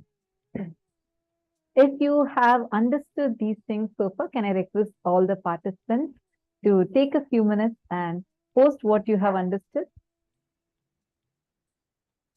Please take a few minutes and post what is it that you have understood.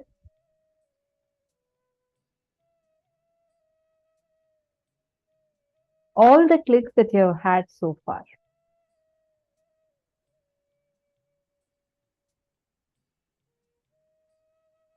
Whatever you have understood as, okay, this is what wealth as per Hinduism means. And this is what I have understood, like that, whatever understandings you have had.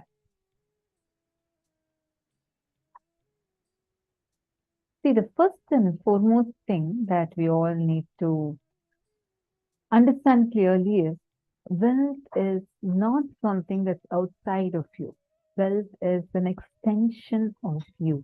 This is what Swamiji explained so powerfully. Like this one understanding definition, once we get this inside us, it'll change the way we start perceiving about wealth, the way we start perceiving about abundance, everything. What you feel about life, what you feel about you, all those ideas decide whether wealth is going to be around you or not.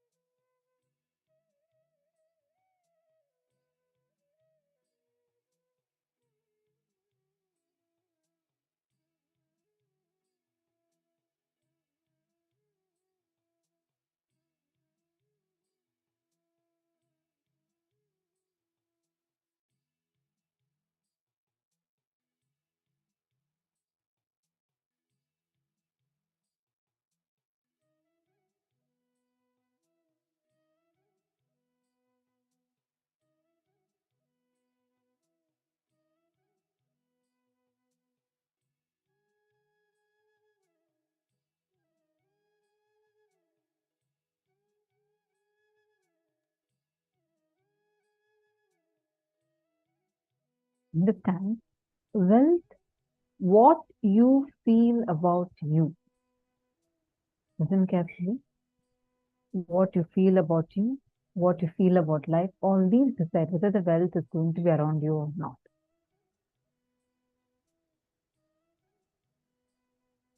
Navare vittasya kamaya vittam priyam bhavatyatmanastu kamaya vittam priyam bhavati. Verily, not for the sake of wealth, my dear, is wealth loved, but it is loved for the sake of the self. This is from Brihadaranyaka Upanishad. Money is simply extension of your understanding about you, your strength on you, your belief on you, your strong belief on you. When a man decides to create wealth, not steal, you will have wealth, the great fulfillment that you live. How you cognize money, wealth, what all your perceptions and beliefs and cognitions about money, let's spend some time and dig out. Let's get them out first. The moment you remember money, does it bring tremendous pain, suffering, impossibility, all that in you? What is the emotion or energy that it moves in you? Put your pen to paper and just keep writing whatever comes to your mind. Whatever is your relationship with wealth, you're going to spend a few minutes and you are going to write that down. When you remember wealth, the idea of money, abundance, money, being wealthy, what is it invoking inside of you? See, of course, you will have a desire to earn wealth. Nothing wrong. Like Swamiji said, the moment you're clear about the concept of what wealth is, there's nothing wrong in you wanting to have wealth. If the relationship with wealth becomes right for you, then the wealth is not only not wrong, but also will be right for you. So let's spend a few minutes and let's understand, analyze and understand what is our relationship with wealth. Ready? Should we all enter into this? Can I request all the participants, please come on camera. And today's day, you need to be fully internalizing every step by step of it. All right? Only then you're going to be understanding and cognizing whatever we are sharing with you in the class. You will understand that more and more deeply inside of you. And you will also be able to start looking in and mapping rightly for what you are having.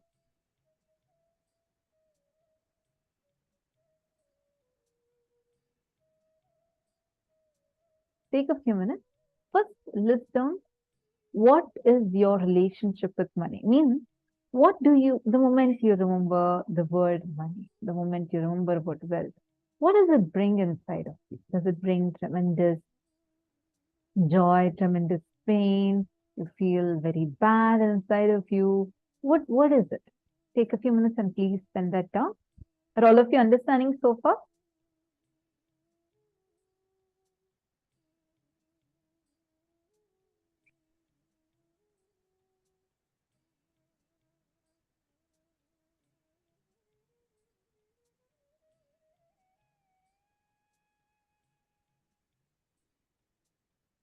The moment you remember about money, what is it triggering inside of you? What kind of a pain, or you feel like money is impossible for me to achieve? I have wanted money so badly, so many times, but I never could achieve it. What kind of emotions does it trigger inside of you? Come on. If you have understood and started writing, please put in the chat that yes, I have understood and I'm writing.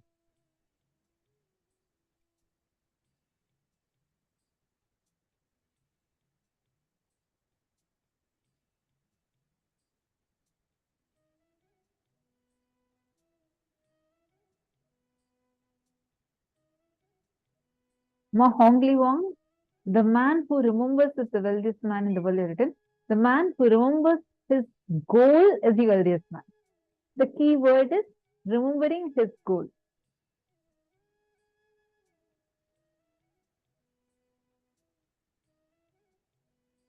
I don't like money because my mother always makes tension because of that. Good. Ma Eli, write it down. Please sit and pen down. You don't need to put it in the chat. You can just let me know that you're writing this now. You don't need to actually put it in the chat. Any one of you here for the very first time, please kindly let us know that you're here for the first time.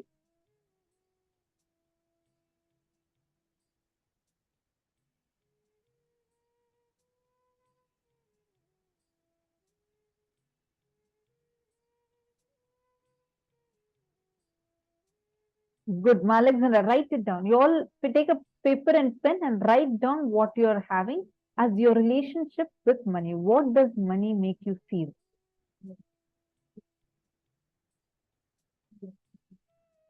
Powerfulness, nosy, I hate it. Write down, write down.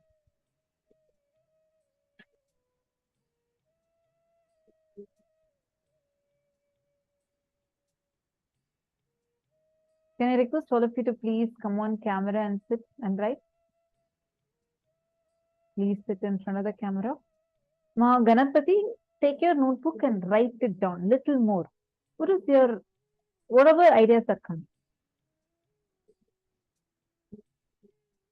Now, you've written down, right? Looks like most of you are done. Now let's go to the next step. See, write down all the desires that you have related to money in all the three forms: earning money, spending money, and saving money. What all other desires you have? First, this is the first step. See, first you have written down whatever is your relationship with money currently. You have written that down, right? Now, the next thing you're going to do is you're going to take another paper, or in the same paper below, write down the desires you have in the field of earning money. How do you want to earn money? What kind of an earning you want to have? Second, what kind of desires you have in terms of spending money? Oh, I want to be able to spend it lavishly. I see, understand your desires are not wrong. The conflicts, contradictions, and complications in your desires make your desire right or wrong. Your desire to want to spend lavishly is not wrong if it is not creating conflict in you. So let's bring completion that with the ideas of money that we have. Okay, that's what we are all working together right now on. Take your paper and pen.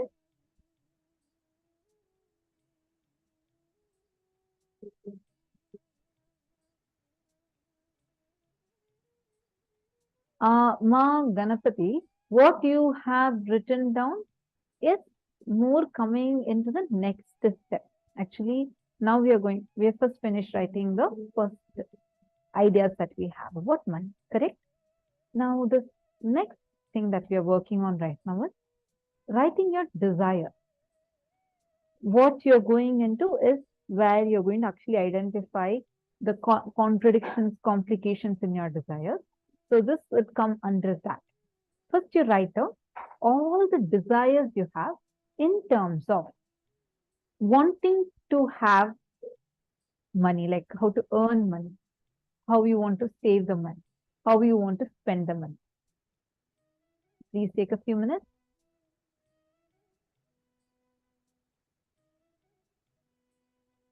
This is just do the first step, then I'll explain the next step, then we all can do the next, second and third.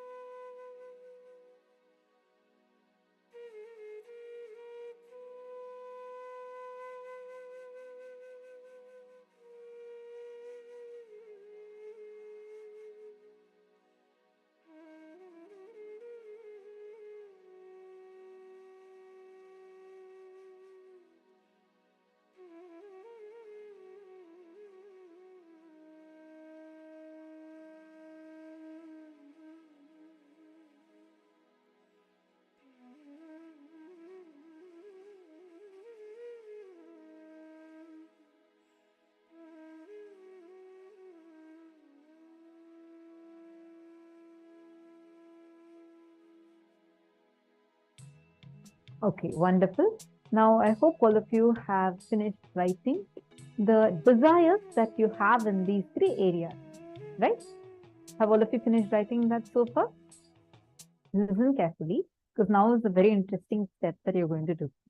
Now you're going to actually identify what all of these desires are conflicting desires, what all of these desires are complicating desires, and what all are contradictory desires. So this is what we all are going to be doing. Are you all ready? Should we understand this a little more deeply? Listen, actually, this really clicked with me the first time I heard it. So every Paramashivam, I make participants do this. Just close your eyes. You're all going to just visualize whatever I'm going to be telling you a few things. You're going to visualize that now. All right? Please close your eyes. I am walking. I am running. I am standing. I am sitting. I am swimming. Visualize whatever I'm saying as the actions you're doing. I am talking. I am dancing. Right? I am not sitting. I am not standing. I am not singing. I am not swimming. Relax. How many of you notice every time we said the word I am swimming or I am dancing, I am singing, I am walking, you were able to clearly visualize an action. But the same thing when it comes to I am not standing, I am not singing. You did not have a positive action for it. You either visualize, if I'm saying the word, I am not standing, you will probably visualize yourself sitting or probably jumping, right? There is no clear action for this negative word. Like whenever I'm saying a not, your mind can't actually perceive it. How many of you are clicking with it? How many of you are like, yes, that's right. Please post it in the chat if you're able to click with it. When we say the word not, how many of you are noticing that you cannot visualize it? Saint Dennis, Kalai Selvan Ayya, and Satyajata Ayya. Okay. Robert Ramaya. Okay. See, And Deepak Katar. Okay. Good. Happy that all of you are able to grasp it and understand it clearly. Listen carefully. This is what we are doing in our life also. We keep saying, I want to get rid of this poverty. I want to get rid of this poverty. You go on visualizing poverty. You go on empowering that word poverty. It's not just your visualization. It's what you empower. And then you think that, okay, I keep saying every day, I create my desire saying that I don't want to be poor. Look, again, I end up being poor. We go on thinking that why it is happening. But the reason behind why it is happening is this conflicting desire. Meaning, in the same desire, you have a conflict within it. How many of you are getting it? In the same sentence, you have two things conflicting. I want to get rid of my headache. You want to get rid of it, and you also have, in the same sentence, you're also having another word which it is empowering that headache. You cannot visualize these negative things. That's why in Gurukul, actually our original language, how we talk in Gurukul is like, it will not be as I, me, my, no, not. We will usually say avoid wanting, zero. That's all. So there is zero negative words, and like it will be as Mata Supriya wants this. Mata Supriya avoids wanting this. This is a very amazing, I feel so blessed growing up in Swamiji's Gurukul, because the language that we were trained to talk is this language. Now, for the sake of programs, so that like people also understand, we say I, me, my, or say no, not, all of these. But originally in the Gurukul, we do not talk these words. See, because the negative words actually don't have the no or a not, does not have any positive visualization. Instead, you go on empowering these negative ones. How many of you are understanding this? If you're understanding this, can you all put yes in the chat?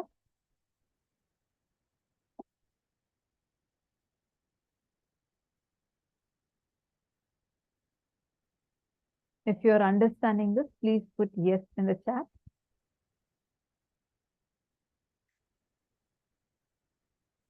No. Okay. See, Deepakaya, listen to this carefully. For example, let us say that you don't want to have loans, right? Now, you go on thinking inside of you that, oh, I want to get rid of my loans. I don't want loans. I don't want loans. Now, you're trying to perish if you have that as your desire inside of you. There is no positive visualization. There is no action. You're only saying, I don't want it. I don't want it.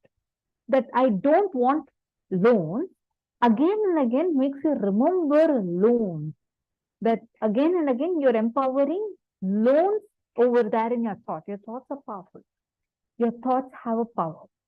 So when you go on empowering those thoughts, it becomes a contradictory desire. Like in one same desire, you have two things contradicting each other. You're understanding? This is called as a contradictory desire. Now, this next one, conflicting desires. Conflicting desires means you have two desires, both are conflicting each other. Like one of the participants had posted, I want to become a millionaire, but I don't want to go to office and work. I don't want to work. So one side you want to earn wealth, one more side you have a desire of not working. That two things are conflicting desires. Best example, I'm sure most of you would be able to relate to it. You're just saying, I'm going to hit the gym tomorrow morning. You get your gym set ready, you get everything ready, you sleep, and next morning you also have a desire to go and hit that snooze button on your alarm just to have a little more sleep. And you miss your gym. So this Like where you have one desire at one point in time, one more desire at another point in time. These two are conflicting with each other. So these two are called as conflicting desires. First, we learned about contradictory. Same desire, but it's like a negative desire that you have. You are empowering something that you don't actually want to have. And you say the sentence, I really don't want this headache. Instead, you should empower it as, I want to have a healthy body. See, the very visualization in you will change. When you say, I don't want to have zones, the thing that triggers inside of you, versus when you say, I want to be extremely wealthy, I want to be wealthy, I want to be so rich. The words, the desires itself will give you a different energy. How many of you are getting it now? Are you all clear with this contradictory desires and then conflicting desires? Contradictory means in the same desire, you have two things contradicting each other. Conflicting desires, two desires conflicting with each other. Now, third one, complicating desires. Listen to this very carefully. Complicating desires means you have a desire, you want something, but you go on working for something else.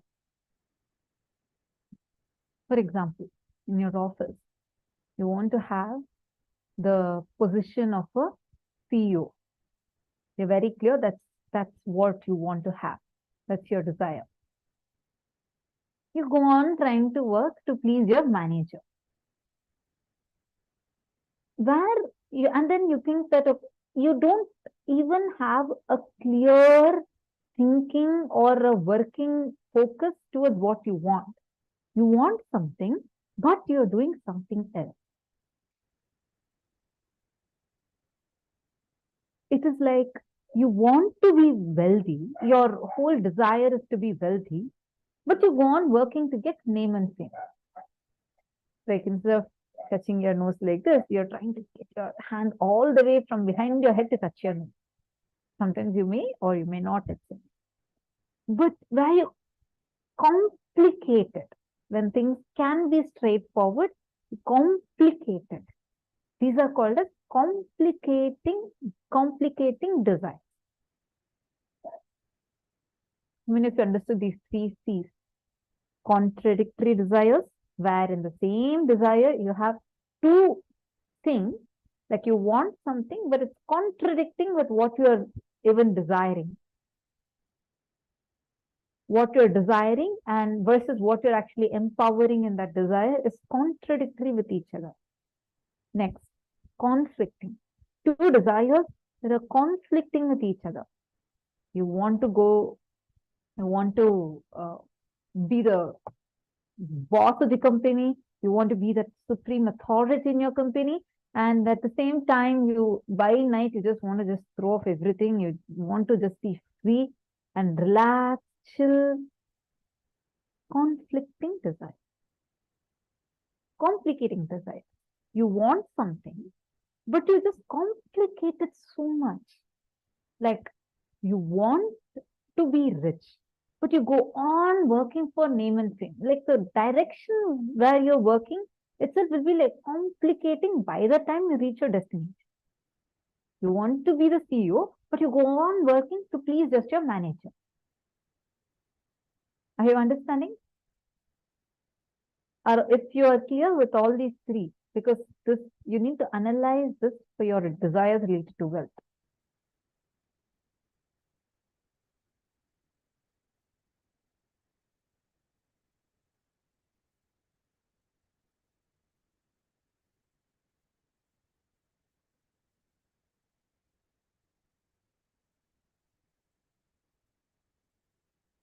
Ma Stephanie Dietius, I went through your message.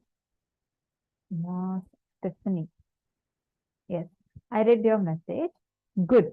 See, your desire to be a sannyasi, that you want to be a sannyasi, just empower that. I have been seeing your sincerity with which you keep coming and sitting and attending the session. take the step to be a sannyasi. I know you have already signed up. Just empower that. That empowering what you empower, what you want, what you empower is powerful enough to make what you want happen. Ichha Shakti is more powerful than Kriya Shakti.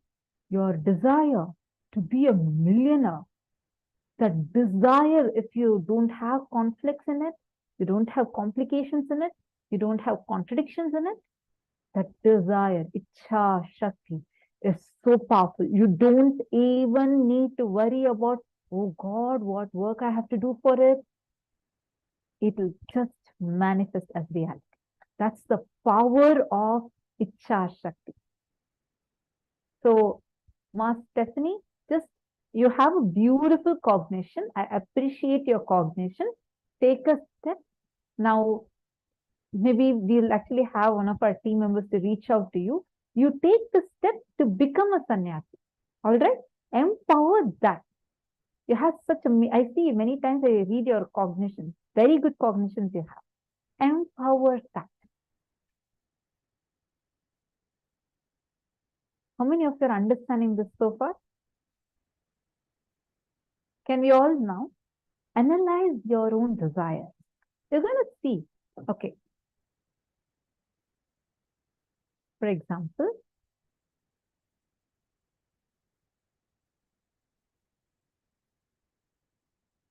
Ma Ganapati.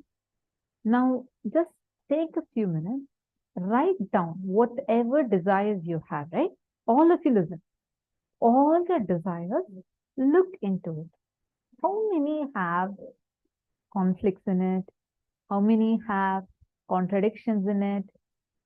How many have complications in it? Ma Reshma Shetty is asking, Ma, what do you mean by empower that thought? Go on cherishing the thought that you want to make it as a reality. Understand, most of the times, because of the contradictions and conflicts within our thought, you try to empower two different things. It's like you either want to go this side or that side. But at the time, you try to pull both sides. It's not going to work. Are you understanding? It's constant tug of war going on inside of you. Now, you need to drop that. You're going to, first, you need to do completion. That's what we are going to do now. Where you're going to first identify, okay, where all am I having conflicting desires? How many of my desires are conflicting? How many of my desires are complicating? How many of my desires are contradictory?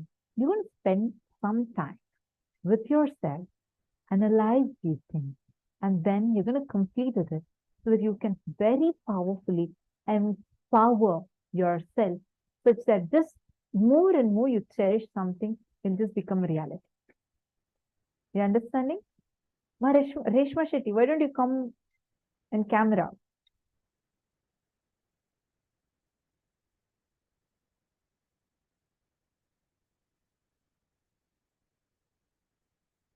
And if any of you are here for the first time, or this is your first program that you're attending, kindly let us know in the chat. If you are wanting to be anonymous, like you don't want your names to be read out, you can just message the PSM Tech Team ID. That would be the ID through which you're seeing our feed in all of your rooms. You can just message directly to that ID. And even if your questions that you don't want us to read out your name, you can just message us a direct message to that ID.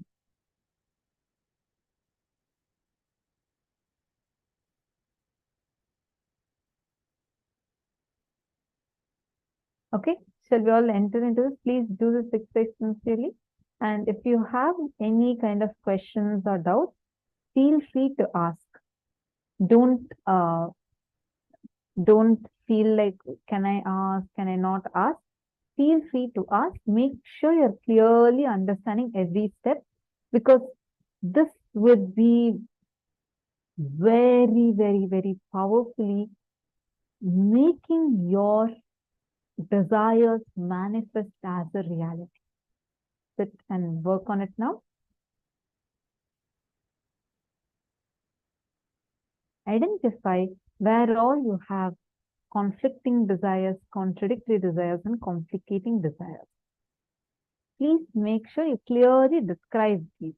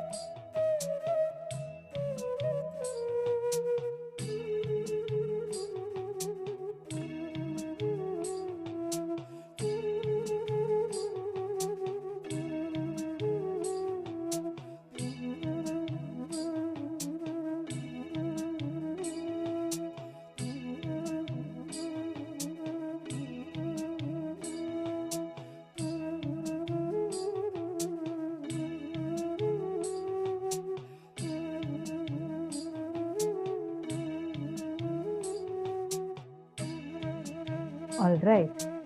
Now, I hope all of you have written down clearly seeing, okay, which all are my conflicting desires, what all are my complicating desires, and what all are my contradictory desires. Have all of you finished writing? If any of you have any questions during this, please feel free to ask. You can post it in the chat.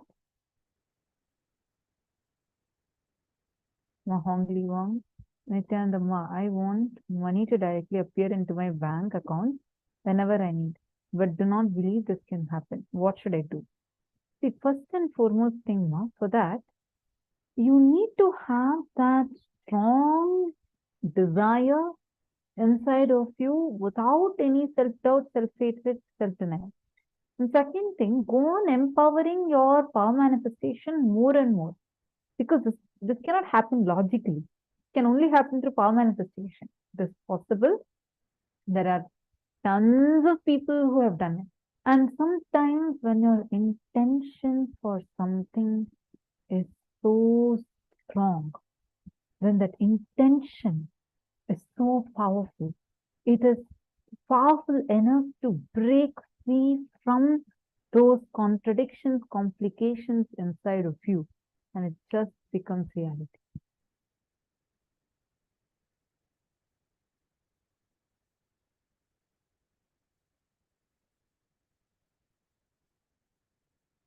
I have an agreement with myself that I do not borrow money for my personal pleasure. I need to save and use and only use money that I indeed have. Would that be conflict free?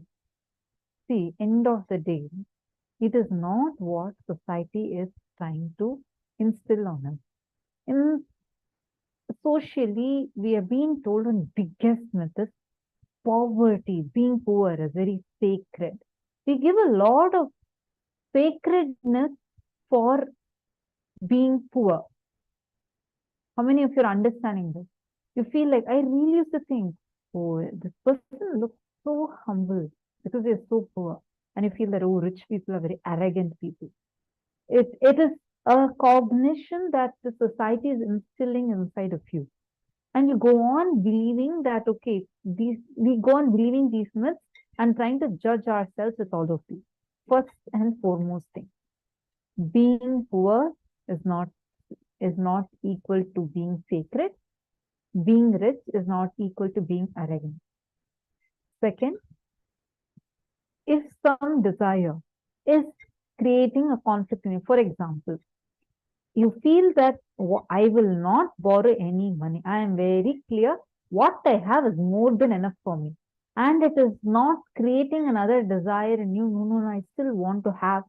If there are not two conflicting desires in you, be very clear, be very sure. Ma Krista Menard, you have a conflict-free desire in you. But one side you have taken, you feel like, I have this as a commitment with myself. I don't want to borrow money. On the other side, I do want to have this. I want to have that. And it's okay. Can I borrow? This conflict, if it is coming, then it is called as a conflicting desire. It is about what end of the day, what is it making you feel inside of you? That's all is going to decide whether it's a conflicting desire or a conflict-free desire. Are you understanding, Ma?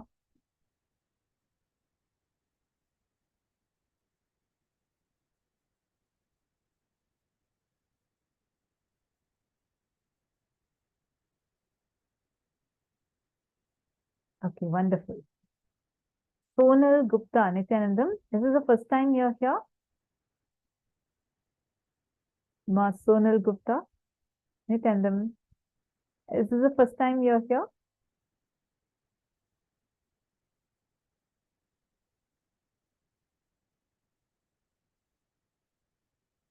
I see many of you are posting your conflicting desires in the chat. You don't need to post it.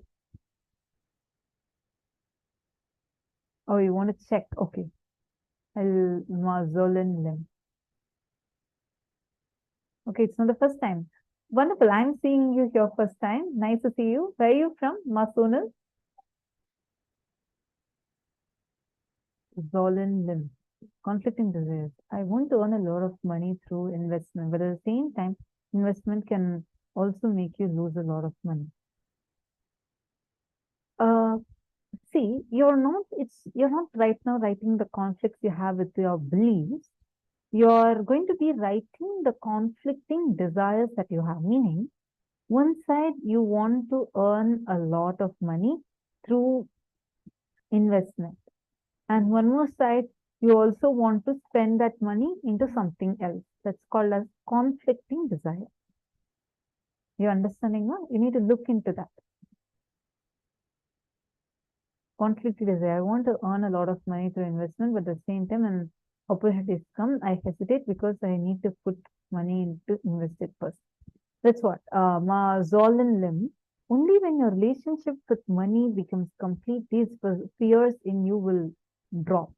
First, the relationship with money has to become complete.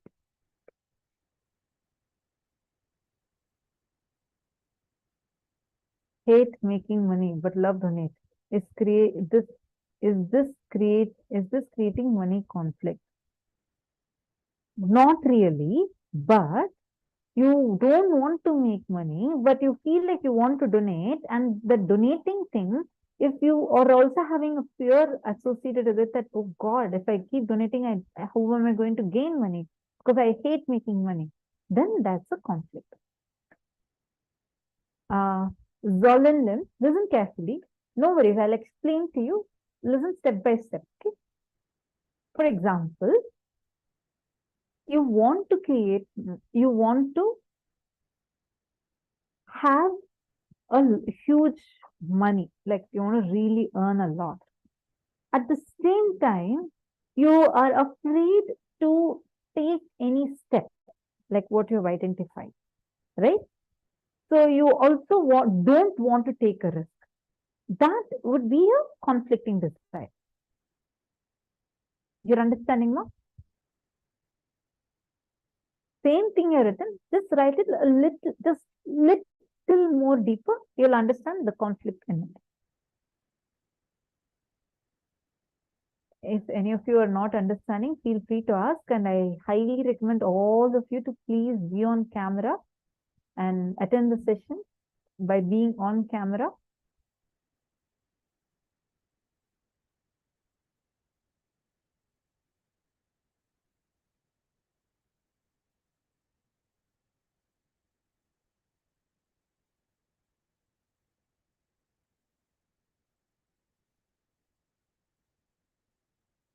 Satyajata Shivaya has posted Sadbhashaya. That's what we speak in Gurukula. In Gurukul, it's always, we will avoid saying like, I, me, my, no, not. It's very, very different. It's where we'll be saying avoid, zero, and mostly it will be positive sentences. So what we want, what we are talking, it will be very clear what we want. All right. So now, I hope all of you have understood and done the exercise. Let's move on to the next session. We are going to be entering into the power manifestation section now.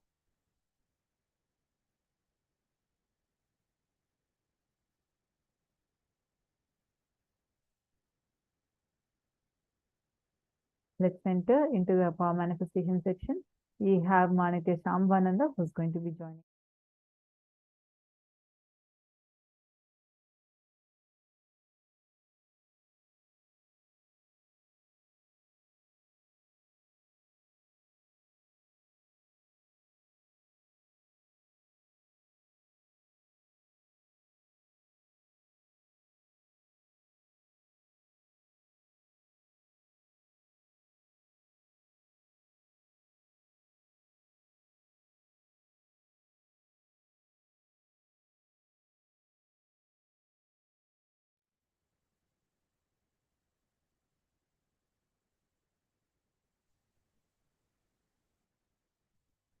Now, let's continue.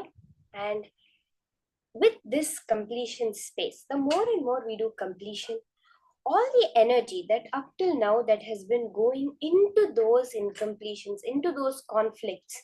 See, ultimately a conflict takes energy, right? Any complication, any conflicts, any contradictions always take energy from our life.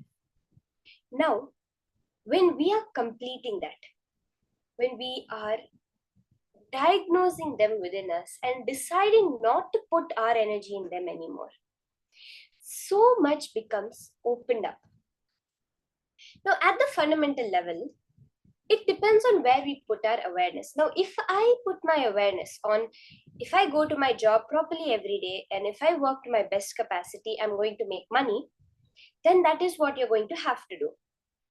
But now, if we put our awareness on, if I hold the space of abundance within me, wealth has to come to me. There is a very beautiful thing that Vivekananda says. He says that in my country, when he had gone to the US, he says that in my country, if we want wealth, we go and sit under a tree.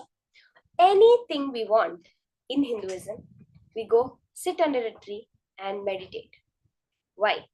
Because of the fundamental understanding that science that there is nothing external. It's only the consciousness, the way you create your space is how the external world manifests.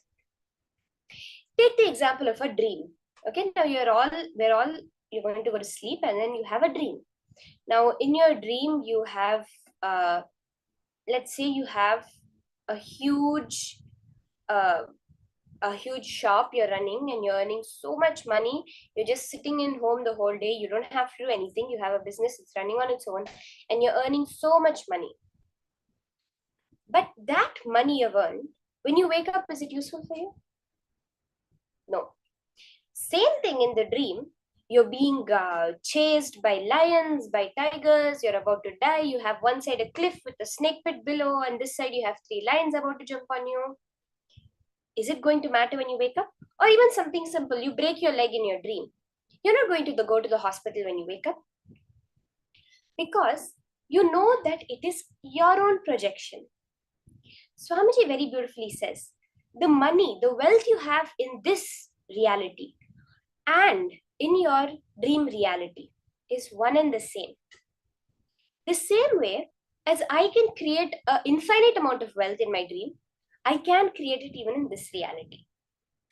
The minute we understand that this reality is a projection of mine, it's designed, it's created by me.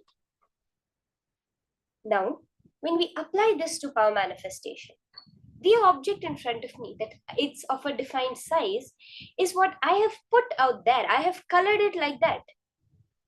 I have drawn it and I have colored it of that size. So if I decide now, I can just erase it and draw it much bigger. Are we all understanding this?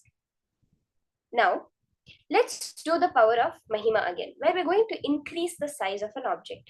See, when we do it with a single object in front of us, when we see the results happening, you will realize, you will understand the science of how to apply this to everything. I know Ma Hongdi Wang have been saying, you want to, through power manifestation, you can increase your bank balance. It's just about understanding the science. Currently, what numbers are appearing on your screen, on the bank, on the ATM screen, is put out there by you. Currently, the amount of wealth you know you have is created by you, is projected out there. Like how a TV screen, only what the signal it gets, it's going to show. The reality is also just the signal you give it. Like a dream. It's what you create in your dream is what's going to be there. You have created it.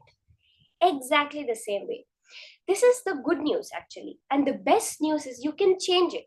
And that is the science with which Swamiji is empowering us. So I request all of you to keep any object in front of you. See, any object you feel connected with as wealth. As today's full day is about wealth manifestation, whether it's some semi-precious or precious items, something that you feel connected to as wealth. Can I request all of us to keep some object in front of us? If at all you have some deities that you feel very connected to, you can keep that. You can use your Atmalinga also. Measure its current size and take a photo right now. So if you have a scale or a measuring tape, you can use that. Or else you can just take a piece of paper and outline the object with a pen or pencil. take a before photo. You can take a timestamp, you can install a timestamp app and take a before photo of your object.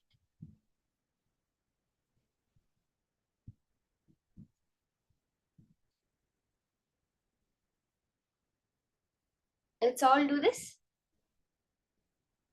Today we are going to break the mind. Today we are going to make sure that life is abundance from us, from the cosmic principles, where we are no longer matter trying to move matter, but we are space, just drawing, creating it, printing it into our reality. Now, once you have measured the size of the object, sit straight, start chanting the Mahavakya intensely. Connect to Swamiji. Now, here's a very important thing. If we focus on the result of what is happening at the matter level, if that's where our attention is, we are again reducing it to matter. Forget that there's an object in front of you. Forget that you want wealth. Forget everything. Unclutch from it. Just sit and remember, I am Paramashiva. Om NITHYANANDA Paramashivoham. I am eternal bliss. I am Swamiji. I am the ultimate auspiciousness. I am Paramashiva. The Mahavakya, that frequency, chant. Raise yourself. Just sit and experience yourself as Paramashiva. Anyways, it is Paramashiva who is manifesting my reality now. Do not try to think, oh, is it manifesting, opening one eye, checking, oh, yo, has it moved? No. Sit till the end of this round. Chant the Mahavakya intensely and drop any cognition you have of an external reality. Just chant the Mahavakya, unclutch, and go into your inner space. See, this is all very much possible for all of us. We see from the life of Agastya, where when the mountain, Vindhya mountain, got jealous of Meru. So there's a story, there's an incident from the Puranas that say that Vindhya got jealous of Meru, saying that the sun does pradakshina, does the circumambulation for Meru alone. Why not for me? I will block the sun.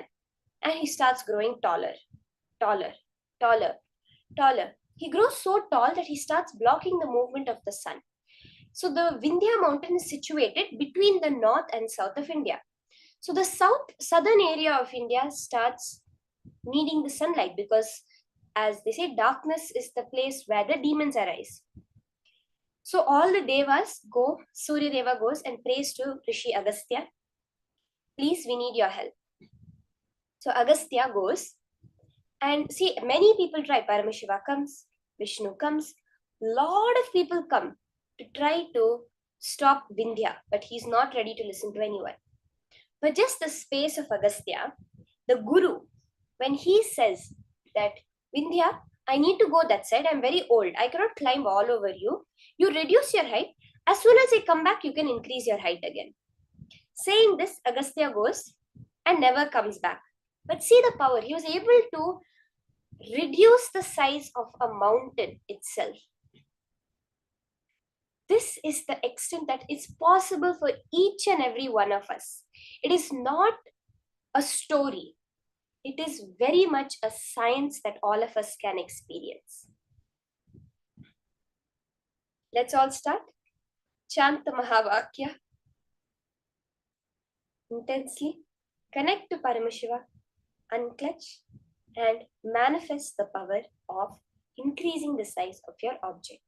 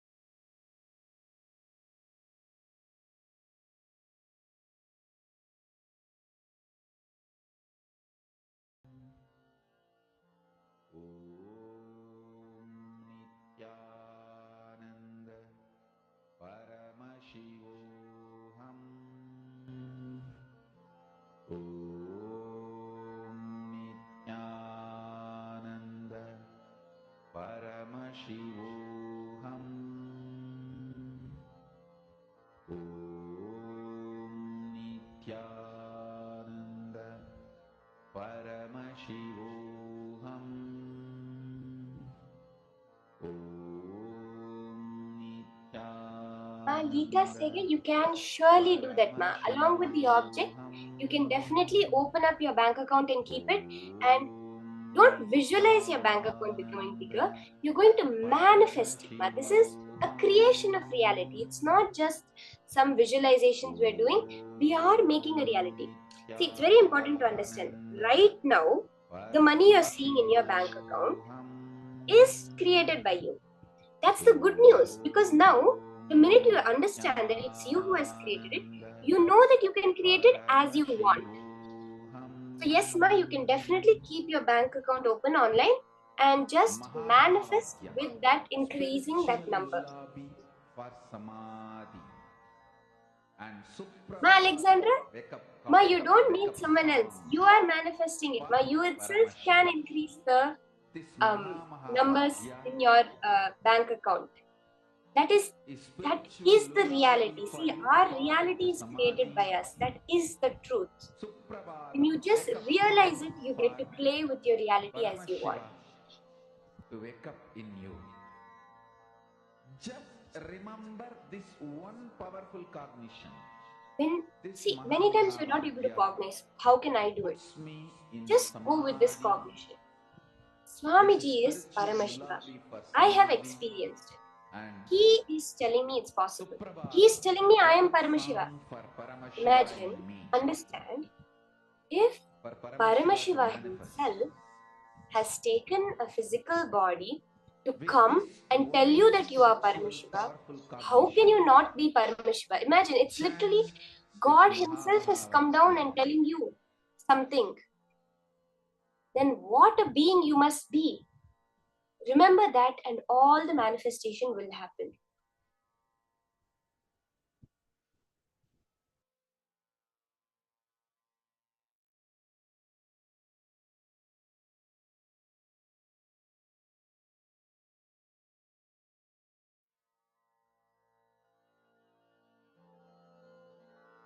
Mahamahavagya, spiritual lullaby for samadhi, and Suprabhatam, wake up call, wake up song for Paramashiva, for Paramashiva to manifest. With this one spiritual powerful cognition, chant this Mahamahavagya.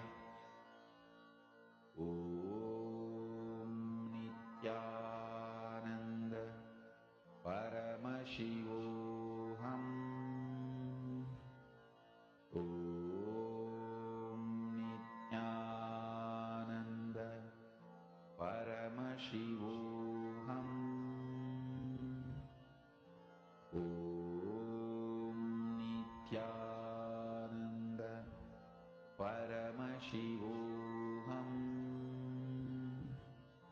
Om Nityananda Paramashivoham. Om Nityananda Paramashivoham. Om Nityananda Paramashivoham. Om Nityananda Paramashivoham. Om Nityananda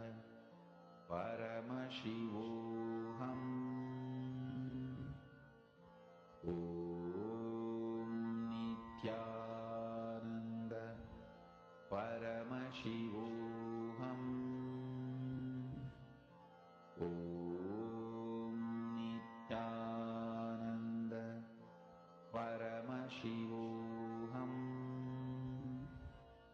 Om Nityananda Paramashivoham. Om Nityananda Paramashivoham. Om Nityananda Paramashivoham. Om Nityananda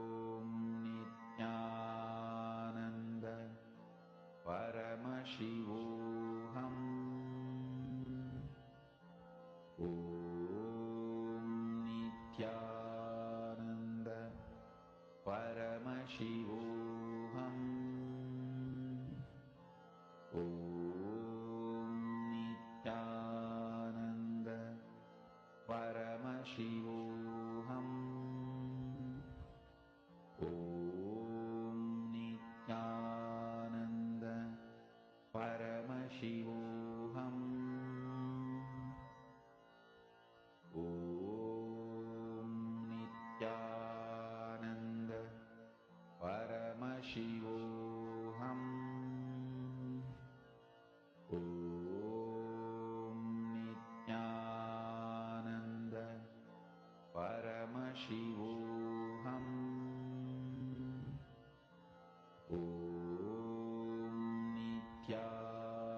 Nityananda Paramashivoham. Om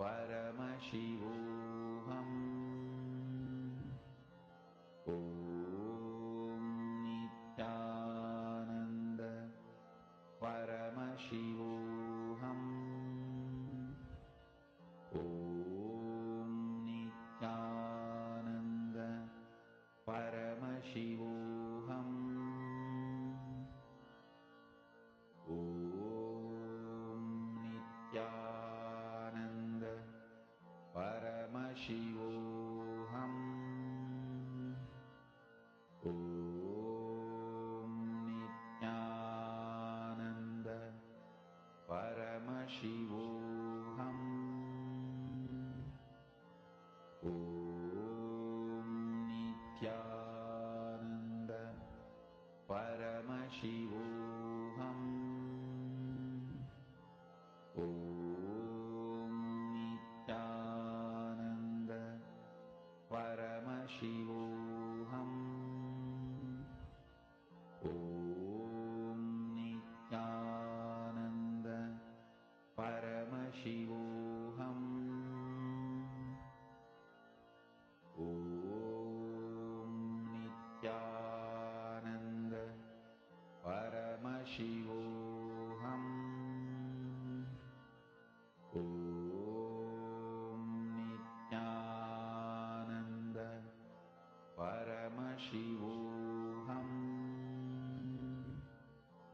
Om Nityananda Paramashivoham. Om Nityananda.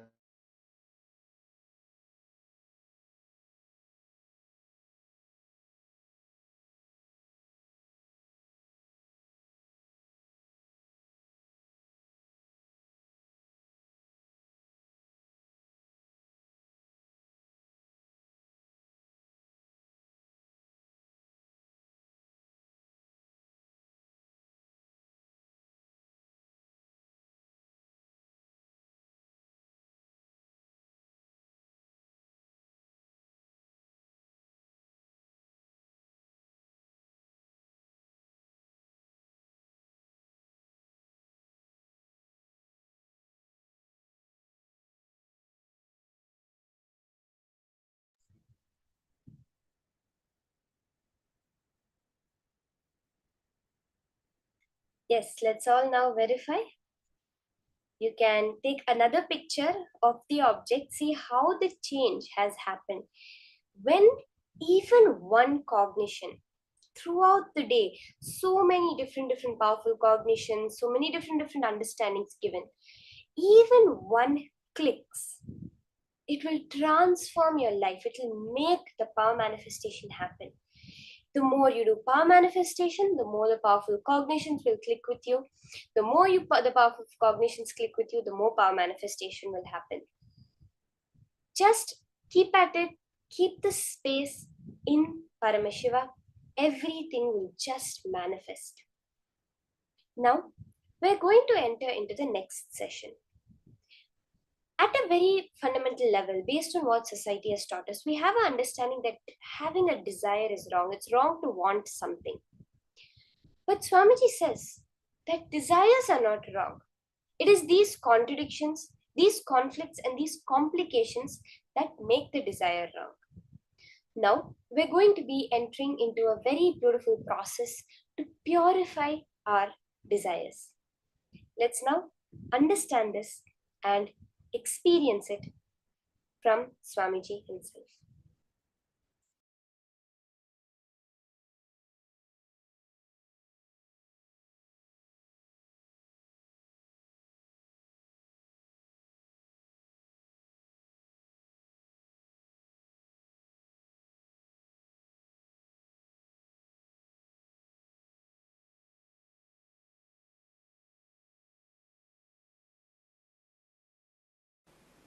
Please listen.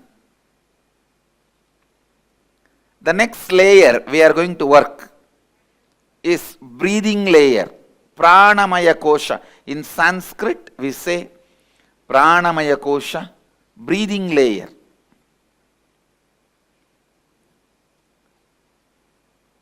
See, prana is the energy which your body absorbs while you are breathing. Please understand. Prana is the energy your body absorbs while you are breathing.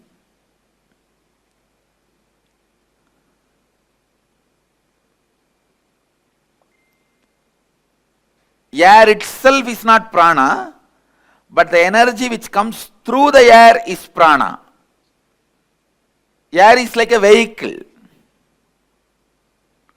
Air is like a vehicle. On a physiological level, prana refers to your circulatory and respiratory systems.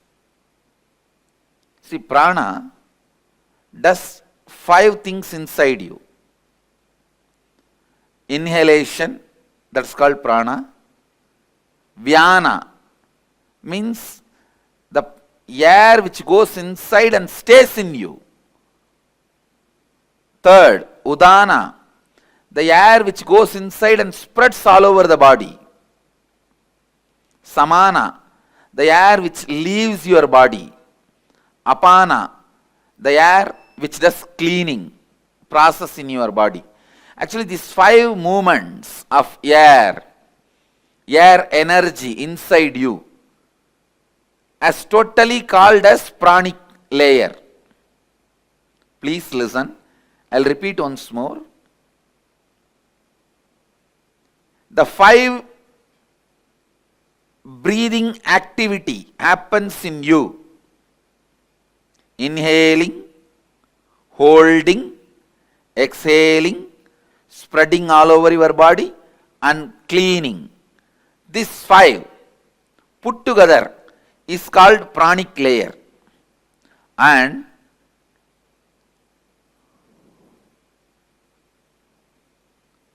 all the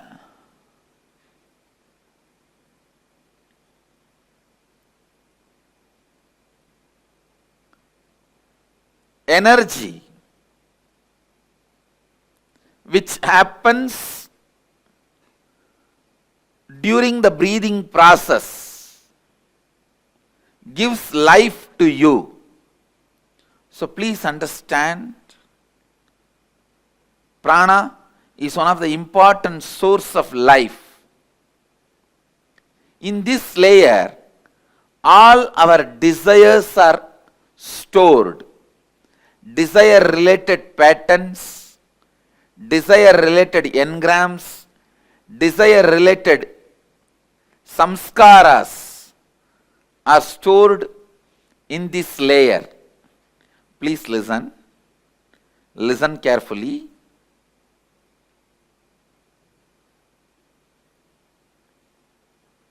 Your desires are your life. Your desires are your life. Listen. It's your desires which infuse life into you, and it's your desires which infuse energy into you. Same way, conflicts in your desires brings tiredness in you. Contradictions in your desires brings boredom in you.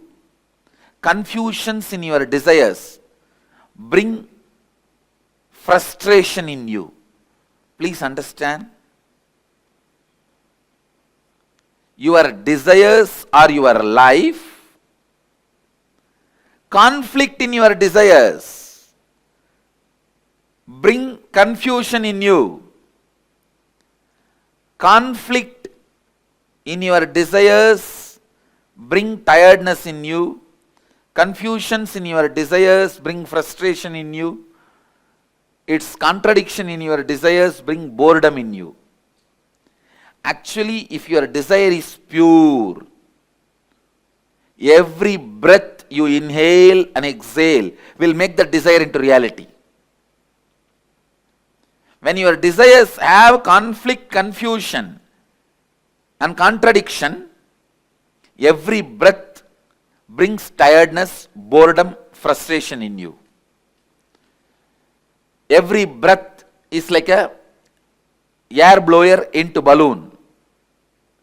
Your desires are the shape of the balloon. If the shape of the balloon is Tom and Jerry, when you blow the air, you will have Tom and Jerry. Conflict, constant conflict.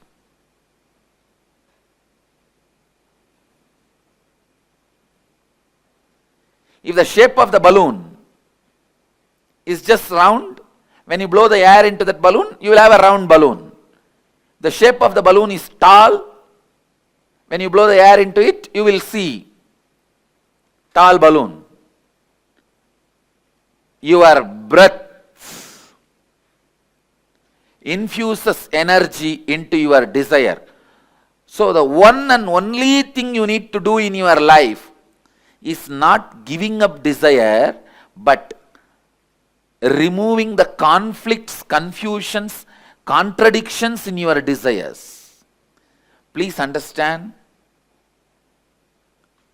renunciation is not giving up your desires, it is giving up conflicts, contradictions, confusions in your desire.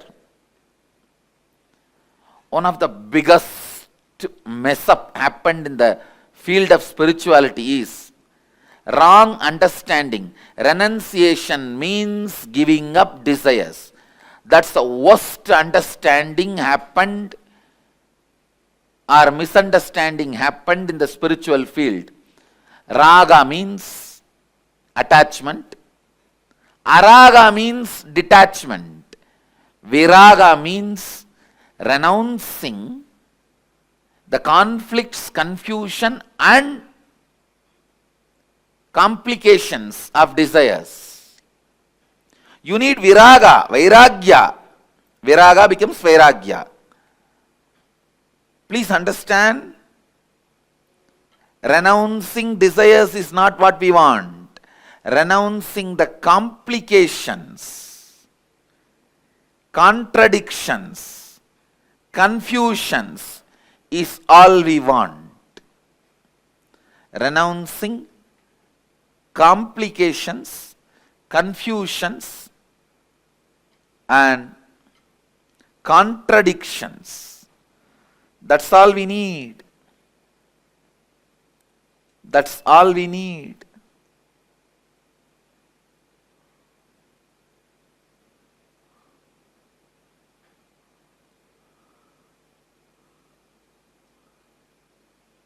First thing we need to do, identify the contradicting, conflicting and complicating desires. What all the desires you have which contradicts, conflicts, complicates. First, conflicting desire means having a desire which conflicts itself. In the one statement itself, you will create a conflict and wrong energy. I'll give you an example. Somebody has a headache. He goes on repeating, I want to get rid of headache. I want to get rid of headache. When you repeat this again and again, this statement itself will keep the headache alive. Because every time you are remembering headache, when you utter the word headache, the headache becomes stronger and stronger in you. The real word you need to repeat inside is, I should become healthy. My head should become healthy. See, the words you repeat inside you are equivalent to food you take every day. Suddenly, overnight, nobody is going to become obese. Suddenly, overnight, nobody is going to become fit. It's every day what you eat makes you one day obese. Every day what you eat makes you one day healthy. Listen, the words you repeat inside makes you either frustrated or spiritually awakened. The conflicting words you go on repeating inside you takes away the possibility you have for yourself.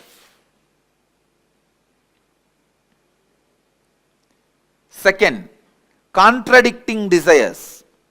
Having two or more desires at the same time which contradict each other, which you cannot fulfill at the same time. For example, you want to become a CEO and be an active life from morning till evening, managers meetings, team meetings, and people listening to your words, commands, decisions. You want to be a person who calls the shots, rolling chair, and active life. One, you aspire for that. The other side, you want to throw away everything, go and lie down in the beach, resting. This contradicting desires.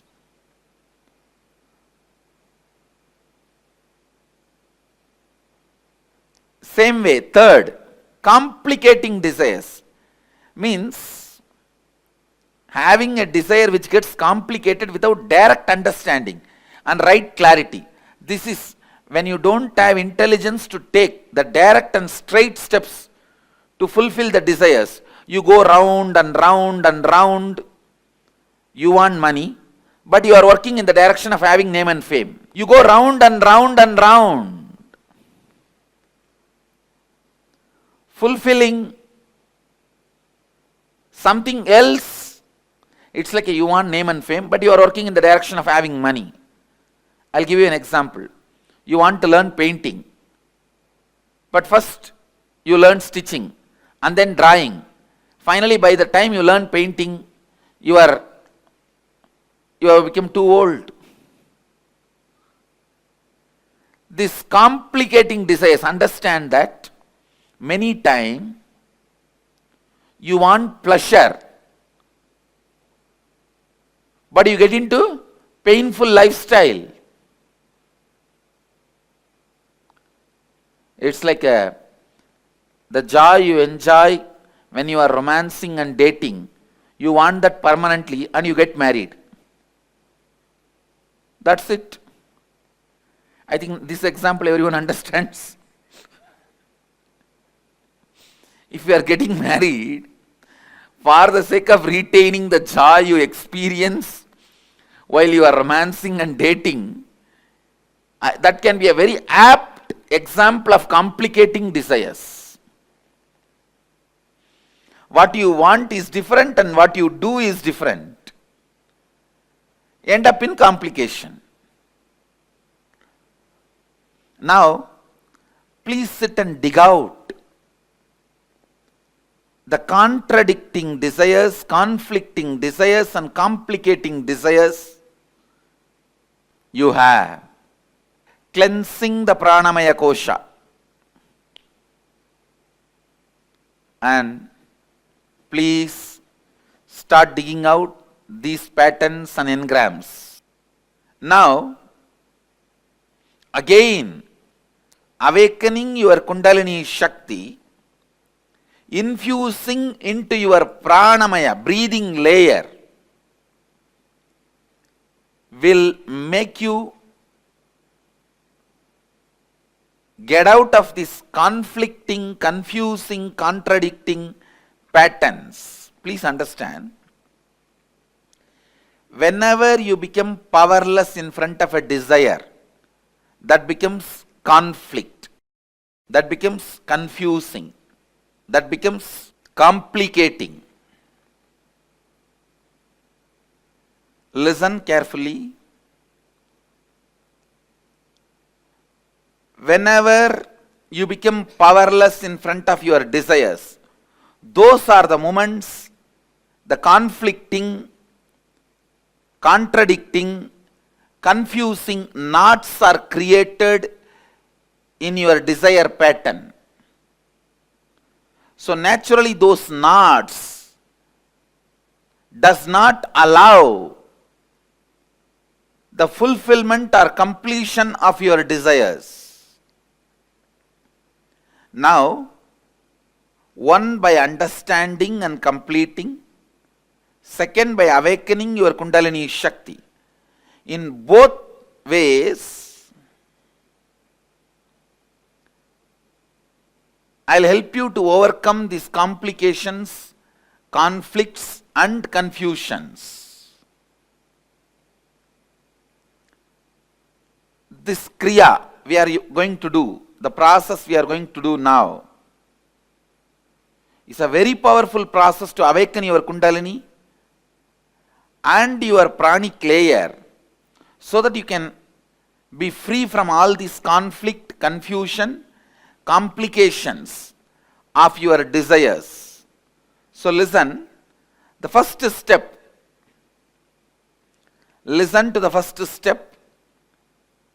Inhale as slowly as possible.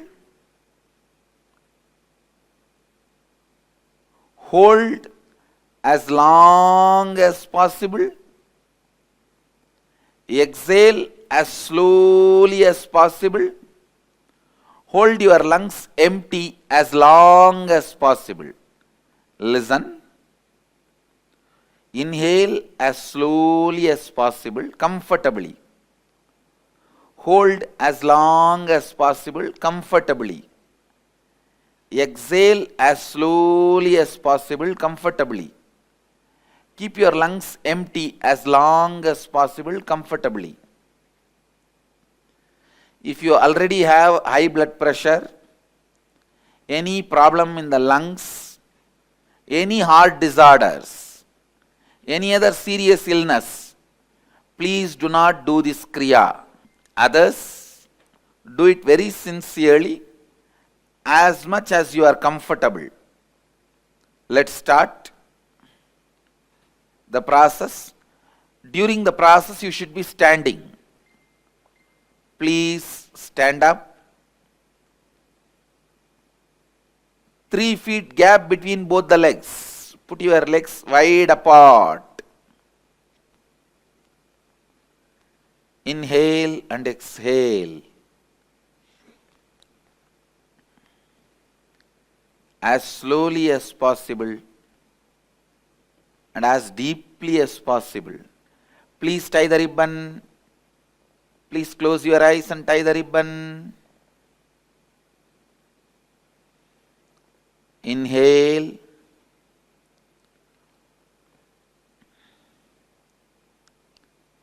As slowly as you can. Hold as long as you can. Exhale as slowly as you can. Hold the lungs empty as long as you can. Again start inhaling as slowly as you can. Please start. Continue again. After a few minutes of break, the same breathing process. Others, please continue as slowly as possible, as comfortably as possible.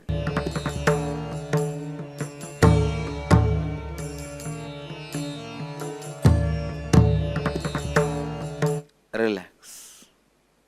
Please settle down wherever you are. You can have few minutes break and then gather for next session. Shivoham process. The process to awaken your Kundalini Shakti directly Let's get ready for Shivoham process. Let's gather for next session. Thank you. Be blissful.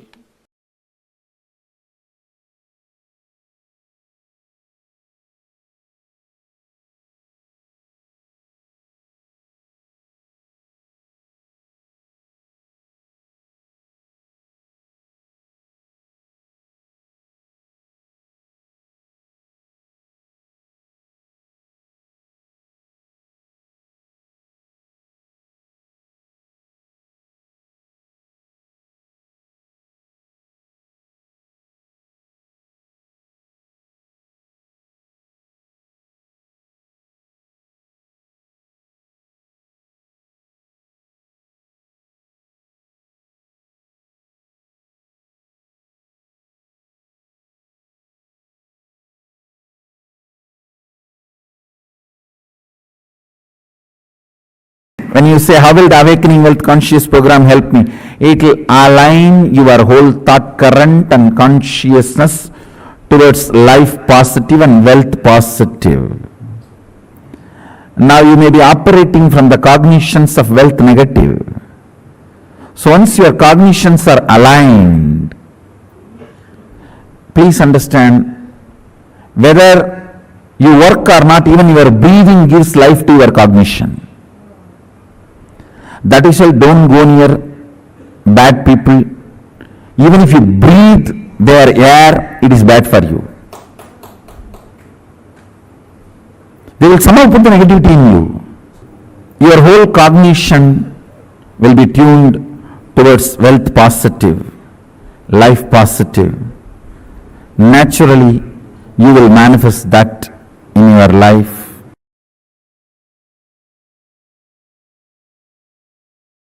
Understand, giving 1 crore does not make somebody wealthier. Somebody who feels wealthy gives 1 crore. Understand, abundance is the confidence they have on themselves and their existence to manifest as much as they want, so they go on sharing, breathing out so that they can breathe in. They know they can breathe in, that is why they breathe out.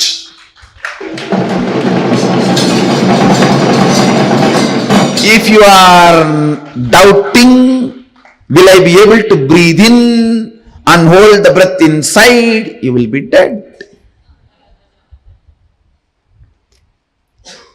They breathe out because they know they can breathe in. They share because they know they can generate. They share because they know they can create. They share because they know they can manifest. Understand? Giving 1 crore does not make you wealthier. Person who feels wealthier gives 1 crore.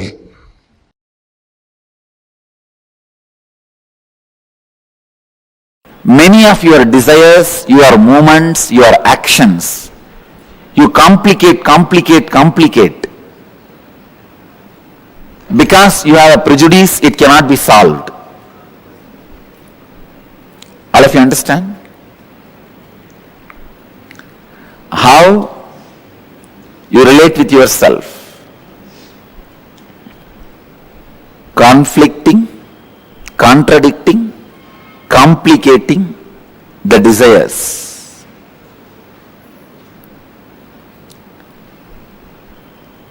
I also wanted you to understand how you relate with yourself. In 2 ways you relate with yourself.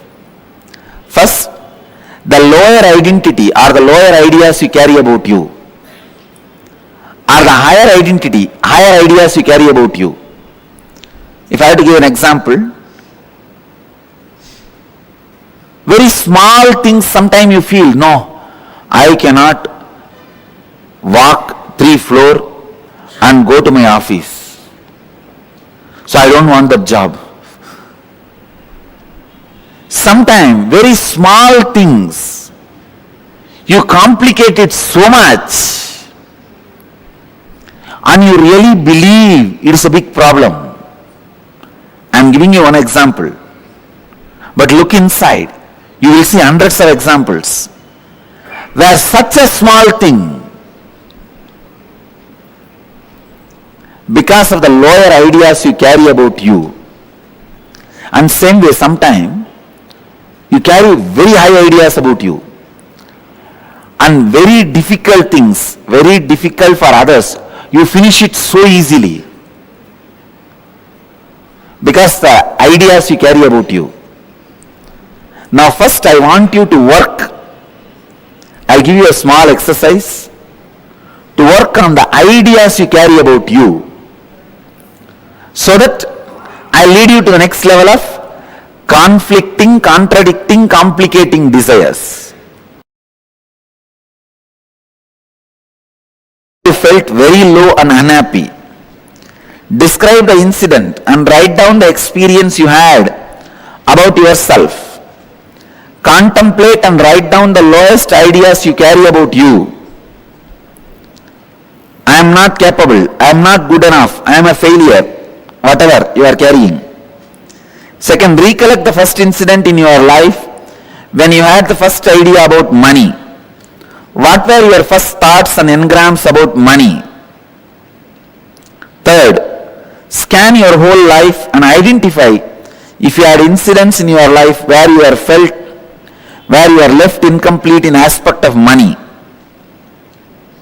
Means feeling unfulfilled because of money. Write down the wounds that got created in you and in your relationships because of money. Answer these three questions. I will make you understand conflicting, contradicting, complicating desires, and how the higher identity, lower identity you carry. It is almost like a bypass surgery. Please, I will give you the example. When I say write down any wounds that got created in you in your relationship because of money, somebody asked you money, you did not give and the relationship is broken, or you gave money to somebody and they did not return it, the relationship is broken, or you asked money, they did not give and the relationship is broken. Mention all those, record all that. Then I will give you the deeper insights.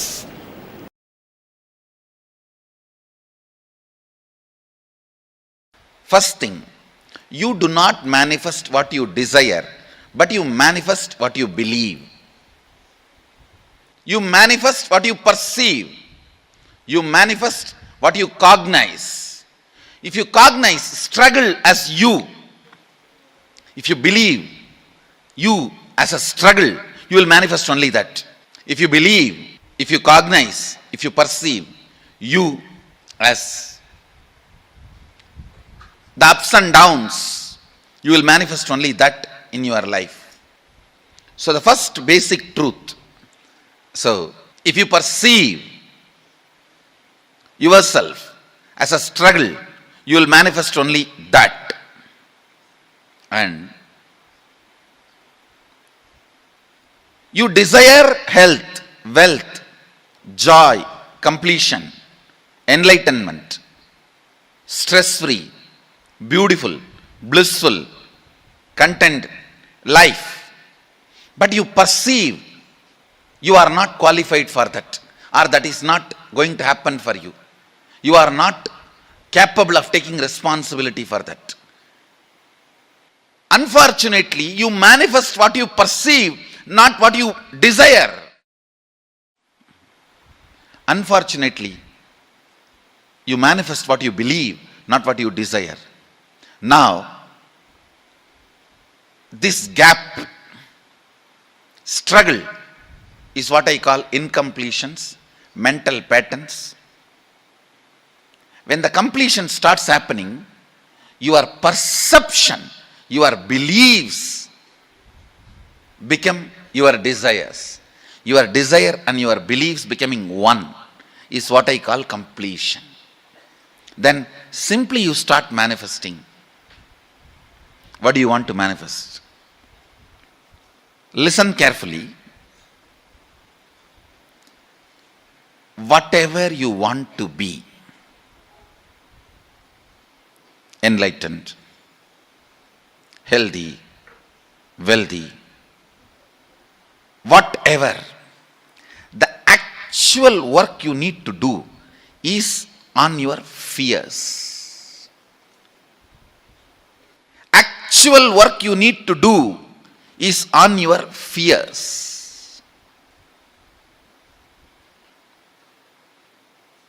You are working on many wrong things. You think you need to work on your desires. You think you need to work on your energy. You think you need to work on your activism. You need to work on your intelligence. No. I am telling you, intelligence is not information.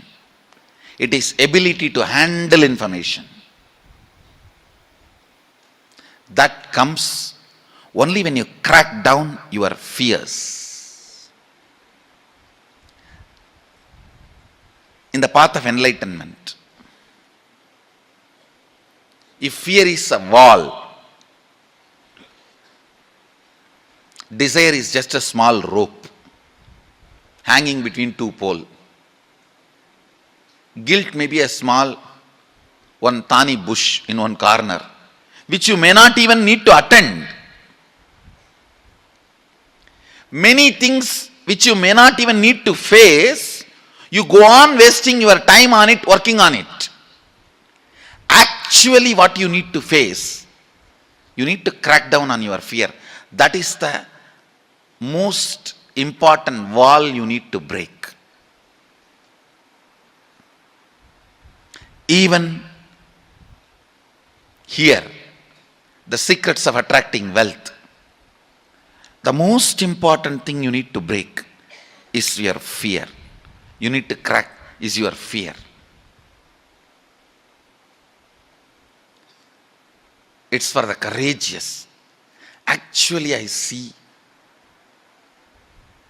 from my own experience, I tell you, wealth worships the feet of courageous people.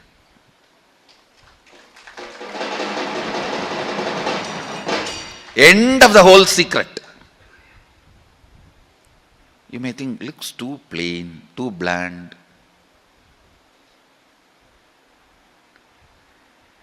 Internalize your inner space. Internalize this truth. Use this truth as a weapon to beat yourself down. Understand? If you beat yourself with the truth, you will never collapse. You will raise up. Wrong part of you will be broken, destroyed. Not the right part. If you beat yourself with lies and luxuries, you will unnecessarily not only create powerlessness, you will be growing in wrong direction. Drill yourself with this one truth.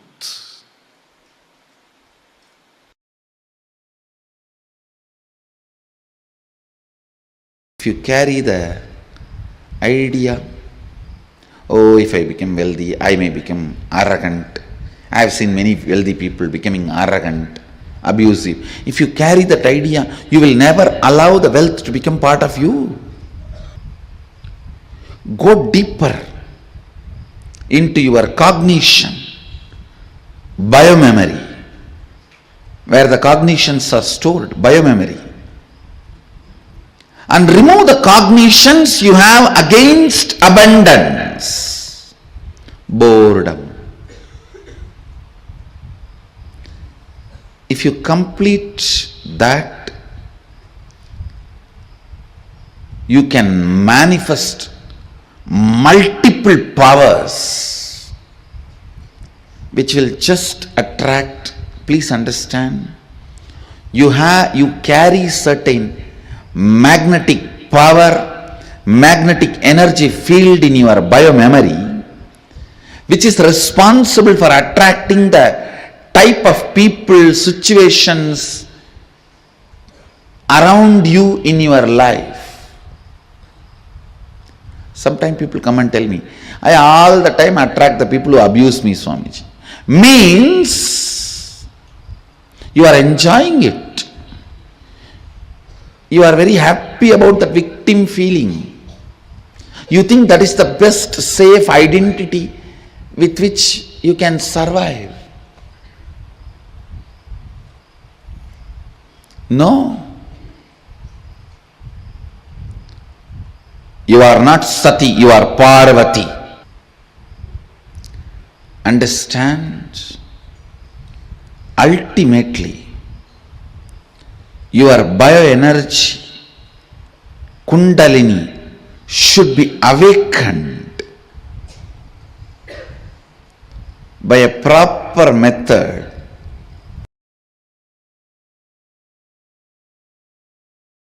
Known or unknown, you can complete.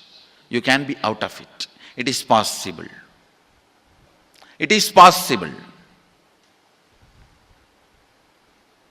I'll explain this science of completion. Understand, this one technique can help you whether you want to get rid of your headache or your whole ignorance and get into enlightenment. Whether you want as simple as healing your headache or as complicated as enlightenment. Anything, this one technique can give you. This one technique, it is a complete end-to-end, alpha to omega.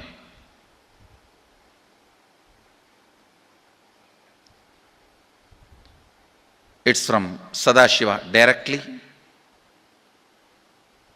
In the Agama, 94th verse, 22nd technique. The chapter is called Shivajnanopanishad and also called as Vijnana Bhairava. Chittat yanta kritir nasti mamantar bhavayet iti vigalpanam abhavena vigalpair uchito bhavet. You don't have to remember. I am uttering every time so that I will remember. That's all. No, it is just to keep the purity of the teaching. I want all of you to know, whatever I am sharing with you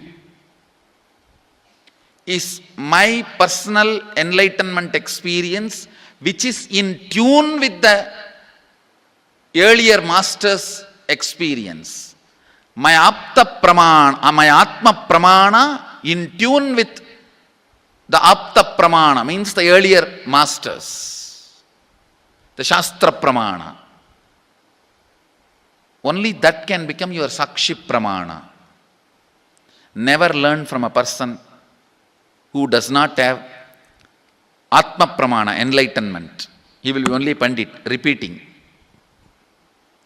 Same way, never learn from a person who claims, yes, enlightenment, but does not keep his experience in tune with the Shastra Pramana and shares with you. It's always dangerous. Maybe it must have been good for him, but we don't know whether it is good for all of you. The Atma Pramana should always be acid washed with Apta Pramana, Shastra Pramana. Only that can become Sakshi Pramana, experiential reality for you. Never learn from anybody who has only knowledge, not experience. Same way, never learn from somebody who claims having only experience and does not connect, purify, make it in tune with the Shastra and presents it to you. There is always a danger. If you don't bother about the Shastra Pramana, you may be having kakka biryani. Be careful. Listen. To keep the purity of the teachings, I keep the original Sanskrit verses. I'll give you the translation now. Consciously feel within the mind stuff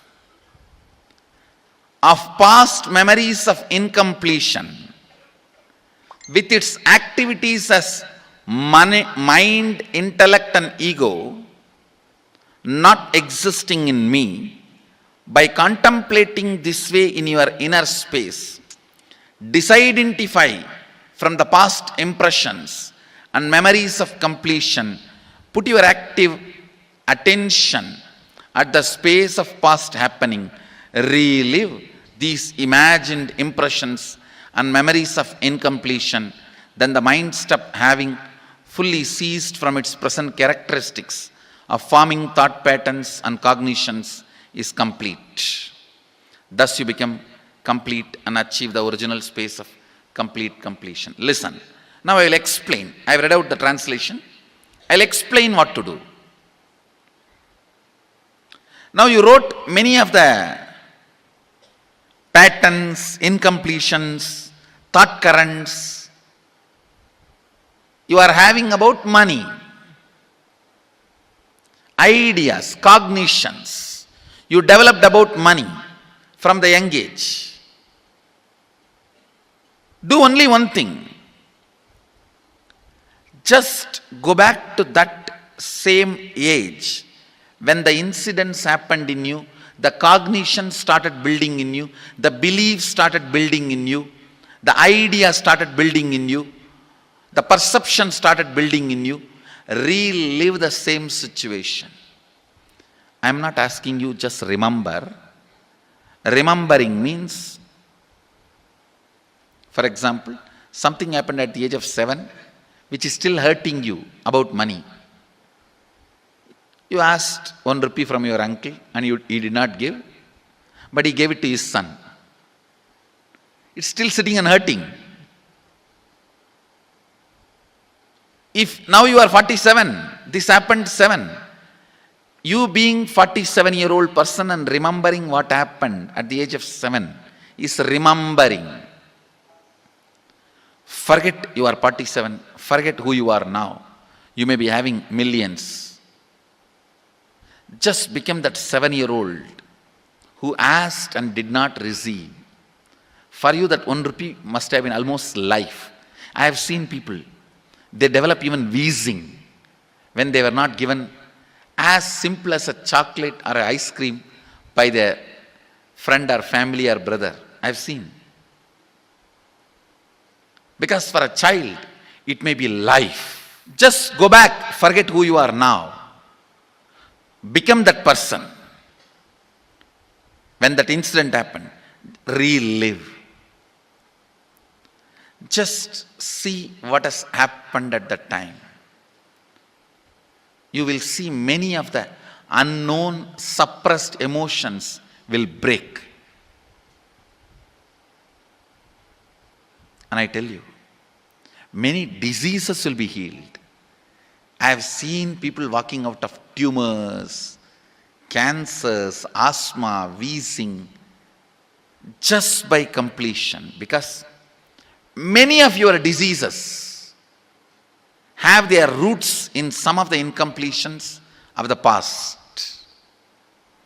When you relive, many pain parts in you breaks.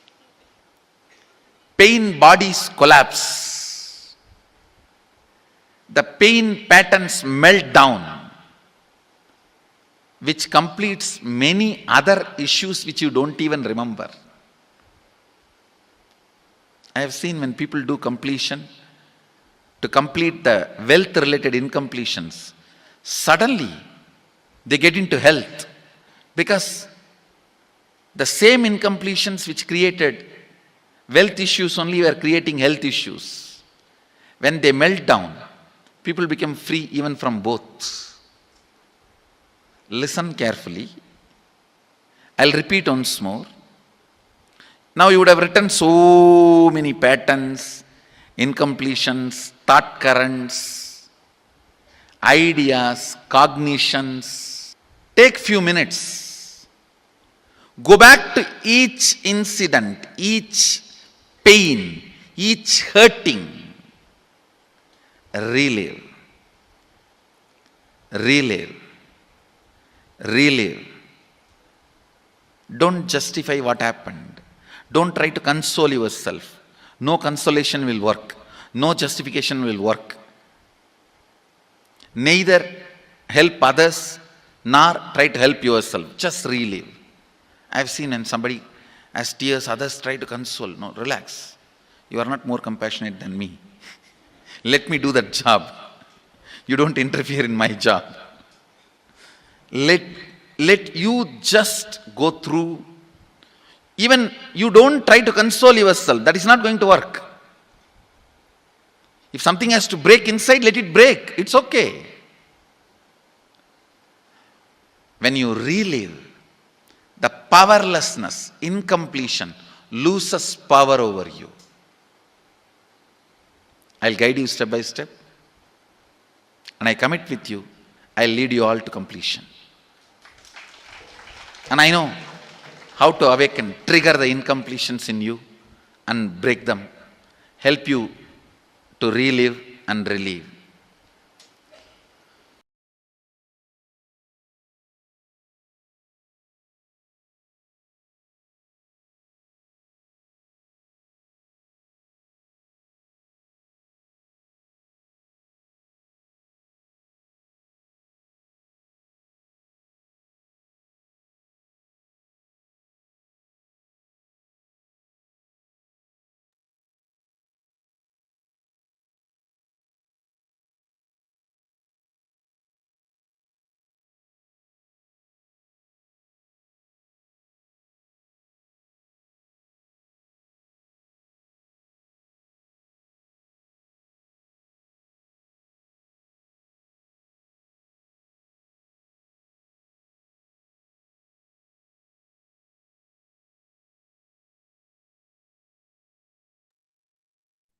Sorry, Nityanandam, are you able to hear me now? Yes. So this is the exact process that all of us are going to be doing right now. Swamiji very clearly gave us a step and told us how the first cognitions that he got about wealth that are there sitting inside of us, deep inside of us, and how we are going to be completing with those wealth restricting patterns, changing from being wealth negative to becoming wealth positive.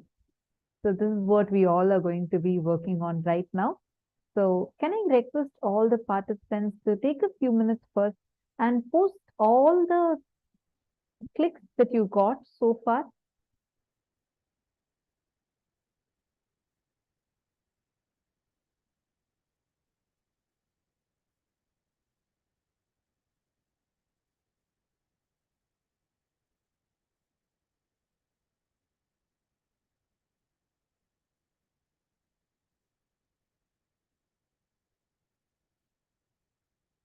Whatever clicks you have gotten so far.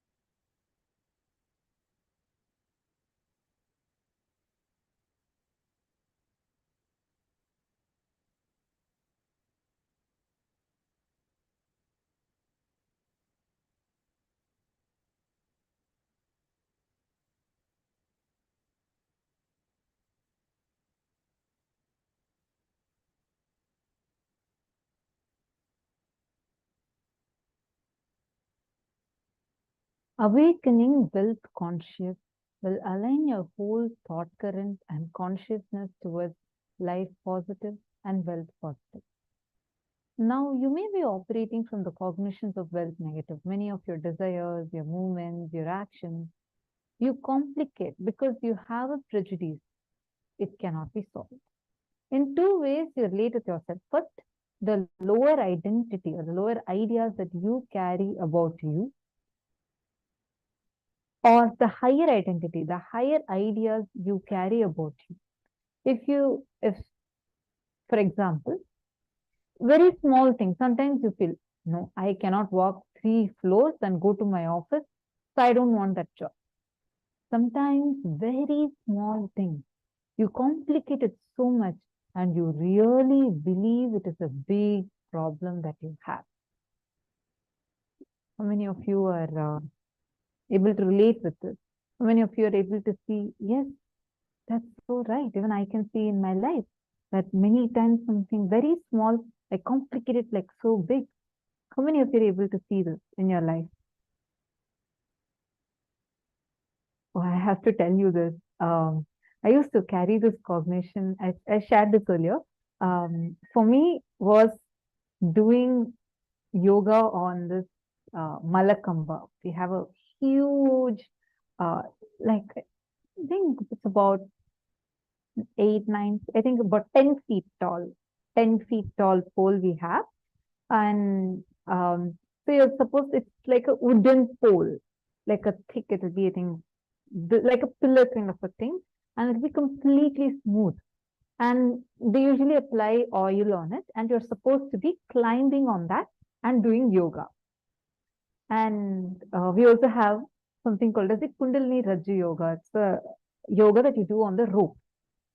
And Swamiji had told us to, all the balasans, all the kids, start doing these 2 yogas. I was a bit heavy, so I used to have one really strong fear. God, what if I climb on it and suddenly that falls and breaks? Or what if I climb on the rope? It is actually, if you see, it's completely delusional. First of all, it's not going to happen. I was neither that heavy nor the pole is going to be that weak. But I had so much of fear. Is to have like a fear. God, what will happen suddenly if I climb the rope and suddenly the ceiling falls down or the rope gets cut and falls down? What will happen? Everyone will laugh at me. This yoga will never come for me. And I used to not even try. I had so much, this complication in me was like so strong. I used to get so afraid. I did not even try to attempt it. Swamiji had told multiple times for us to do it. And every time I'll do it, okay, today I want to do, I really want to do. And I'll go near the rope. The moment I see it, even if before I put my foot on the rope, I'll get so afraid. Like all these delusions, it's complete delusion. Like it's not even factual, like not even 1%. But it used to be such a strong fear. I'll actually feel it like choking me, that fear choking me. I'll just not go near it. And almost after that Guruvak came, almost a year or so passed. All the other kids used to do, every other kid used to do, even the kids that are slightly heavier than me also used to be able to do, but I will just not be able to do it. It is like such a strong pattern. I don't know if I think I myself feel it's funny. Like I used to think that, oh God, if I go and climb on it, what if it suddenly just falls down and people will all laugh at me? And like I had such weird cognition. And then once it was, I don't know, it was like one day, like one decision. I just felt like, after all, Swamiji has told. So if he ordains, he sustains. That cognition just clicked in me so strongly. And I ferociously declared, like I made a post on Facebook. I said that I'm going to be coming live from on top of the pole. And I made that as a post because I felt like if unless I take a ferocious step, I'm not going to be having a breakthrough. And I decided that I I posted the post, and then like many times actually before that I have tried. I'll just like go near the pole or near the rope, and there'll be kids who will be trying to push me up. I'll be like, no, I just don't want to go. I'm so afraid. And that particular day, just decided, I decided that no, I am complicating it. Let me just leave it to Swamiji. If we just leave any problem, like let me just leave it at Swamiji's feet. If I'm not able to come out of this complication, anyway, Swamiji has given this to me as a Guru Vak. So when he gives the Guru Vak, he's going to give the energy for it. He's the one who's going to be doing it also. So that one decision, I still remember, first time without anyone's support. I just went, I tried. Before even I could realize, I closed my eyes and I prayed to Swamiji and then I tried climbing. Before even I could realize, I was able to climb on top of it, and I went live on the Facebook by standing on top of that Malakamba. And from that, the biggest breakthrough was I was able to jump. Like these were all the things that I was really struggling with. I cannot, even in the ground, I'll have such a big pattern where I'll not be able to fall off at all. It's like I myself will stop. Even consciously, I won't be able to let myself fall, which was actually resulting in me having a lot of fear and wanting to take some big decisions, or like things that I felt like, oh God, a fear of failure would stop me. So that whole thing just got broken inside. And Swamiji saw that Facebook Live, and Swamiji said that I had a huge karmic breakthrough. Understand, it's just holding on to your feeling connection with Swamiji. Any of these biggest patterns that you are struggling with, hold on to your feeling connection. Just hold on to Swamiji. Take a big jump. You will see, not just you will have breakthrough in what you are looking to have, you will have a breakthrough in multiple levels, much, much more than what you can even imagine. So all the complications, conflicting desires, whatever you have identified, complete with all that you can complete with, and just take a decision that you won't have a breakthrough, and take a jump. You will just have a breakthrough.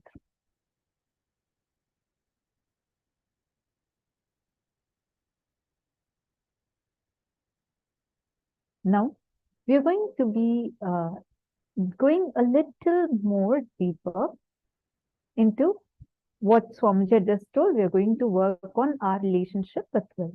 All right?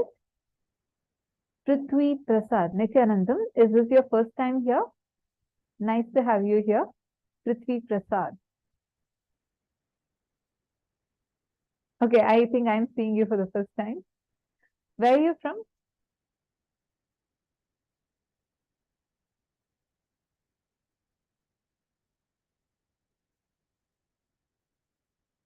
Okay, so first time for the program. Oh, okay, you're the one from San Jose. I think I've seen you. This is the first program you're attending. I have seen you though. I have seen you now. I think the background is different, so it looks like a different person. All right. So, see, as I was sharing, all of you understand, many times in our life we complicate things. See, for me, really, I'm not even exaggerating. To even look at that rope, it was a thick rope suspended from such a strong ceiling in the meditation hall. And with me, there are so many children that are doing, like kids, even of my age, even people that are heavier than me, everyone are doing. But it looked so real. My fear was, what if that rope breaks from the ceiling and falls down, or the ceiling itself falls down? But that complication stopped me from like playing with my own possibilities. After that, like after that breakthrough, I was able to do asanas, not just normal asanas. I was able to even do like a cartwheel on the rope and many such things. It became advanced, but that one pattern held me back from experiencing the breakthrough. Same thing applies for wealth also. Look into your life where all you're complicating like this. This is the explanation about complicating desire. Where all in your life you will actually have a very delusory fear. It would not even have like a strong base. It's actually delusory. Sometimes you also know it, but the fear, it would not have logic, but it'll be so strong in you. Such fear, just holding on to Swamiji, just leaving things to like Swamiji, knowing that you are there, I am taking this risk. You will see the breakthroughs you will have.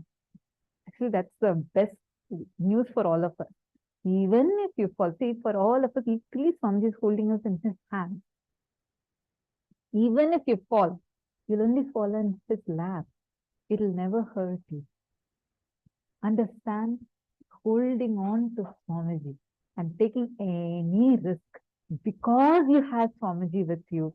It's like the best, it'll be so delicious. Your life itself will be, you can take on any adventure in your life and always be successful in it. All right.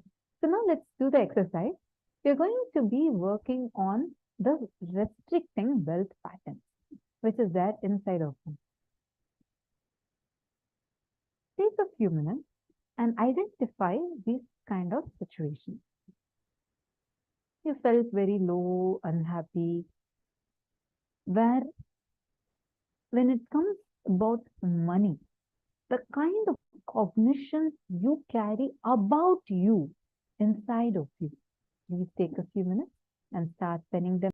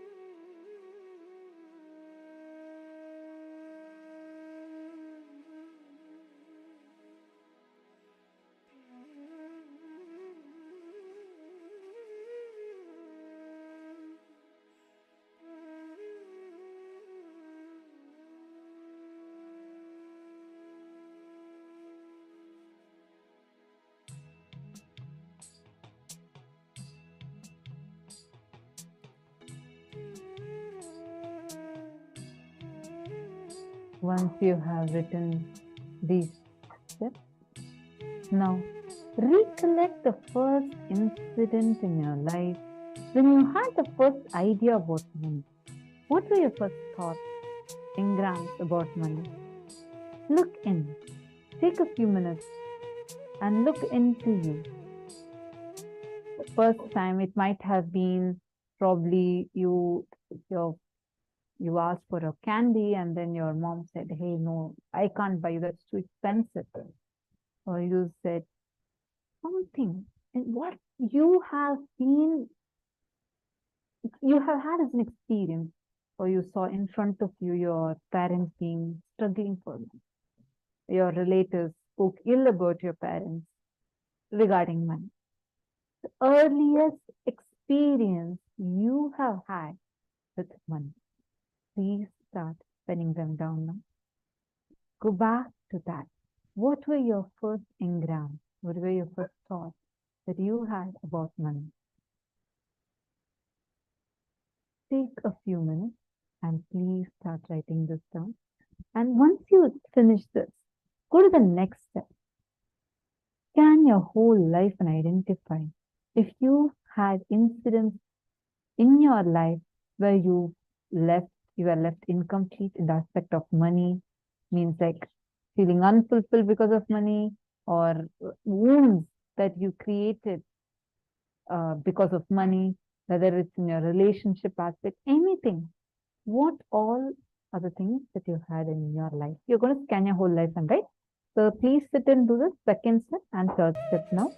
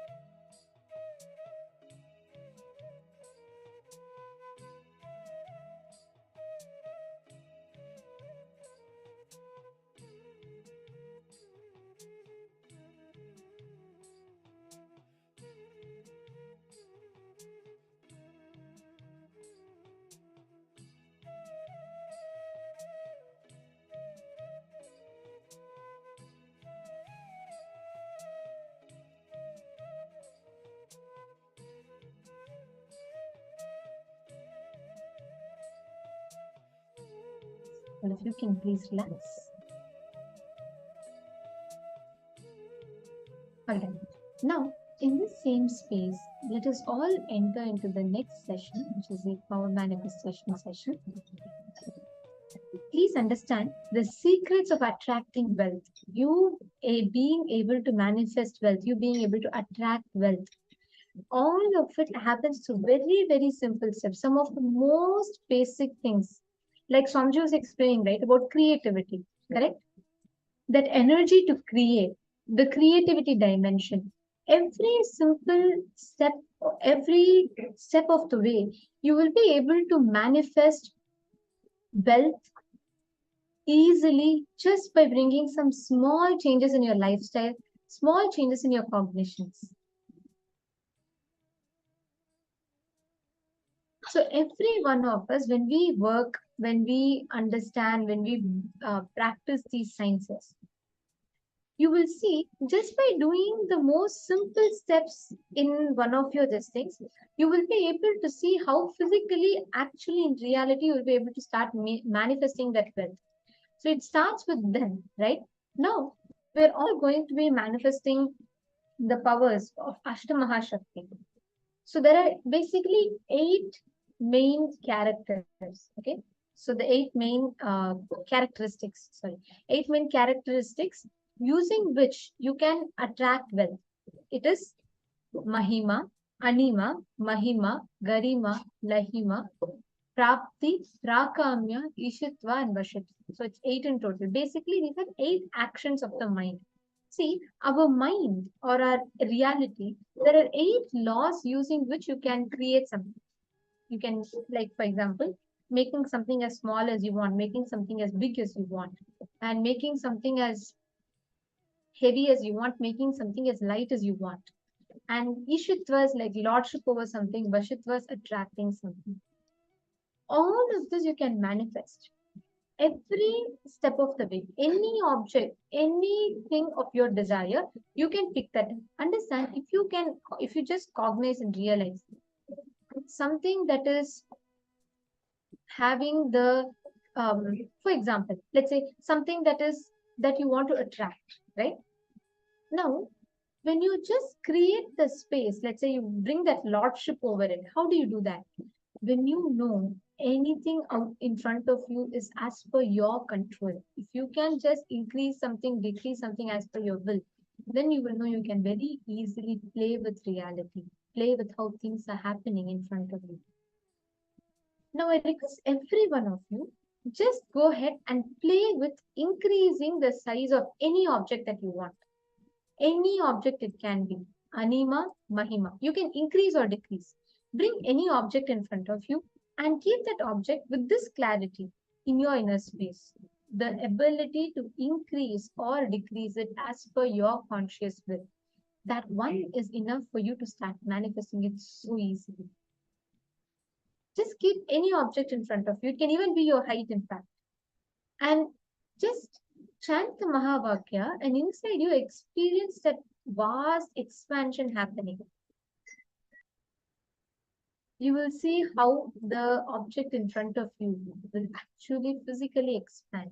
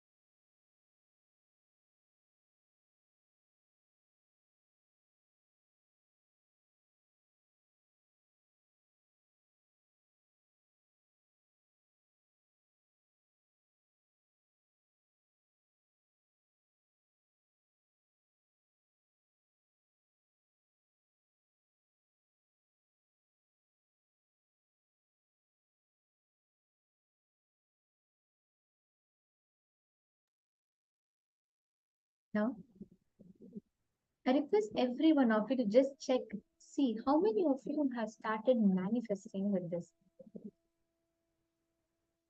The moment you're able to manifest, the moment you're able to start playing, just play with the height of it.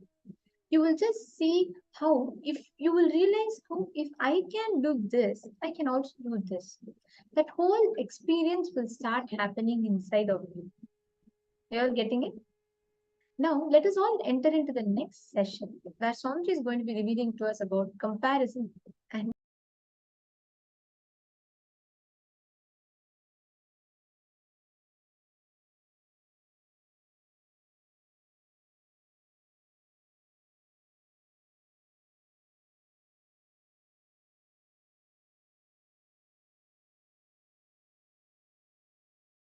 Next pattern we will work on is the pattern of jealousy and comparison. Vishuddhi chakra, throat center. The thought pattern of jealousy and comparison.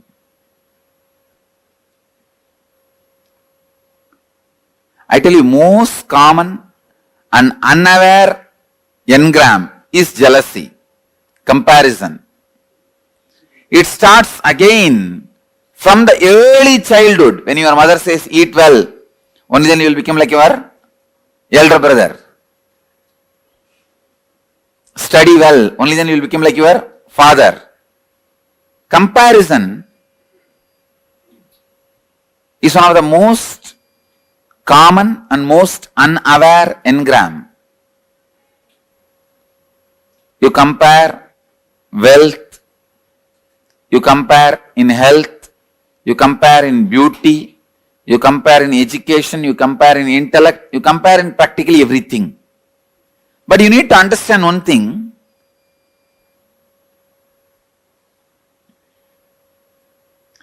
God is not an engineer to do mass production. Only in mass production you can compare one product with another. God is an artist. He paints each one of you. He designs each one of you. He carves each one of you. How can you compare between one art piece and another art piece? You are unique. Each one of you are unique. All of you are not equal. No. All human beings are not equal. No. All human beings are unique. It's like each human being is a unique flower. Uniqueness flowers in you. Fulfillment flowers in you when you realize your uniqueness more and more and more.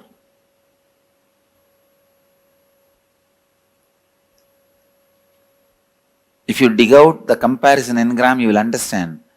Sometimes you waste years of your life just because of comparison. Your neighbor has a big house. Even though you don't need, you waste so much of your time, energy, putting it and investing it in a house.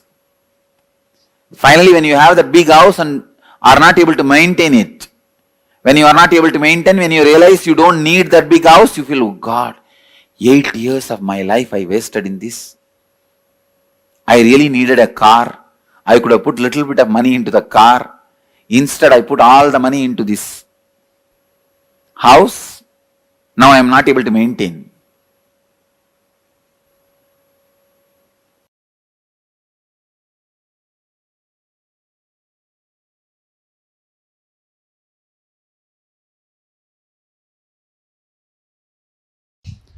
Please understand, if you are struggling with money, you are enjoying the struggle. You are not interested in manifesting. Please at least understand you are enjoying the struggle. You will feel abundance with your struggles. Oh, I want struggles and I have enough, let me enjoy it.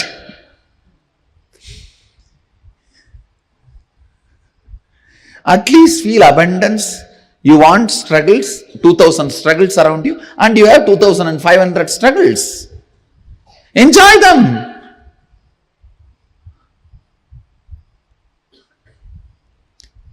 Please understand, there is no such thing as struggling with money. If you want to have struggles, you will have struggles. If you want to have money, you will have money. The people who have struggles, they want to have struggles, so they are having it. People who want to have money, they want to have money, they are having it. So, decide, you want to have struggles or you want to have money, you will have it. That clarity should come to your biomemory and muscle memory. You will have what you want. Next.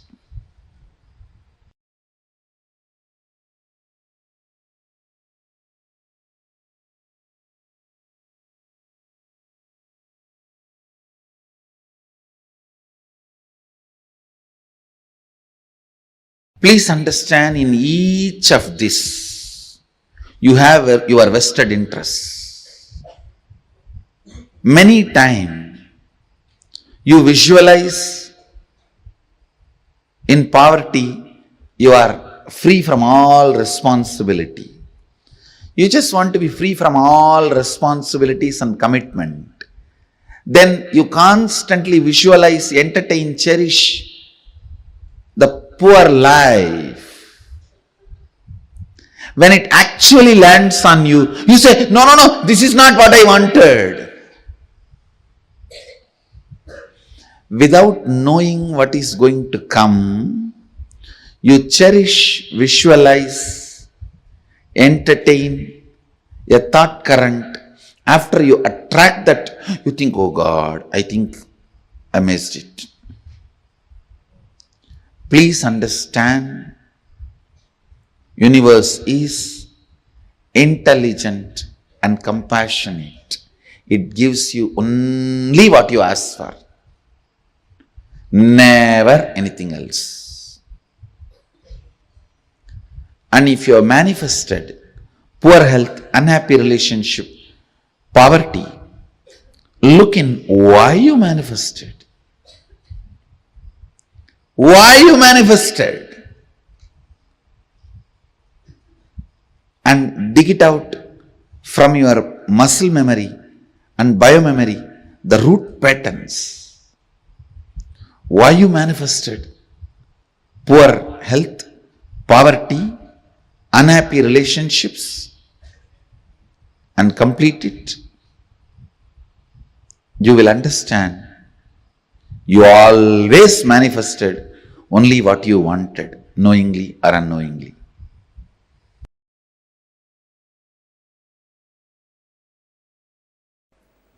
Throat center. A throat center. This throat center is blocked when there is a non-alignment between the imagination, expectation you carry about others and the others' expectation about you. Listen. Listen. When there is a non-alignment between your expectation about others and others' expectation about you, that is where the jealousy and comparison starts. Listen. You may have a superficial jealousy, superficial comparison, very superficial, like while you are driving in a Mercedes Benz, if a BMW passes by, a superficial comparison. But those things does not affect you. The root jealousy, the root comparison which affects you is the non-alignment of your expectation and the other person's expectation.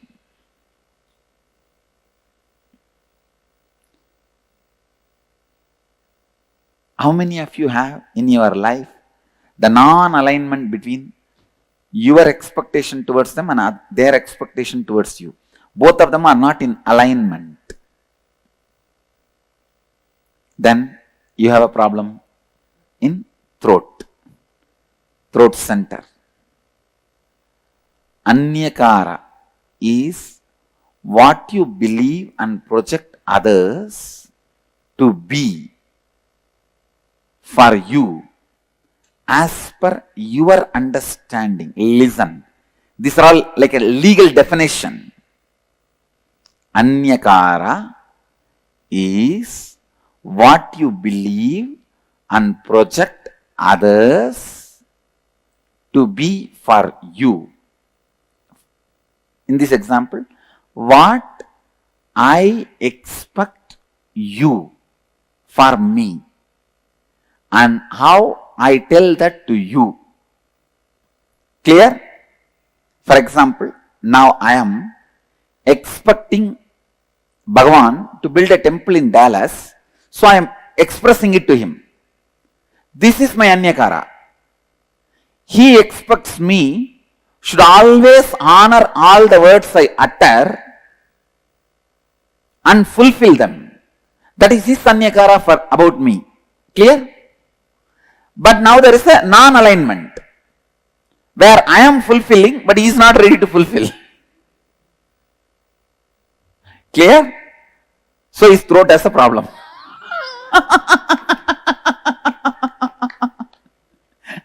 Now, is there anybody who are not cognizing? But if he builds the temple and I don't honor this time keeping or what he expects from me, then I have a problem. I have to alter, transform and stretch. Clear?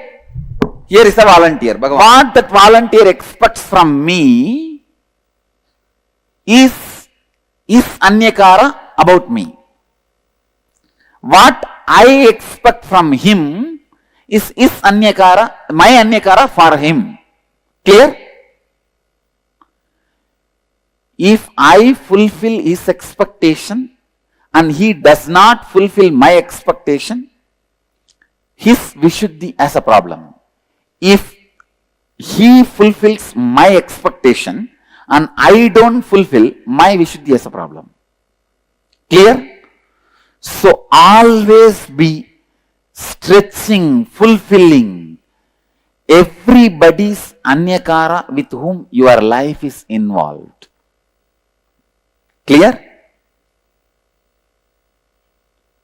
Still anybody? Not clear? Come on, come to the mic. If you complete that, you cannot fulfill his expectation, then yes, if you complete it, then no problem. Then no problem. No problem. Even then, you are not expressing your capacity. You are integrated but not authentic. Understand? Now you will see. You will flourish in your business. You will flourish in your job. You will flourish in your relationships. In everything you will see because you have decided not to give up on you. Understand? You have decided not to give up on you.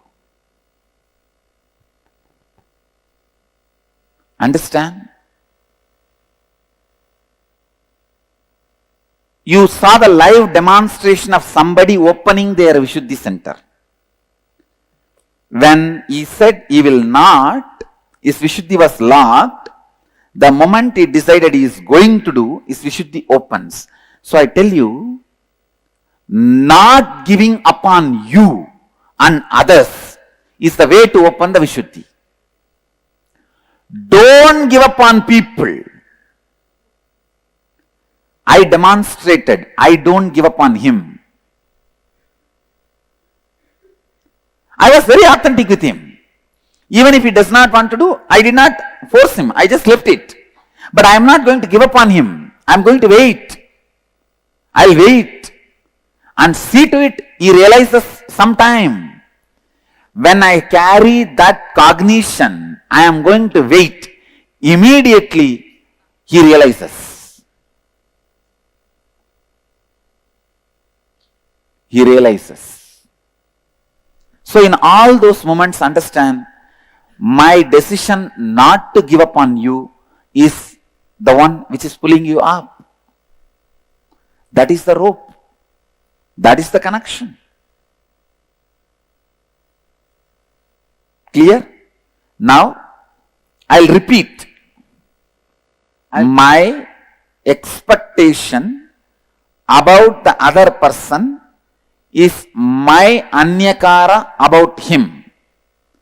The other person's expectation about me is that person's anyakara about me. When there is a non-alignment between these two, Vishuddhi has a problem. Who fulfills it as flowered Vishuddhi? Who does not fulfill as a collapsed throat center?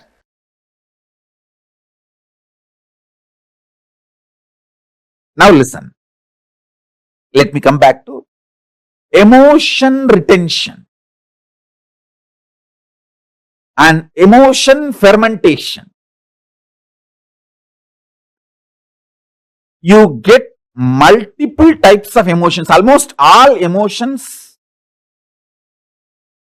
every day. Sometimes lust, sometimes greed, sometimes fear, sometimes the multiple versions of fear, sometimes worry, sometimes love, sometimes attention giving, sometimes attention asking, sometimes jealousy, sometimes comparison, various emotions, sometimes the willpower, sometimes arrogance, sometimes frustration, different emotions I can describe. All kinds of emotions you get, but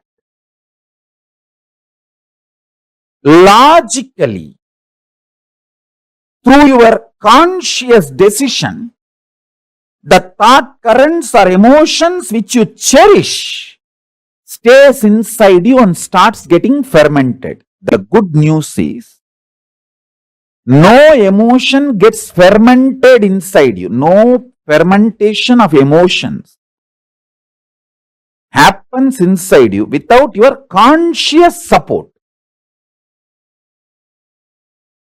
You should understand that.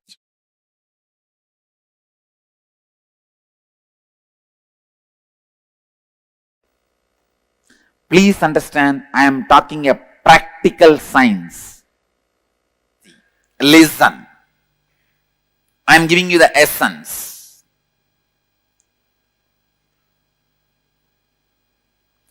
Whenever there is an inauthenticity in anyakara, you end constantly comparing yourself and your life with others.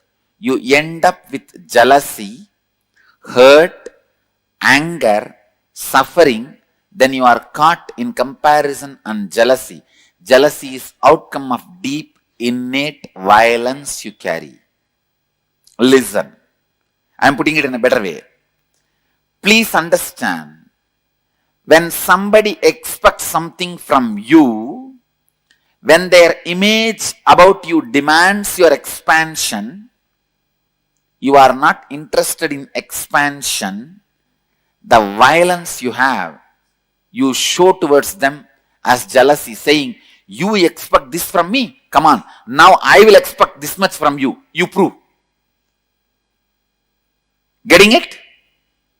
Cognizing it? How many of you are cognizing it?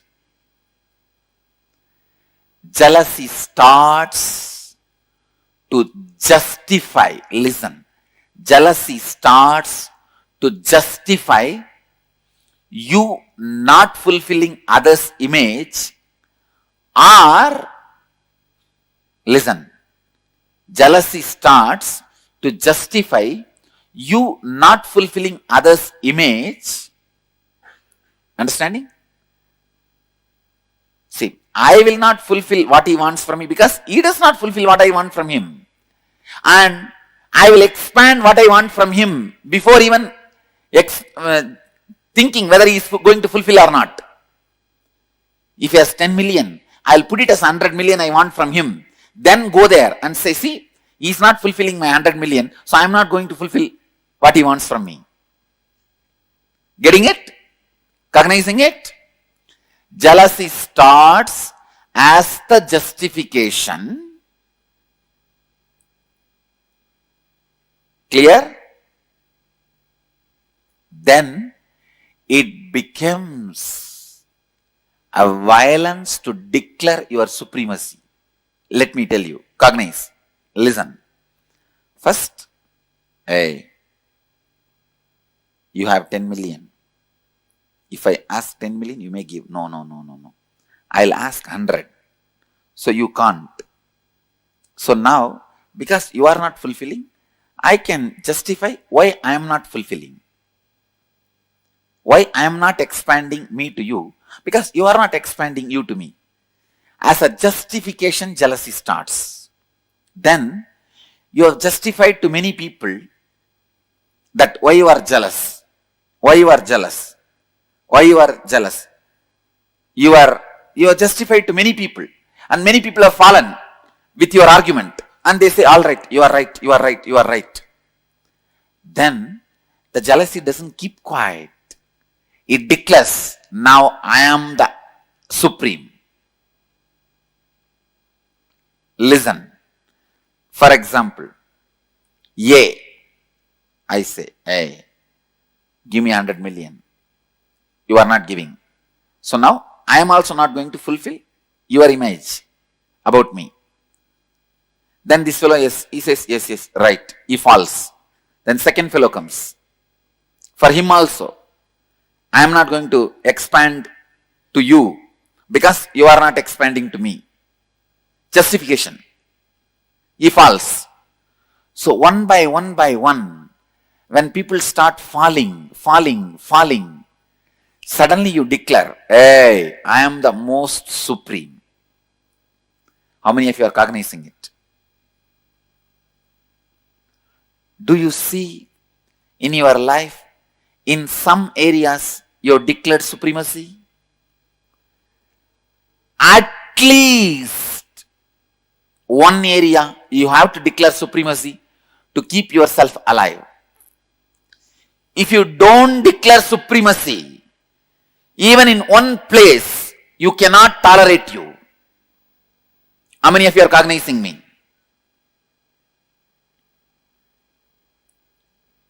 Clear? Where you declared supremacy is the root jealousy suffering pattern with which you are struggling. Listen, look in and verify at least 2 situations that happened in your life where you experienced jealousy and used it as a justification mechanism. Means, he is not fulfilling, why should I fulfill? I am justified. Some way. And look in and identify, write down how this jealousy became a defending mechanism, defending you from your own inauthenticity. When you are not coming for morning yoga, you say everyone is not coming, then what is the wrong? Nothing wrong. I also don't need to come. This is the level of the human awareness. I tell you, even the collective consciousness theory is nothing but your justification of jealousy, saying that everybody is like that only. I was also like that. And the third, look in and identify and write down how your defending mechanism protected your inauthenticity and how you declared supremacy of your inauthenticity.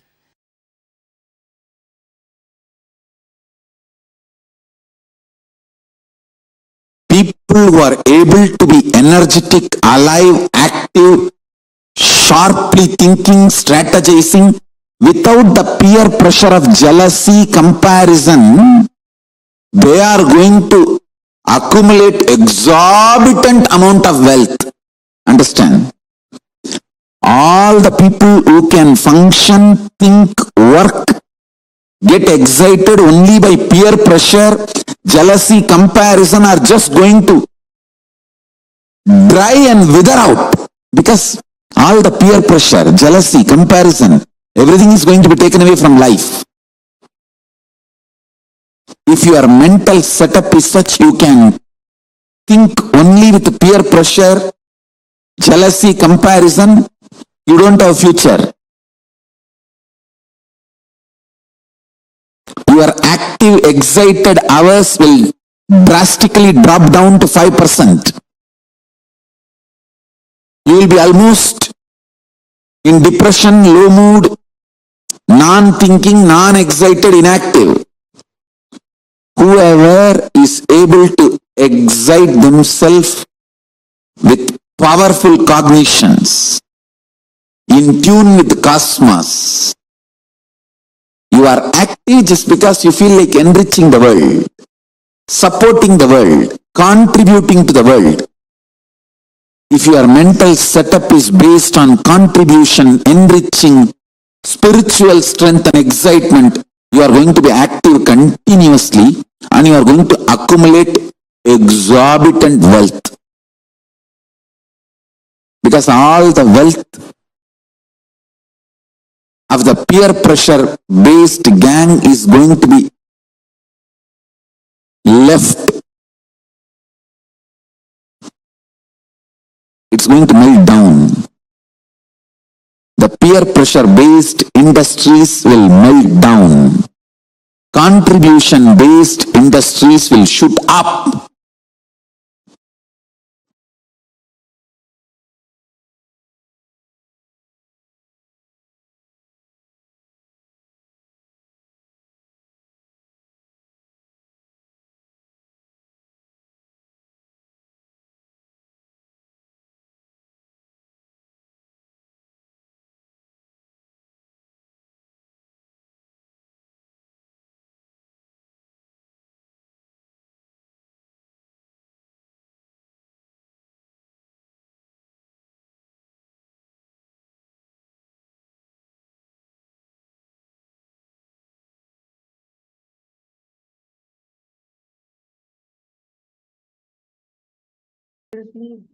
Explain to all of us about jealousy, comparison, and how all of this branches into us.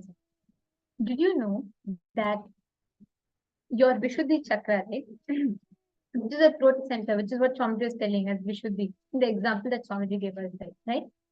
So this Vishuddhi chakra, for all of us, it's in the size of a small button in our throat.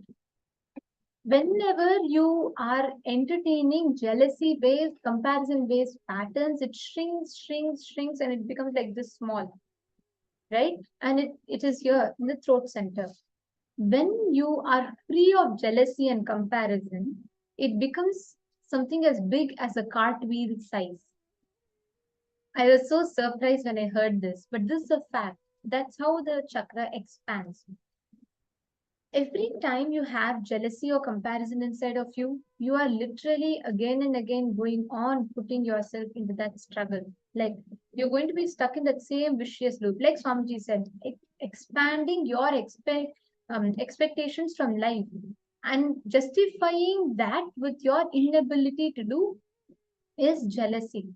Every time where you justify your inability to do or your unwillingness to do with an like making a bigger scale, demanding more from life, using that as a justification, that violence is jealousy and comparison. You'll be surprised to know all of us, every one of us, you may think I'm the most non-jealous person, but every one of us suffer with comparison in different levels. Each of us have different levels with which we struggle and suffer with. But all of us carry this cognition in us. All of us have this comparison and jealousy in us. Actually, Ma Hongzu, you're asking about how do we have to fulfill everyone's expectation? That's your question. See, Ma, Swamiji gave an example, right? As long as you have given a certain declaration and the world is expecting from you for the declaration. For example, my declaration to you all is what? I'm a sannyasi, I'm an acharya, and as an acharya, there is certain declarations, correct? The moment I declare myself as an acharya, that means I'm declaring to make myself available to you all to clarify or to help understand what Swamiji is revealing or to guide you all in certain exercises. This is what is my declaration as acharya, right? By default. So if, let's say, if Ma Hongzu is having an expectation that I have to attend to your questions, that is right. It is my responsibility to fulfill it. But let's say, for example, if someone is having an expectation that I should come and play badminton with them and win the game, I am not responsible to fulfill that expectation because that is not part of my declared outer image. Are you understanding? So, as a participant, your declaration is what you're going to be available here, you're going to be participating. Then, if I am expecting you to listen to the session, then it's your responsibility. You're expected to fulfill that. But let's say, if I'm expecting you to come and take the session, you're not expected to fulfill that role. You're understanding? Whatever is your declared outer image, and if people have expectations within that declared outer image, then yes, we are responsible to fulfill that expectation. Like a mother, you make a declaration that I am your mother. Then you are making the declaration to fulfill the need of that child till that child grows old enough to sustain itself. So any expectation that child has in within that declaration, you are responsible to fulfill it. Catching it?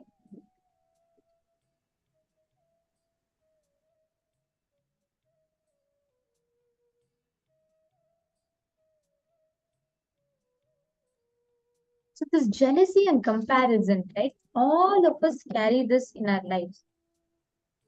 Every small things we constantly bring this jealousy and comparison, and we always constantly build this expectations in life, and every moment constantly we are going to be stuck within this jealousy comparison pattern. Every time what we do is, whenever we are not able to fulfill, right? Let's say, like we are giving a declaration, okay, I'm going to be doing this. When we are not able to fulfill, what we do? We start justifying our inability to do something with another person's not doing. Like, for example, okay, I am committing that, I'll give an example with myself. So, if I am saying, okay, I am an acharya, and if I'm committing to make myself available for the 16 hours, if I am going to tell that, okay, because someone is not there, I'm not going to conduct 16 hours. See, someone is not fully listening for 16 hours, I will not conduct 16 hours. Understand, the moment we demand, we create that gap, that is comparison. That violence which makes us justify our non doing with an expanded expectation of someone else is jealousy. Always see, go back and look at all the complaints you have about another person. How many of you relating with this? When we ourselves do something, when we are not able to do something, we feel, oh, it's okay, I tried, and you know what, this is the best I tried, but it's still not happening. But the same thing, if another person is not doing, you feel like, come on, this person could have done just a little bit more, she could have tried, surely she could have gotten it. How many of us have that kind of a complaint inside of us? Tell, how many of you, how many of us have it? How many of you are able to click with it? As long as you have that, please understand that expectation that you carry, that jealousy, that is precisely what is jealousy. Many times we tell that, we think, oh, I'm not jealous. I don't feel, someone else's this thing, so I'm fine. I don't feel bad looking at someone else's success. No. Justifying your failure using someone else's success is jealousy. Justifying your non doing using someone else's non doing is also jealousy. Both ways it is jealousy and comparison. Oh, the others are not doing, why should I also do? Is also wrong. Someone else is doing, because of that I'm not able to do. Both are wrong, because your doing, non doing is not dependent on someone's doing, non doing. Catching it? Are all of you getting it?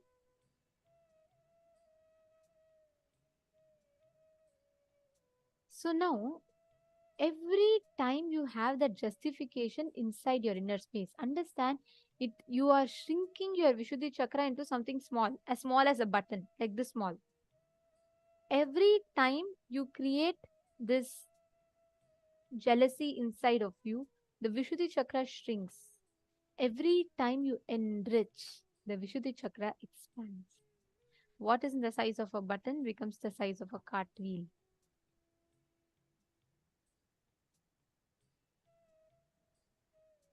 So, look back into your life. You're going to be now working on completing all these justifications or the conflicting comparison patterns that we carry inside of us, which is coming from a deep violence towards life. Let all of us take a few minutes. Just look into your life and identify. You will start understanding how that gap is formed inside of you, how you create that gap, and how you are stuck in that gap without completing, without analyzing, without understanding how you get stuck into that gap. You just need to see, look into your life, and identify all the justifications that you carry inside your inner space. Every time where you use this as a justification, saying, oh, you know what? I cannot do this and I'm fine with it. This is all I can do. This much only I know. All of that is jealousy. All of that is comparison. You are doing or not doing is your decision. Blaming your doing or not doing in someone else based on their inability or ability is wrong. That is jealousy. That comes from innate violence. So, in the whole chakras, right? The Vishuddhi chakra, when you constantly smell that jasmine, you will experience so much of healing. And that's a very powerful process to cleanse our Vishuddhi chakra. Now, how many of you want to really experience that deep cleansing happening?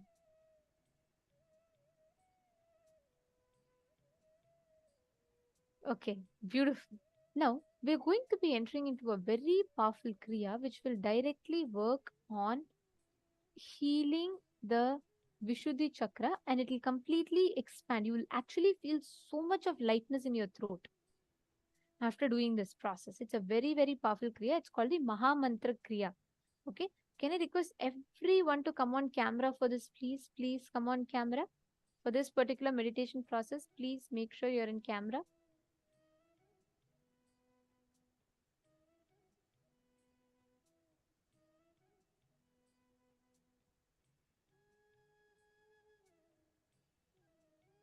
Yes.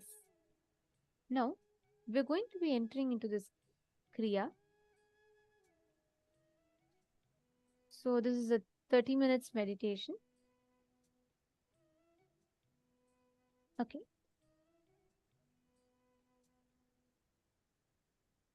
Sit with your head, neck, and spine in a straight line.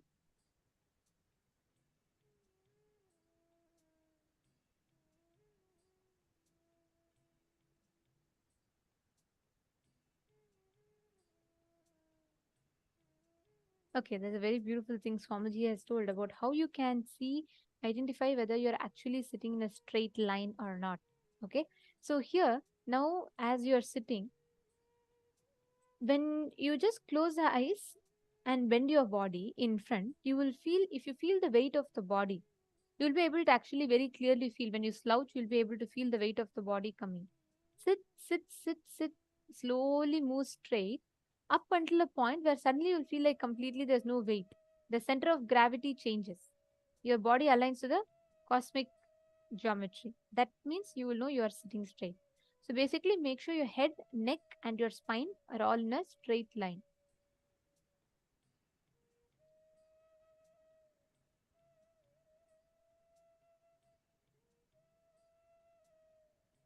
Now let us enter into the first step.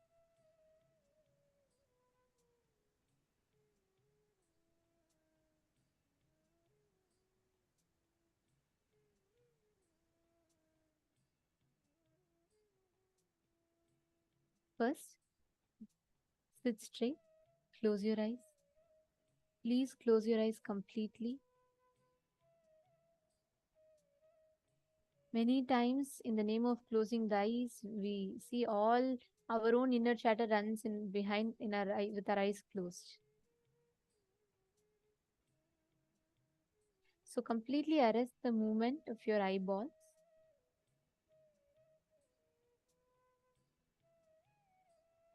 Bring yourself to the thoughtless space. Now, keep your lips together and produce the humming sound from inside. Let's say if you were to put your face inside an empty aluminum vessel and make a humming sound, the sound generated will be like this. This is not omkara, it's not humming sound. It will just be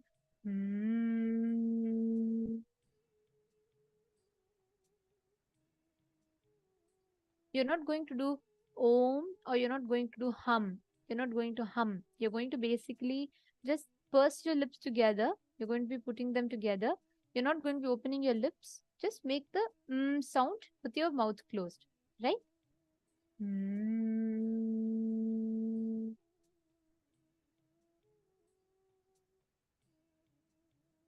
This sound should be as long as possible. It should be as deep as possible, and it should come from your very navel center. Don't make an effort to take a deep breath after every time you do that humming. Don't take effort to make the deep breath. The body itself will take breaths when needed. So don't get tense. Put all of you sit in a very relaxed way. Sit straight, but relax your body. Don't tense. Don't tense your body. Just relax. Your whole body will be filled with that vibration. Start humming.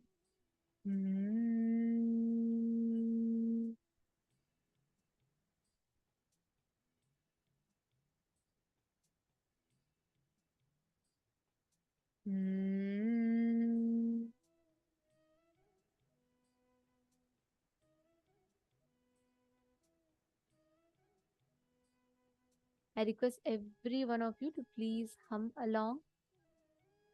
You should sit straight. Ilka, you should sit straight. Close your eyes. Magama Priya, you should also sit straight. This is a very, very powerful Kriya. The moment you do this, you will see the impact it will have in your system. It's a very powerful Kriya. Close your eyes.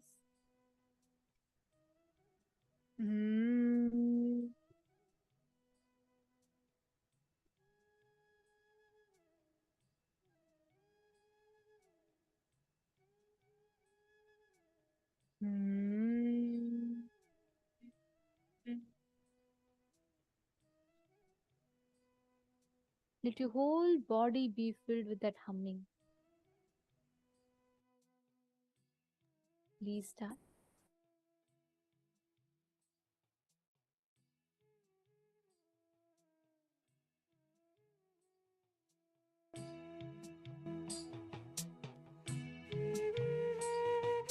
You're going to just hum for the next 20 minutes. Just hum. Keep humming.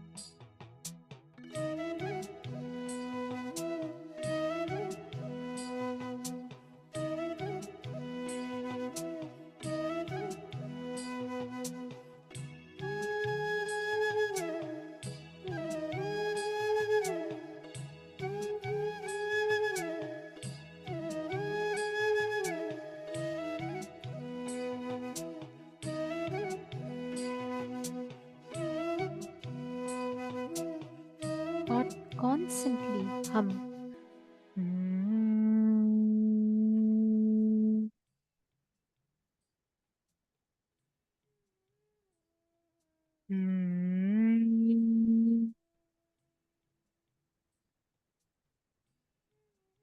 Now, close your eyes. Slowly relax. Put your awareness on the throat center. Just forget the whole body except your throat. Let your whole energy be centered on the throat. Let your Vishuddhi chakra function beautifully. Be relaxed. Bring your entire awareness to your throat region. Just focus on your throat. You will see the Vishuddhi beautifully flowering.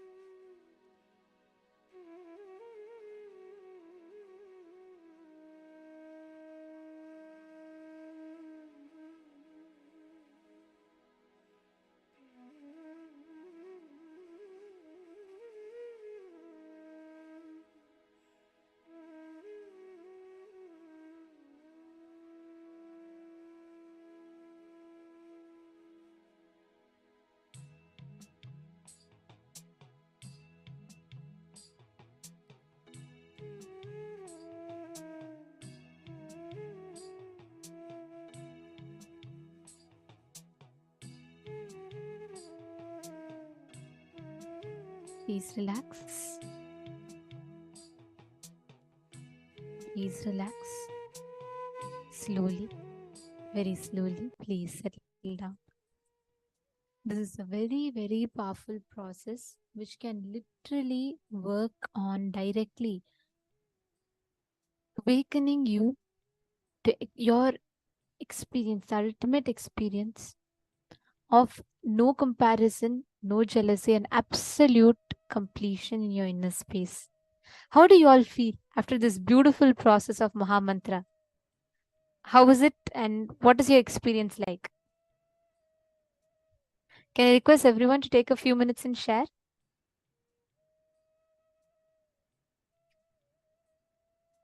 How was it? I see so many of you with a wide smile. Amazing. Okay. Beautiful.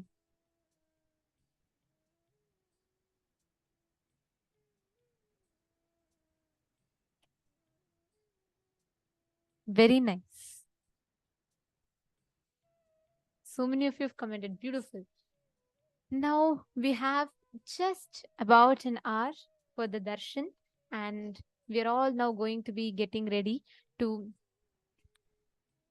prepare ourselves for the darshan. And the first step for that is we will be understanding how we can awaken the wealth consciousness, the revelations from Swamiji, which is an initiation that all of us are going to be receiving today.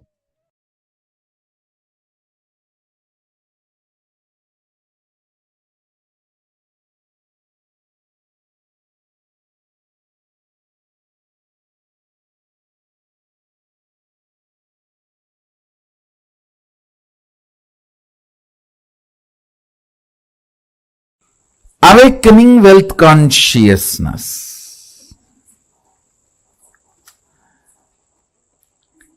Let me describe fundamentally what is wealth as per the reality. Understand?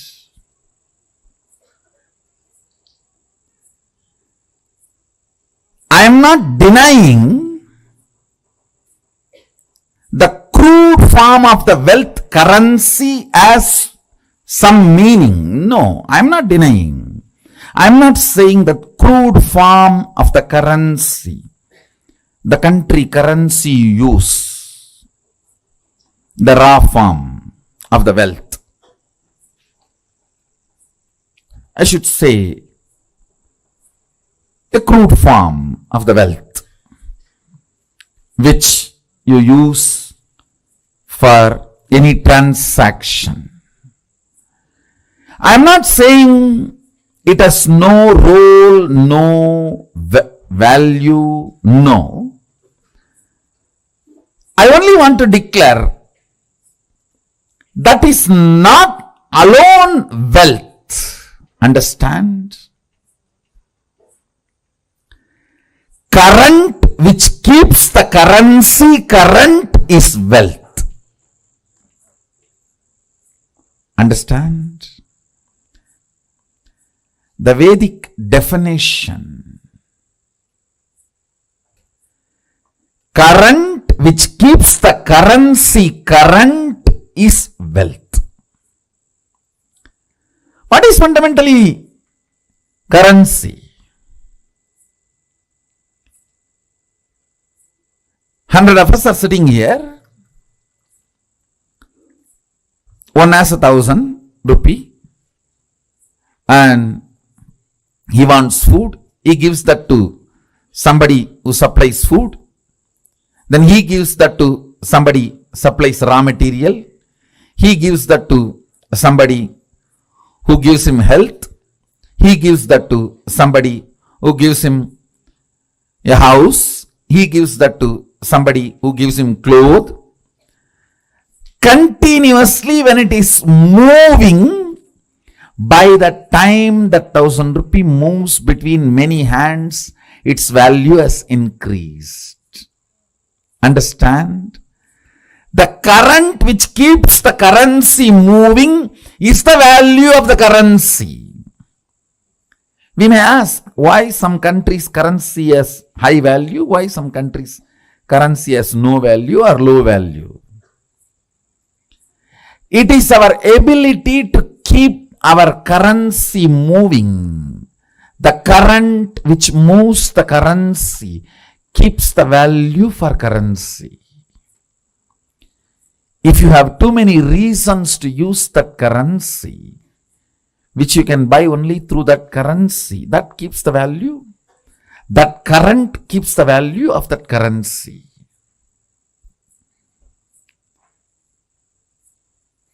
Mahadeva, Sadashiva, the greatest economist, defines wealth. Understand? You will never look at Mahadeva as an economist.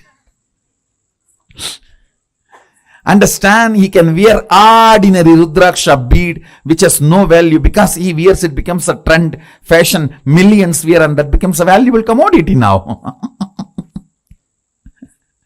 Many of you don't know the Rudraksha I am wearing, that is more valuable than the gold covering it. It is highly praised than the gold covering it. You will not understand the economy of Mahadeva, Sadashiva, till you understand the real wealth.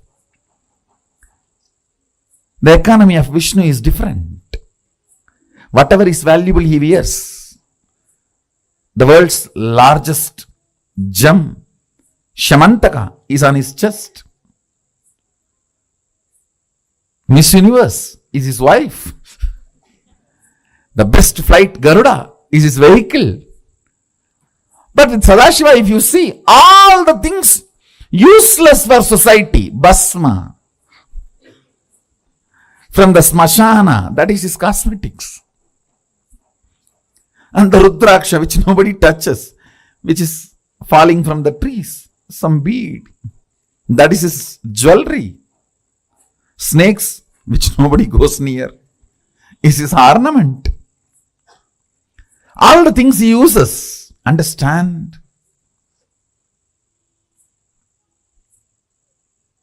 He is making a statement about wealth.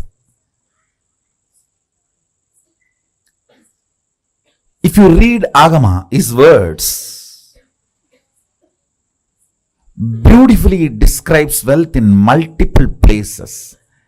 Our ability to be intelligently active is wealth.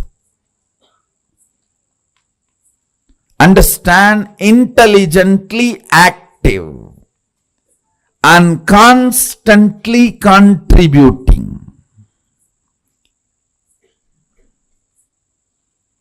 I am not saying don't accumulate currency, but I am saying fundamentally understand the concept of currency, then start moving your life and others' life. Then you will understand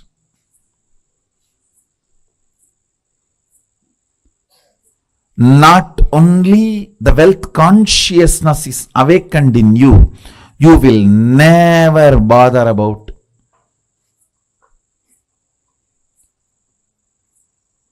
incompletions related to wealth. See, there are multiple incompletions people carry about wealth. First thing, the moment I utter the word, there is so much of that depression, that deprived feeling. Everyone has, I don't have.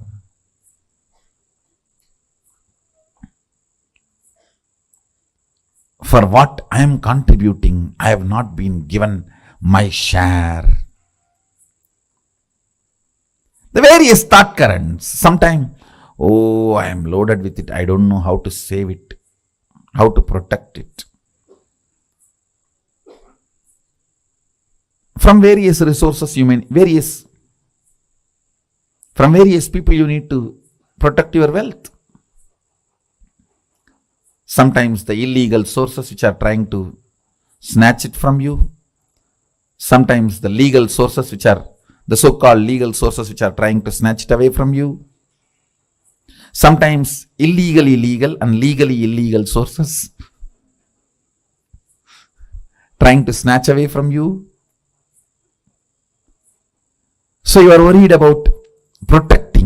that is also an incompletion. Understand?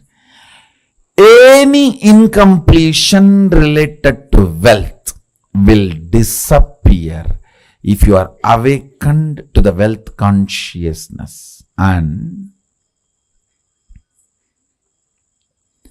awakening to the wealth consciousness is not becoming fool, irresponsible, careless. No. No.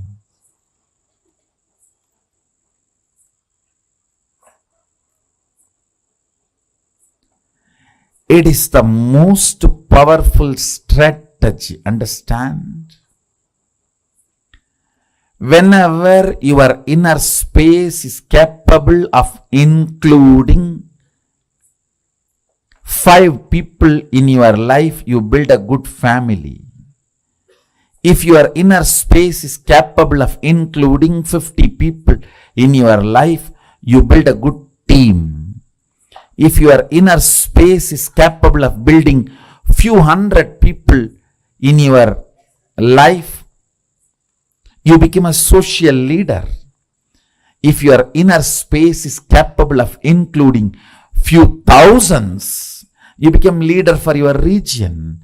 If your inner space is capable of including a state in you, you become a leader of the state. If your inner space is capable of including a country in you, you become the leader of the country. Understand? If your inner space is awakened to understand and include the concept of wealth, you will see wealth becomes just part of your life.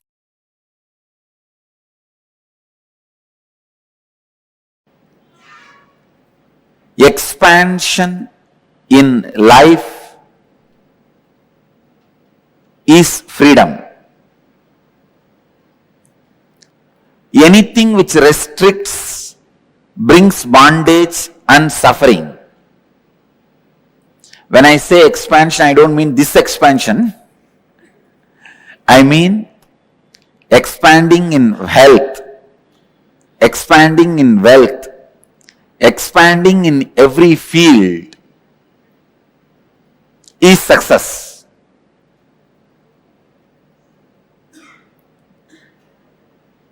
That is life. But there are many patterns which stops the expansion, restrictive patterns which restricts you in your health and wealth. Please understand. There are thousands and thousands of engrams. Engram means engraved memory. Thousands and thousands of engraved memories, thought patterns in you, which are restricting you experiencing the ultimate,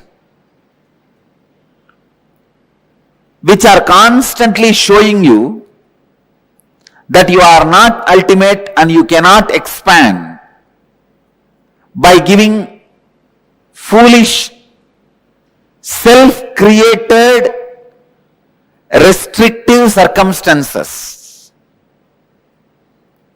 Never ever think circumstances are more powerful than your reality. No. Our reality is more powerful. Our capacity to create the reality is more powerful than any circumstances. Let me define engram. Engram means a memory gets into your system, makes you work in the same way, even if you don't want. For example, you are addicted to smoking or drinking pattern. That engram gets into your system very strongly.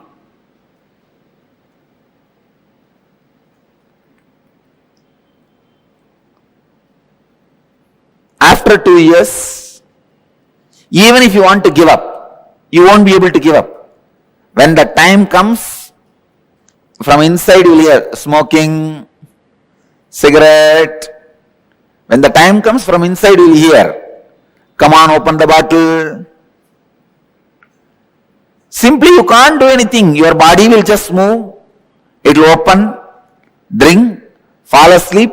Next day morning when you are having fight with your spouse only, you will even remember. It is not good for your health.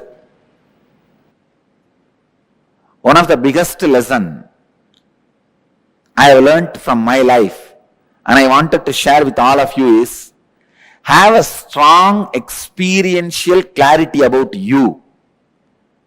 Nobody should be able to penetrate and alter your idea about you within you.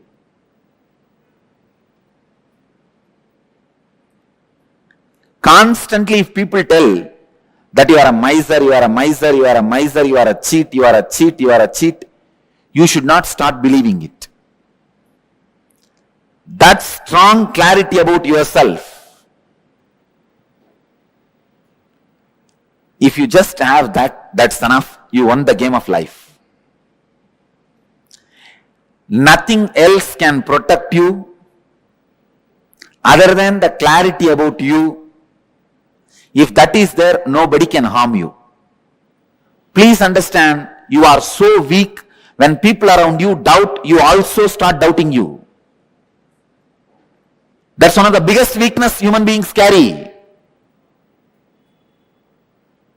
Destroying others' opinion about you is not that big failure. But if you are also influenced by the others' opinion about you, you are a failure. In my case, the only reason I won the game, they lost the game, is they are able to convince the whole world about me, but they are not able to create one doubt about me in me. Have a strong fort. Nobody can take away your kingdom. Strong fort means, in your inner space, be authentic and clear about what you are and what you believe, what you want. Many times, in you, when the clarity is not there, when you have restrictive patterns, suffering starts for you.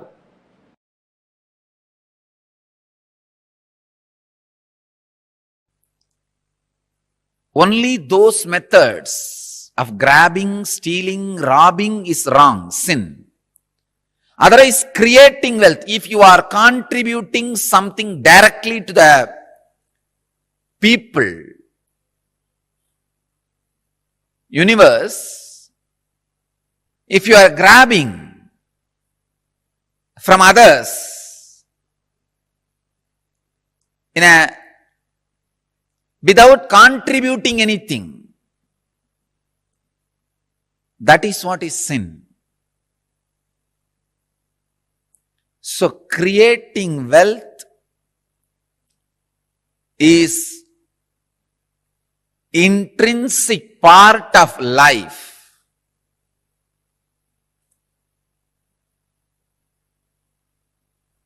Krishna says very beautifully in Gita, Gahano karmano gatihi. The universe by its nature works. If you have at least the goal of creating wealth, you will be creative. Your energy will be channeled properly. I can give you the clear guidance. The first priority should be in the life for moksha, enlightenment. Till that happens, the second priority can be creating wealth. Understand? Not grabbing or robbing or stealing. Creating wealth.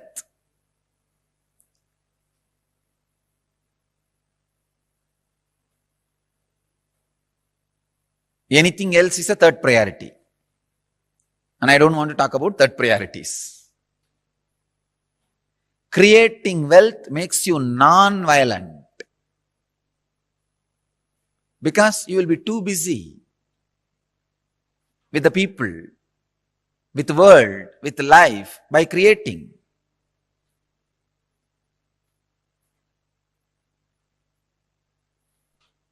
First, remove the guilt about wealth from your inner space. Second, understand the expression of life through you is equivalent to the wealth you create, not grab, you create. So the more and more life energy starts expressing through you, more and more you create.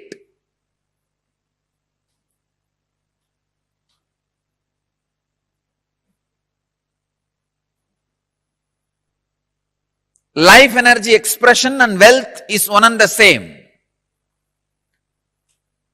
Seekers always justify their poverty as their spiritual quality and innocence. So if you are not wealthy, understand, if you have decided not to create wealth, great. But if you want to create wealth and not wealthy, if you have a greed for the wealth or a desire for wealth and not wealthy, be very clear, you are not a seeker, you are a seeker. Something is seriously wrong with you. Look into it. Wealth itself is not sin. Somebody is having problem because of having. Somebody is having problem because of not having. Problem is a problem. Wealth is not a problem. Problem is a problem. Wealth is not a problem. Person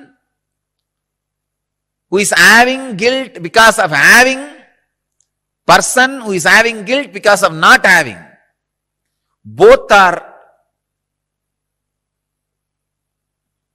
big, you can say very big sickness. I have seen many of these rich men, because they carry a deep guilt imposed on them by society, even though they created their wealth very honestly, in a creative way, because of the guilt imposed by society on them, they live a very miserable life and go on drinking alcohol and trying to have high costly entertainments just to forget this guilt. Many times they come to me for their problems and in need of solution. When I analyze their inner space and life, there is no problem. Then why are they suffering? The only guilt which they are carrying, which is imposed on them by society. I tell them, come on, don't imbibe the guilt given to you by the fellows who are incapable. You do not cheat or grab or be dishonest. That's right. That's enough. But no need to carry a guilt on the wealth, about having wealth. Rich men carry this guilt very deeply. And just to escape from that, they get into all kinds of addictions. And their life is hell as a fellow who doesn't have money.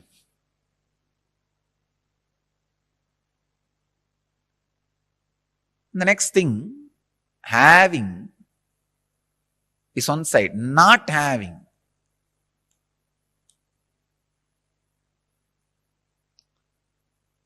This is a very funny side. Having the desire to have wealth, not having it, but giving a valid reason why they are not having it. This is also another important slave mentality. We always think work not done plus valid reason is equivalent to work done. And your mind is such a cunning mind, it creates very valid reasons and justifies itself. Why? You are poor, And not only that, adding sacredness to poverty. Who are adding sacredness to poverty. Relax. Don't add sacredness to your scaredness. Because you are scared of life, you back out from life, and for that feeling of scared, you add sacredness. You start saying, no. You see, I am not the kind who can tell lies. This word is a lie. I am not the kind who cheat others. What is there? Little bit, 2 meal, and 1 small house, and 2, 3 piece clothes. That's enough for life. If it is enough, why are you going around and bragging about it? Be content. The fellows who talk about their poverty being their great quality will not keep quiet. Because they are trying to make sacredness out of it. Please understand. As Krishna says, Gahano karmano gadihi. Life's flow is work. If you are not creating wealth, all your work is happening in wrong direction. Your work is happening more in the line of destruction, not in right direction. The integrity, I am telling you from my experience. Now, experience of handling so many worst possible situations in life. Actually, this whole rumors and the problems created around me has made me really rich in life. Economically, I may not have become rich, but in life I have become very rich. Now I know how to handle people. I know who should be trusted and who should not be trusted. I have learned a lot of lessons. Actually, I tell you, these lessons are really worthy of the money we lost. We lost a lot of money. But these lessons I learned are really worthy because it will be asset forever for the whole future. Sometime, the lessons you learn become more valuable than the situations try to hit you. Look in.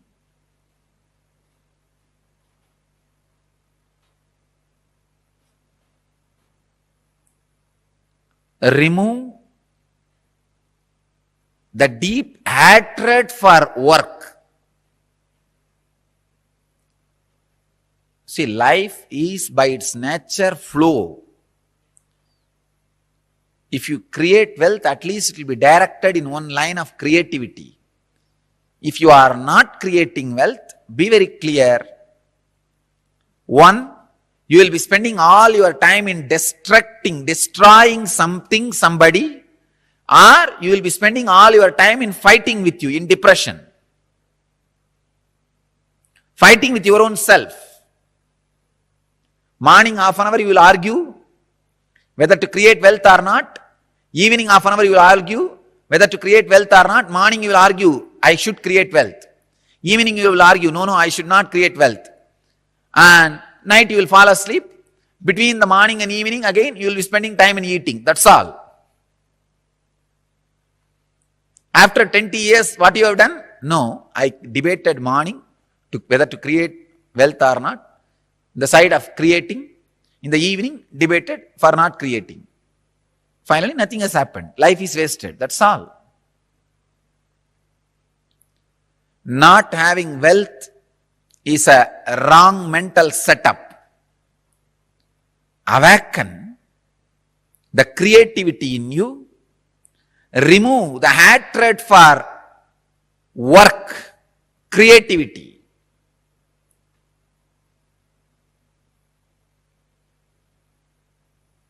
I'll give you further, deeper, exact techniques and process to create wealthy consciousness. First, you need to create a wealthy consciousness which is ready to take the responsibility to create and sustain, which is ready to take the responsibility of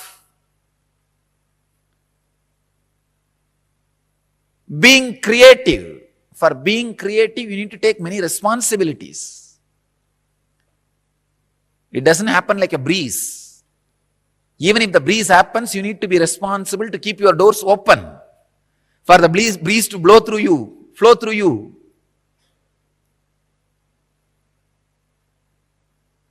In Vedic tradition, we have two major gods representing wealth, Kubera and Lakshmi. Kubera is a guy who holds stock market. Lakshmi is the bank circulating. Lakshmi gives, circulates.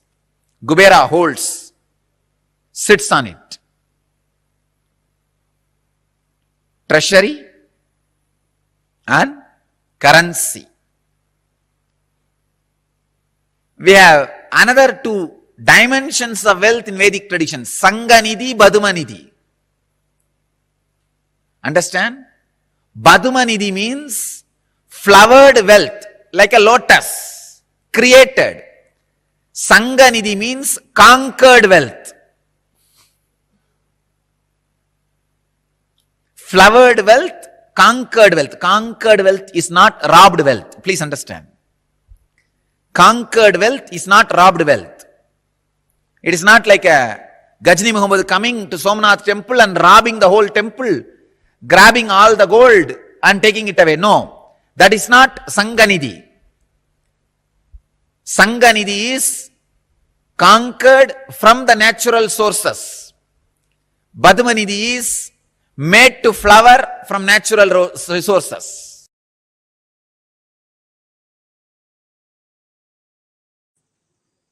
Let me expand on wealth consciousness. The first conclusion you need to come, it is integrity. That's the most shortest way to enjoy wealth. Second, owning but not possessing means go on sharing. I have seen sometimes people, when they take up a job, they develop vengeance towards boss. Hey, you are giving only 50,000 salary for me. I'll work only for 8 hours minimum just to handle your questions, not more than that. So this is the way he starts. He thinks he's cheating his boss. In 6 months, he himself starts believing this much only is his capacity. He has cheated himself. Understand? Cheating your boss. In 6 months, you will believe that as your capacity and you will cheat yourself forever. You making your boss believe this is only your capacity because you want to take revenge on him. First conclusion you need to arrive is integrity is the best strategy. The next conclusion you need to arrive, own but don't possess. Go on be sharing, whether it is you or your space or your qualities or your qualifications. I tell you. The words you utter, people may listen, but the way you behave, people feel it. Let your behavior is all about owning, not possessing. That's the second conclusion. Third, let your enriching be most authentic, means every day upgrade yourself. Ultimate should not be final. Ultimate grows every day. Ultimate is not final. Today's ultimate is not tomorrow's ultimate. Tomorrow's ultimate is different. Brahmanda expands, cosmos expands. For you, something is ultimate today, which is not ultimate tomorrow. It expands. So, go on becoming authentic in your sharing, enriching. Next, important conclusion. Do not feel shy to encourage people to support you back to enrich the world. Be confident, courageous about what you are doing.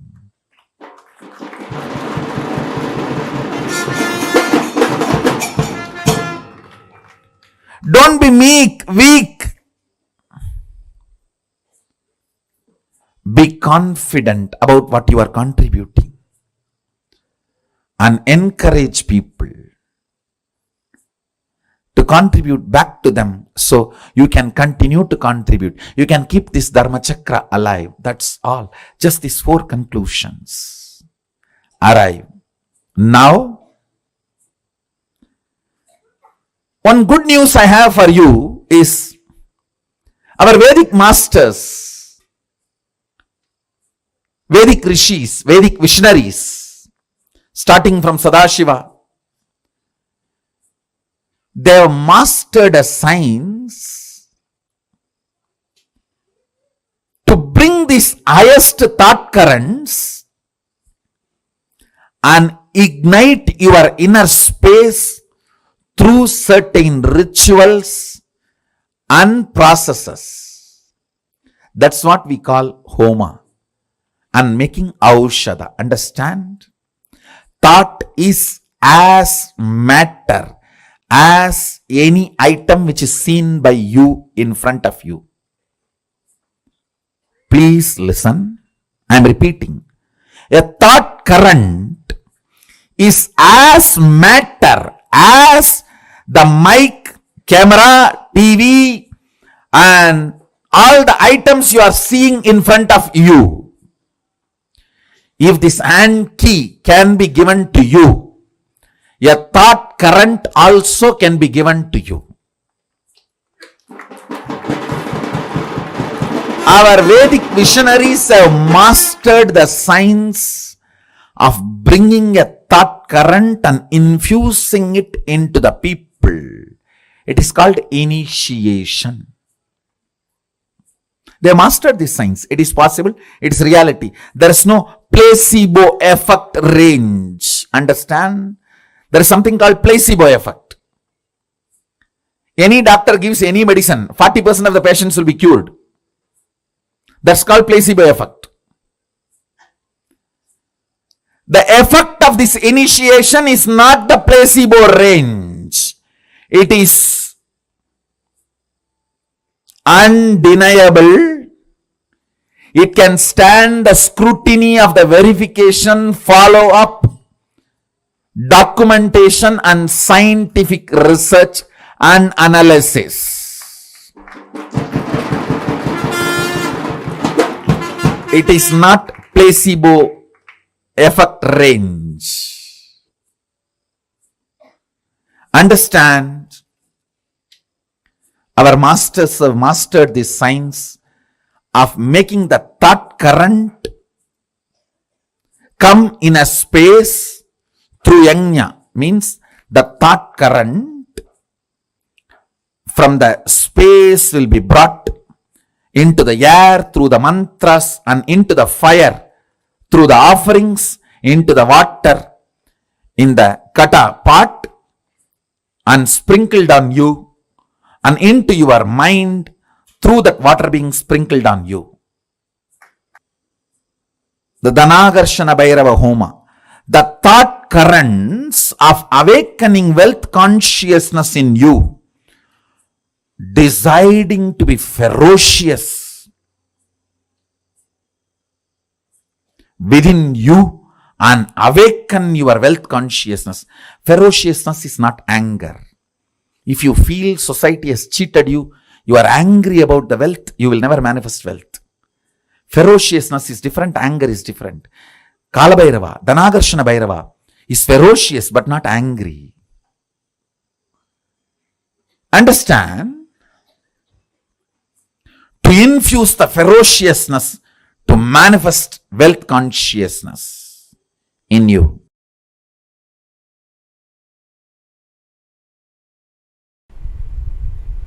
Once I asked my grandfather,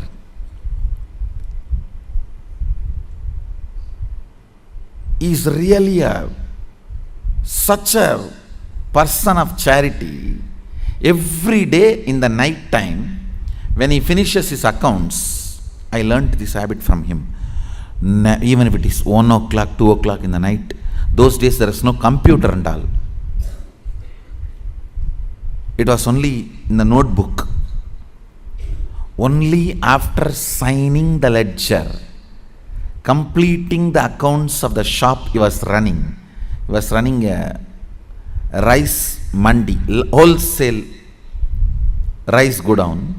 Only after completing the ledger, signing, he will go to bed. I learned that habit from him. And the most important thing, he had a box. On that box, there will be a board called Magame Bandu. Means 10% of his net income, he will put it in that box every day. That is kept for charity. So any temple function, religious function, temple inauguration, annadan, anything, people will come. When they come, based on their function level or expense level, he will give donation.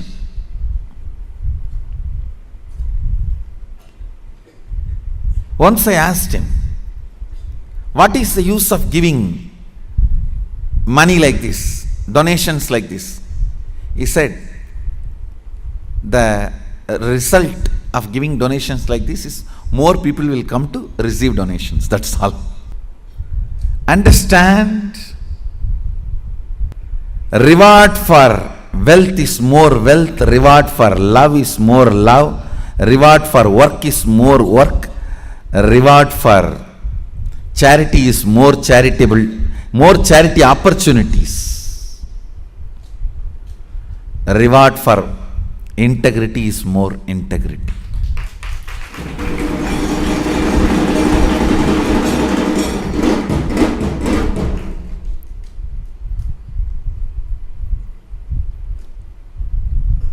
Cognizing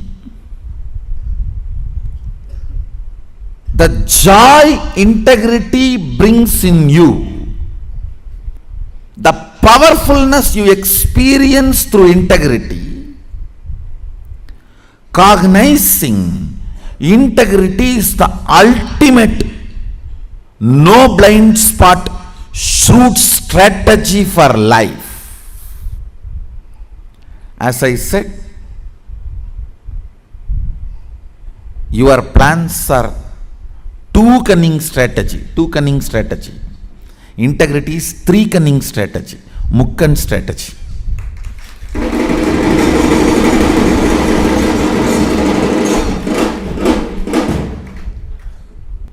In anything, whether your relationship with your body, your relationship with the life, your relationship with existence, your relationship with the ultimate source, your relationship with society, your relationship with humanity and its laws, in every level, cognize integrity as your strategy.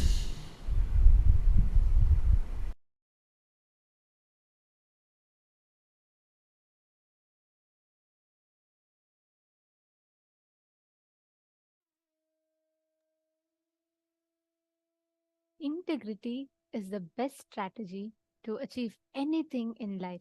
Swamiji summed this up so beautifully with this profound revelations of the right thought currents that we need to have for us to manifest wealth.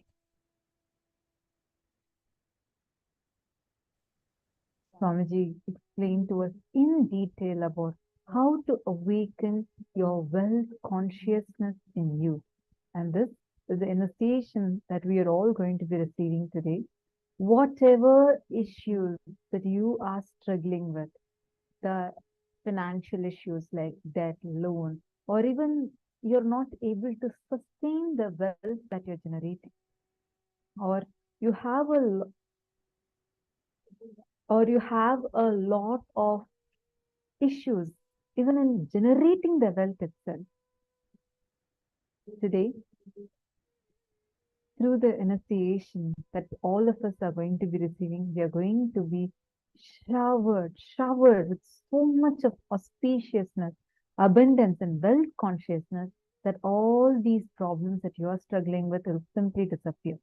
And not just that, Swamiji, out of immense compassion, has opened up various platforms in all of which you can post your prayers, whether it is to remove a particular loan problem, or you're having some issues with wealth, or the incompletions that you've written from morning, or all the patterns that you've been writing since morning that you want to experience completion with. Today, in this darshan, you are going to be experiencing that. Swamiji is going, you can write and post it in the chat. Swamiji is going to be giving you a breakthrough in all of these patterns. Most amazing blessing that all of us are going to be receiving today is every one of us, any debts that we are stuck in. We learned so many different there's so many different thought currents and the truths that Swamiji revealed to us for us to manifest wealth through the day to day. One of the key things is manifesting wealth just by the initiation. Manifesting that ultimate wealth just by initiation. That is what all of us are going to be experiencing now. In today's initiation, Swamiji is going to be awakening the wealth consciousness in us. What is the right way? What is the space that you need to have for you to experience that wealth consciousness? How can you become a wealth magnet? The secrets of attracting wealth. Today's initiation is going to be just that.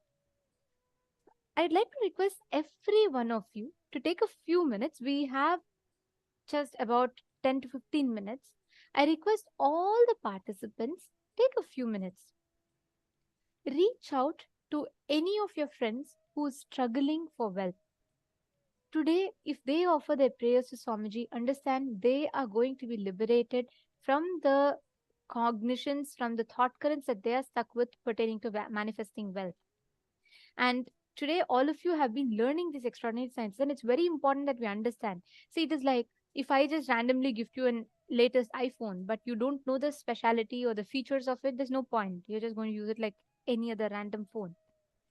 It's important that you understand. I give you the user's manual for you to understand the software. Right? Am I making sense? That is exactly why it is important that you attend through the day so that you understand what is the science behind the initiation that you're going to receive. So every one of you that are sitting here, let us all make sure we are taking out the time and make sure that you are attending full day to receive the maximum benefits of the program. Like today, all of us learned about the science of wealth manifestation, right? We did so many exercises, so many kriyas, so many processes. And each of us are going to be showered with that ultimate initiation today.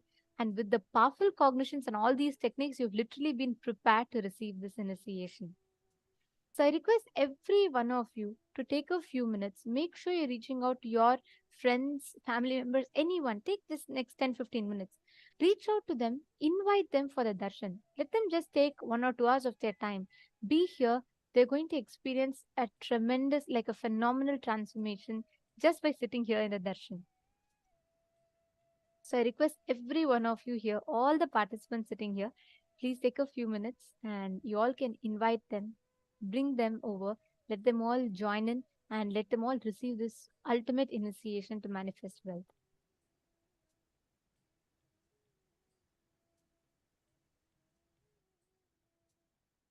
Yes.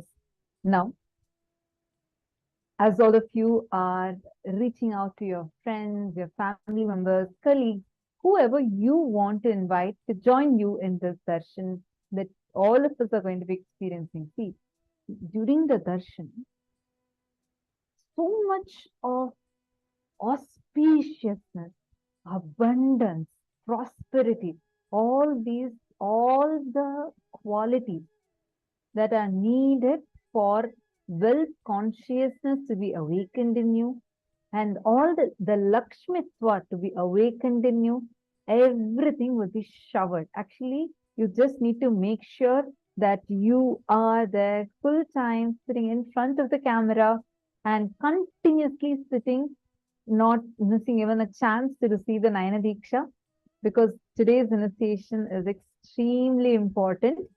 See, from morning, so many of you wrote saying how you've been struggling, whether it is to make wealth, or sometimes some of you are struggling with some of the wounds that were created at a very young age.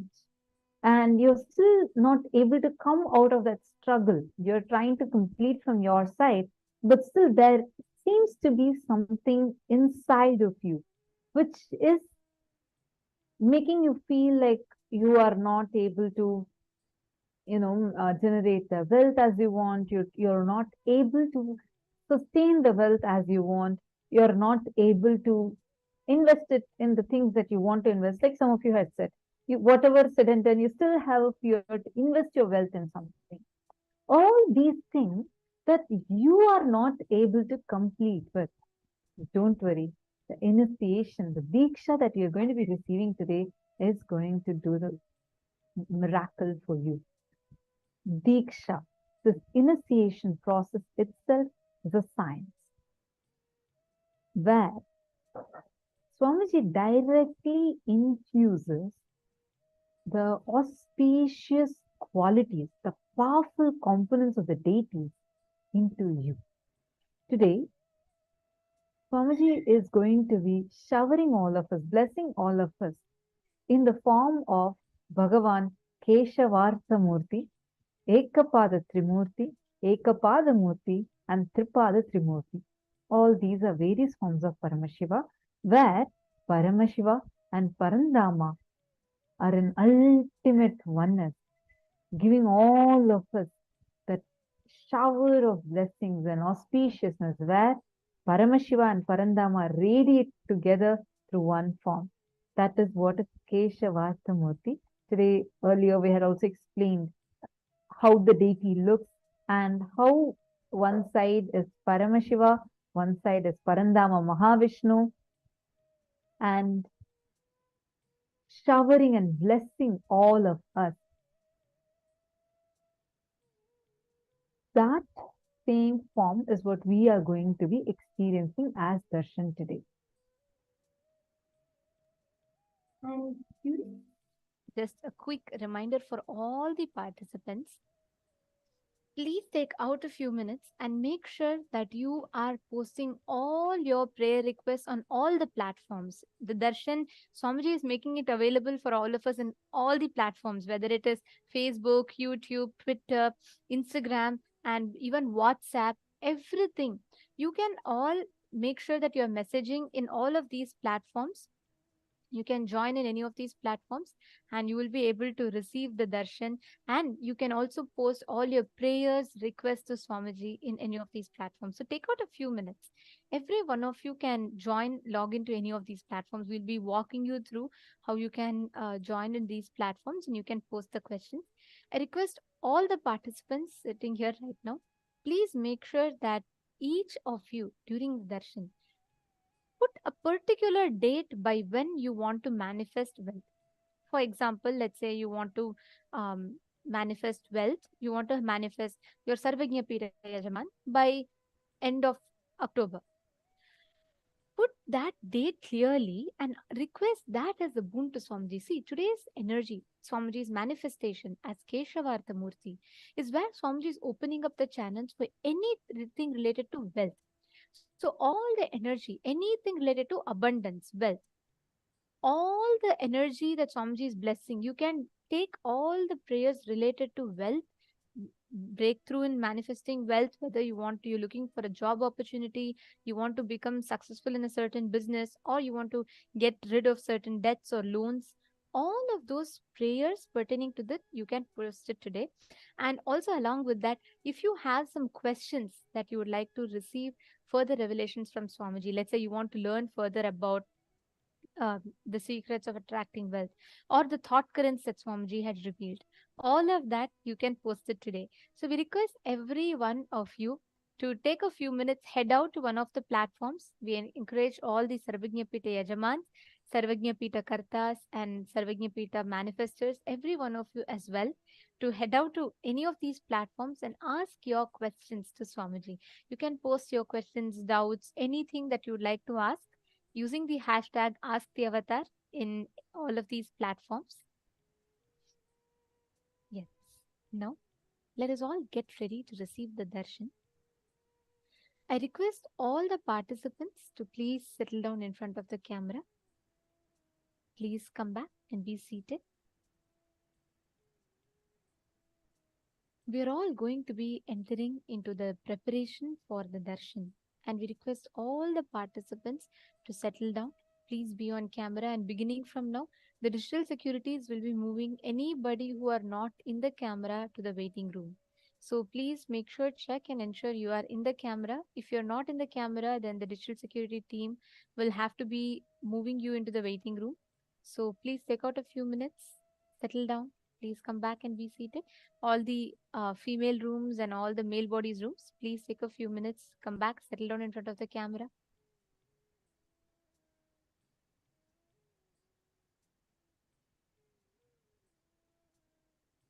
Yes. Now, in today's darshan, right, one of the most important aspects, all of us are going to be initiated to manifest the Ashtamaha Shaktis. We've all been manifesting Anima, Mahima from morning, right? Swamiji is going to be initiating us to be able to manifest the Ashtamaha Shaktis and attract wealth through the manifestation of these Ashtamaha Shaktis. Anima, being able to make anything small, and Mahima, being able to make anything as big as you want. Lahima, being able to make anything as light as you want. Garima, being able to make something as heavy as you want. And then we also have Prapti, Prakamya, Ishitva, and Vashitva. Prapti is the power to be able to attain anything that you want. And Prakamya is the ability to fulfill one's desires. And Ishitva is your ability to have the lordship over something. Vashitva is your ability to attract something towards you. So all of these powers are going to be, we are going to be initiated with all of these powers today. So let us all get ready, prepare ourselves for the initiation. Make sure that the whole setting, the whole setup around you, set up the Nityananda Sabha, keep Swamiji's Atma Murti next to you. Make the whole place very divine. Understand, darshan is a very sacred, powerful process. Just through a look, just through a word, Swamiji transmits that ultimate cosmic experiences to each and every one of us. So when you sit in the darshan and when you are connecting to Swamiji, Swamiji is literally transmitting that energy, experience, that highest cosmic frequency to all of us. I see messages. Mark Karen Headley has posted. Swamiji explains these principles so simply. Absolutely. And not just that, Swamiji even gives these as experiences in a very casual way. Just look at it. Each of us are sitting at the comfort of our own homes. And all we know is just that we are sitting and we are just enjoying watching Swamiji's darshan. And Swamiji just makes these principles, these cognitions as our own experience. Actually, that is what we are going to be having in today's darshan. Just make sure you're fully here, present, physically and mentally both.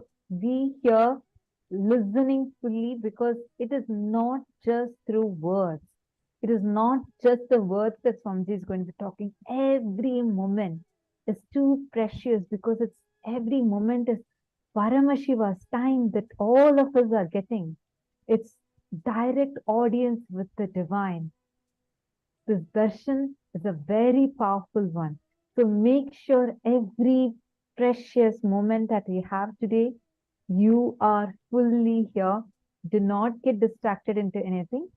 And for asking your prayers, please make sure you're posting your prayers in multiple platforms. This is also a very important thing. I see that some of you are posting it just on the Zoom, or some of you are posting it just on Facebook. Understand? Because there are a lot of messages that are coming in, Swamiji wants to ensure that every single one of our messages, prayers, wounds are attended to.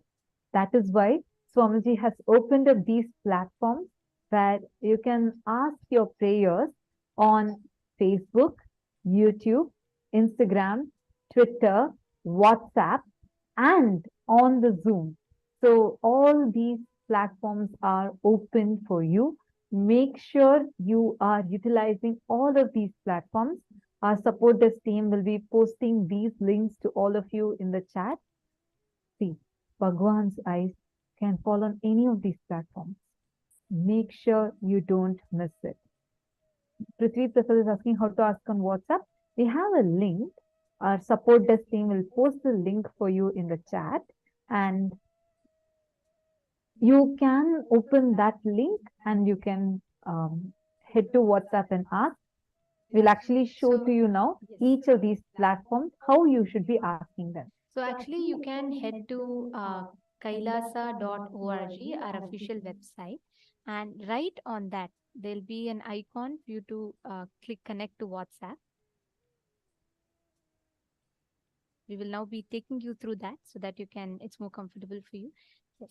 Here you all can see this is kailasa.org, and you can head to this website. And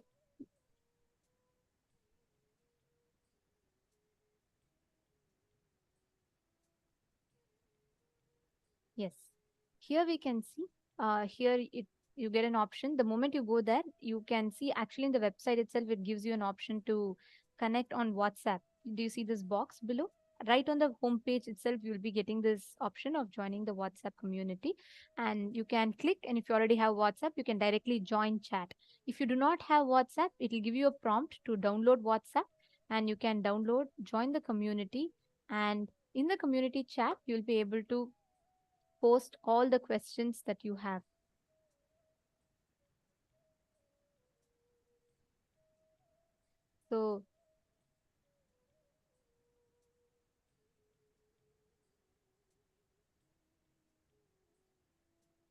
So this is the link here you all can see. And similarly for the other platforms, for YouTube, you can directly go under the live stream itself and you can make the comment. And on Facebook as well, you can go to the live stream and you can directly make the comment under. We'll be doing a walkthrough. And let us all now get ready to receive the darshan.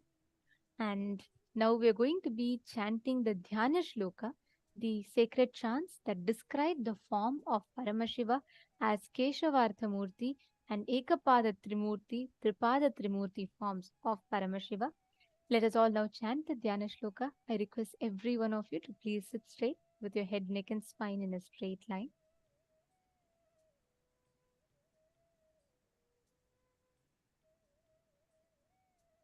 Connect to Swamiji.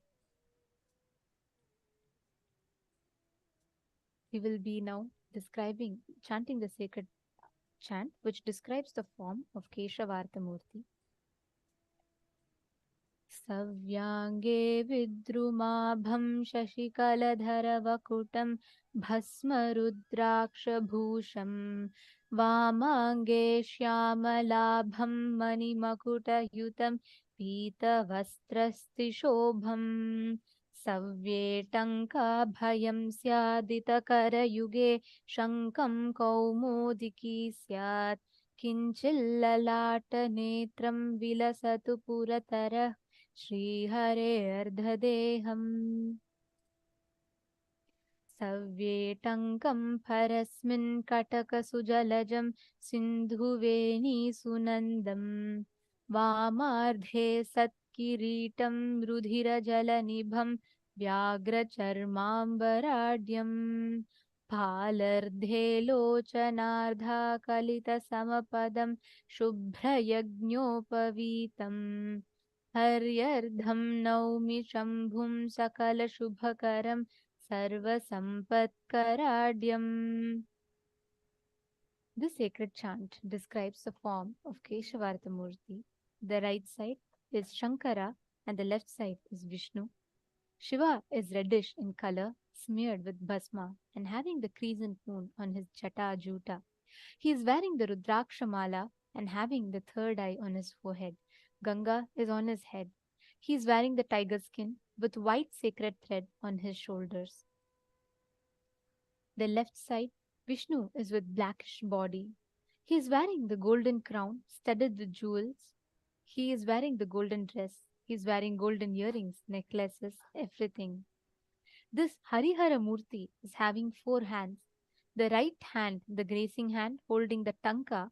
On the left side, Vishnu's Abhayahasta with the mace and holding the conch, the shankam. This form of Paramashiva and Vishnu blesses us with all the auspiciousness.